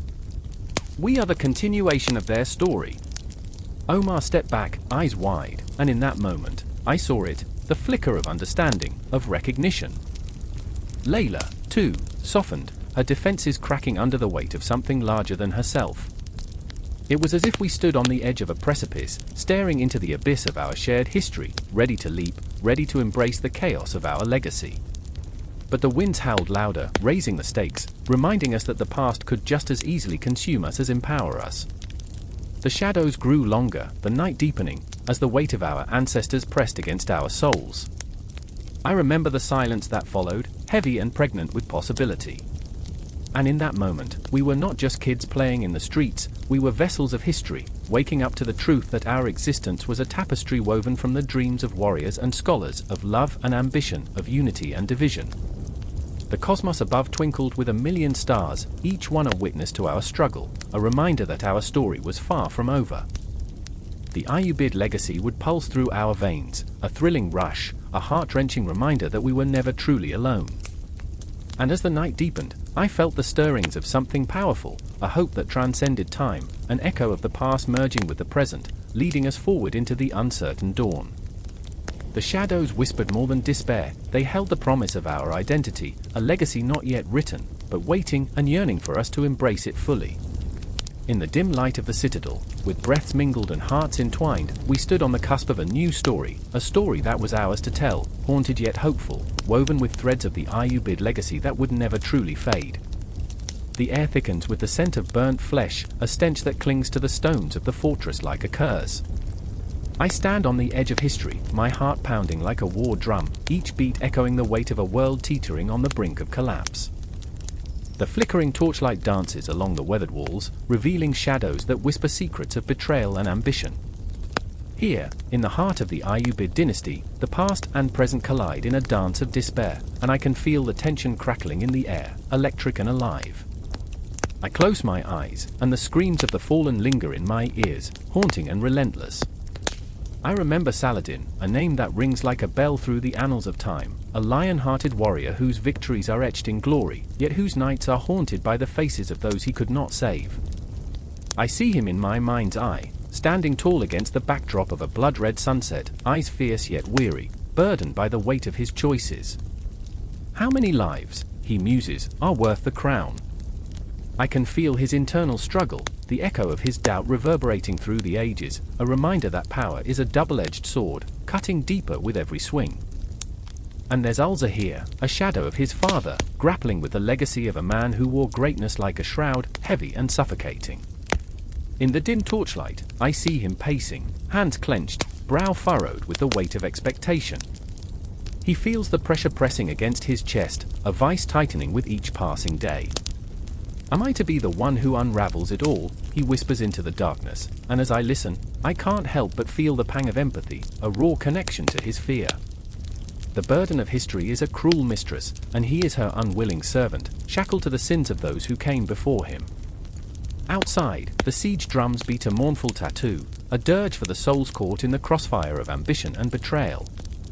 I remember the stories, the primary texts that paint a vivid tapestry of lives intertwined, destinies forged in the fires of conflict. Each parchment holds fragments of the truth, glimpses into hearts that bled and yearned for something greater than themselves. I can almost hear the rustle of ancient scrolls as they spill forth tales of glory and grief, of battles fought and lost, of men who rose to greatness only to fall, consumed by their own hubris. The whispers of the dead fill the chambers, and I feel them close, an invisible audience, eager for their stories to be told. I remember the reports of the historians, their ink-stained fingers capturing moments of both beauty and horror, the way they immortalized the Ayyubid dynasty in vivid detail. They bathed once a year. I chuckled darkly, and thought that was enough for romance. I can almost hear their laughter now, mingling with the cries of the present, bridging the gap between then and now. History is a mad jester, playing tricks on our hearts, reminding us that the absurdity of life is what makes it all the more poignant. Al-Zahir finds solace in the writings of his father, pages worn from the grip of anxious hands. I see him thumbing through the accounts of Saladin's triumphs and failures, searching for guidance, a lifeline in the storm that threatens to engulf him. Each word drips with the weight of expectation, each phrase a reminder of the shadows that loom behind him. Will they remember me? He asks the flickering shadows, and I feel the weight of his despair wrap around me, a suffocating embrace. The past is a ghost, and it lingers, always asking for more. I shift, the stones beneath my feet cold and unyielding, mirroring the ice that has settled in my veins. The air is thick with tension, and I can almost touch the impending conflict, a palpable force ready to explode. The echoes of swords clashing in the distance wrap around me, a symphony of violence and honor. I feel the pulse of the city, its heart racing, alive with the fury of ambition and the despair of the innocent. Innocence has no place in this world, it's a commodity lost to the flames of war. Saladin, once the hero, now a spectre of his own making, stands at the precipice of his own legend. I see the cracks in his armor, the moments of doubt that flicker like shadows across his noble face. What if I lose everything? He wonders aloud, the question hanging heavy in the air, a dagger poised above his heart. Time feels fluid here, a moment stretch and warp, memories collide, and I'm caught in the web of their intertwined fates, a prisoner of their struggles. There's a silence, a heartbeat, a moment frozen in time. The world seems to hold its breath, and I'm suspended between the weight of history and the fragility of the present. The stories of the past pulse around me, urging me to listen, to remember. The primary sources swirl in a tempest, each account a brushstroke on the canvas of their lives, a kaleidoscope of emotions that refuse to be contained. As I peer deeper into their souls, I feel the pain of their choices thrumming in my chest.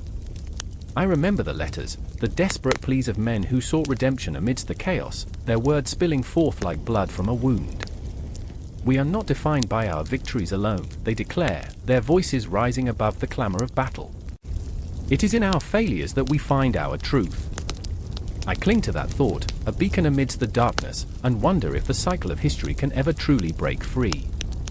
But the moment shatters, the tension breaks, and I feel the rush of inevitability. Time has no mercy. The clash of swords explodes like thunder, reverberating through the very stones beneath my feet. I can almost taste the iron in the air, a bitter reminder that within the annals of history, blood writes the most compelling chapters. The Ayyubid dynasty teeters on the edge of destruction, and as their stories intertwine, so too do their fates, spiraling toward an unknown climax. I stand at the edge, heart racing, breath caught in my throat, unable to look away as the darkness looms ever closer.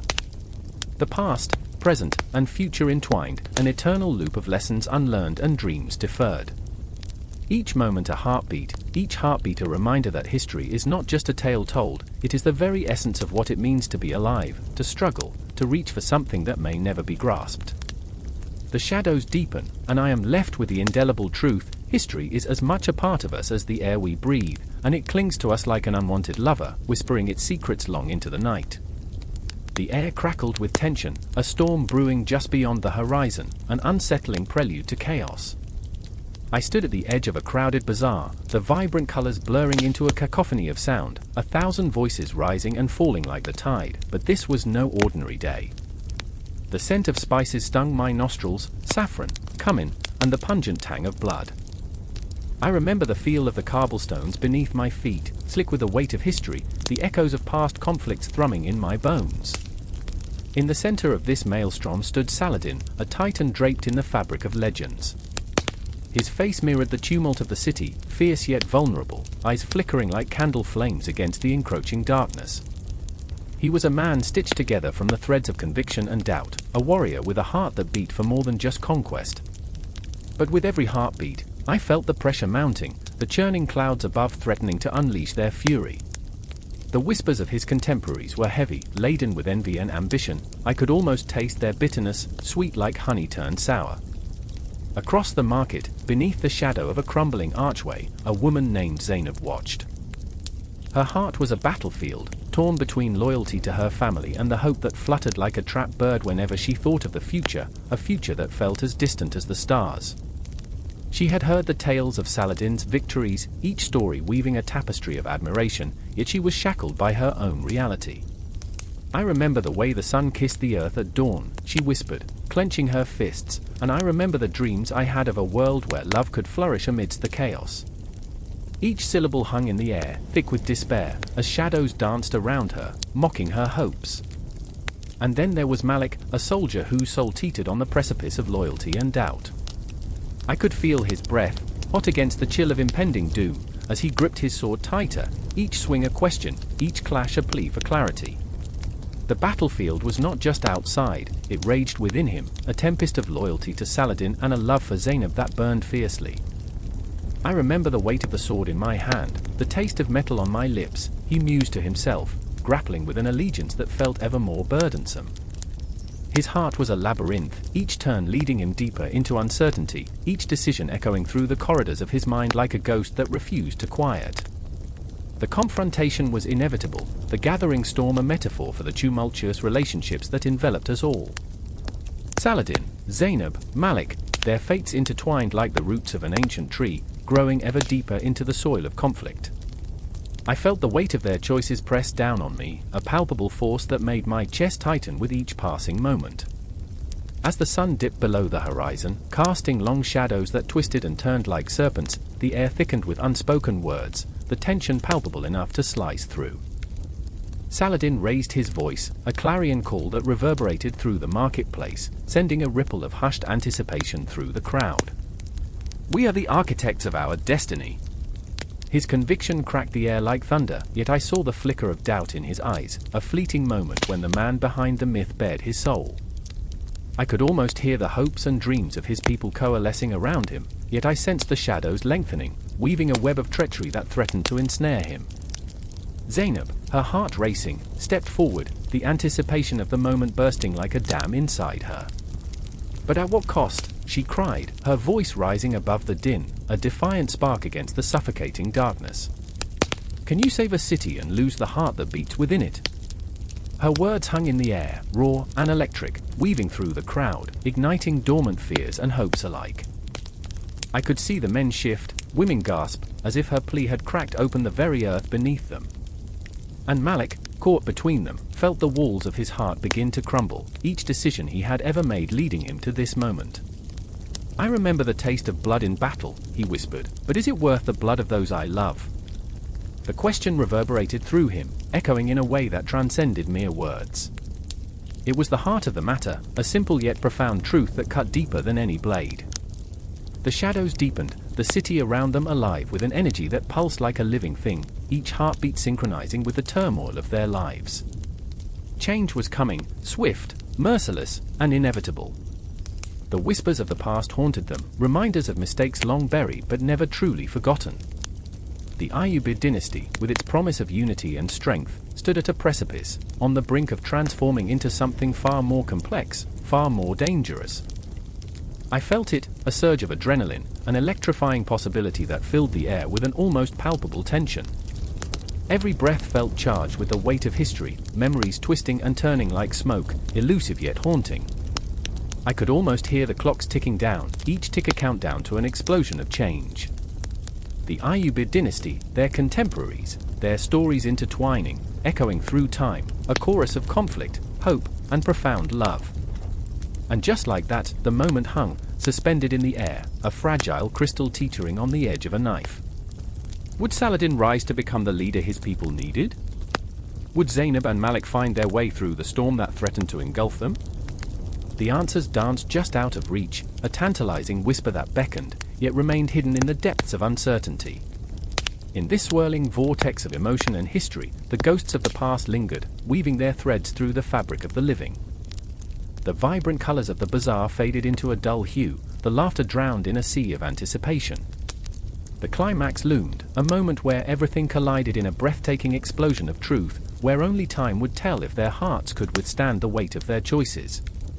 And so, we lingered in the shadows, waiting, hoping, fearing, suspended in a world where the echoes of yesterday collided violently with the uncertainties of tomorrow. The watchtower loomed like a specter against the bruised sky, shadows extending from its stone walls, curling around the marketplace below. Silence draped over the city of Damascus, a heavy shroud, as if the world held its breath. I remember the palpable tension, the air thick with uncertainty, where whispers of betrayal flickered like candle flames in the dark. I could almost see the ghosts of the Ayyubid soldiers, their armor glinting with the sun's last gasp. Hearts raced, pulses thudded, as a sense of impending doom settled like a weight in our chests. In the distance, I saw her, Layla, her face marked by a haunting beauty, one that made men falter and women scorn. She was in the market, her fingers brushing against spices that wove tales of lands far away. But her eyes, those once vibrant pools of delight, were now veiled with fear. I remember the moment she caught my gaze.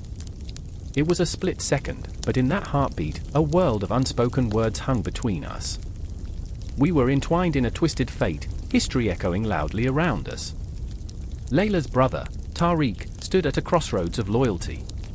A soldier of the Sultan, he bore the weight of a heavy sword but felt the agony of a splitting heart. His allegiance was to the dynasty, but family tugged at him, a relentless tide that threatened to drown him. I could see the turmoil etched across his brow, the conflict in his clenched fist, and I felt the heat of his desperation like a flame licking at the edges of reason. This family bond was his tether, yet it felt like a noose tightening around his neck.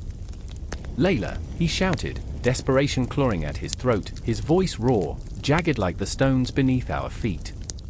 What would he do if the Sultan demanded loyalty over kin? Would he draw his sword against the only family he had left? My heart raced with his turmoil, and I could feel the weight of history pressing down on him, whispering tales of betrayal and honor lost in a single stroke. I remember the clattering of coins, the laughter that echoed, broken and hollow, as rival factions plotted in darkened corners. The Ayyubids, once a symbol of strength, now a tapestry woven with threads of betrayal. Historians spoke of the dynasty's glories with reverence, but I saw only the shadows behind the glittering facade. Layla's fingers trembled as she spoke of their father, a man caught in the crossfire of political strife, his ideals crushed by the weight of the Sultan's ambition. He wanted to unify, to bring peace, but peace is a fickle mistress, she whispered, her voice a fragile thread in the tempest. The night descended, cloaking the city in darkness, the stars flickering like distant memories of a time long past. Layla and Tariq stood on the precipice of fate, the silence around them thick and unnerving. I envisioned the ghosts of their ancestors swirling, their stories blending with the impending crisis like smoke in the night air. Past decisions haunted them, shadows of choices made long before they were born, as if the very land they stood upon was imbued with the weight of their lineage. "Do you feel it?" Layla asked, her voice barely above a whisper. "The heartbeat of our ancestors." I felt it too, the rhythmic pulse of history echoing, blending with the thrum of the present. Each beat was a reminder of what they stood to lose, a family, a legacy, a life unshackled by the burdens of the past. But Tariq's gaze hardened as he looked toward the watchtower. "And what of our future?" he countered, desperation bleeding into resolve.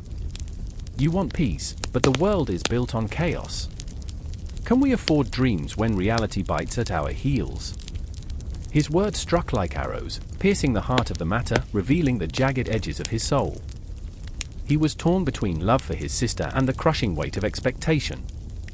The moon hung low, casting eerie shadows that danced around us, whispering secrets of betrayal, of alliances that crumbled like ancient ruins.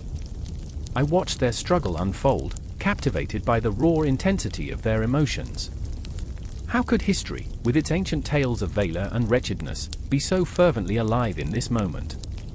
The Ayyubid legacy was a double-edged sword, a mesmerizing tapestry woven with both glory and despair.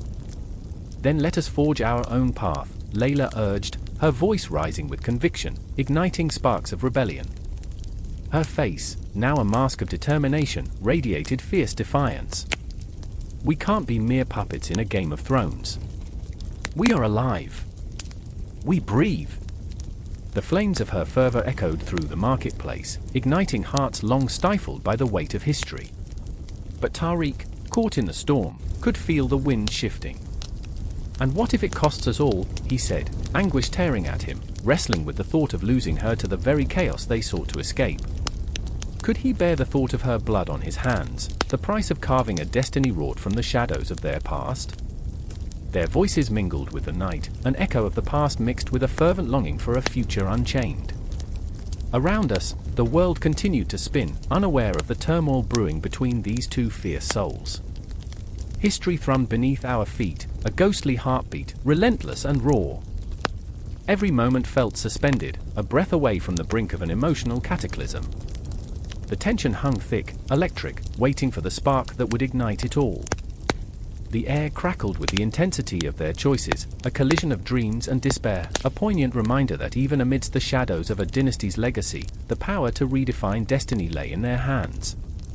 I stood there, an observer, a witness, my heart racing, breath caught in the drama unfolding before me.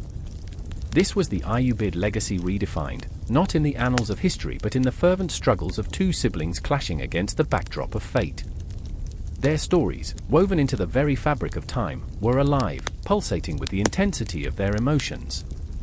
And as the night deepened, the air grew heavy with promise and possibility, the dawning realization that history was never truly set, it was a living, breathing thing.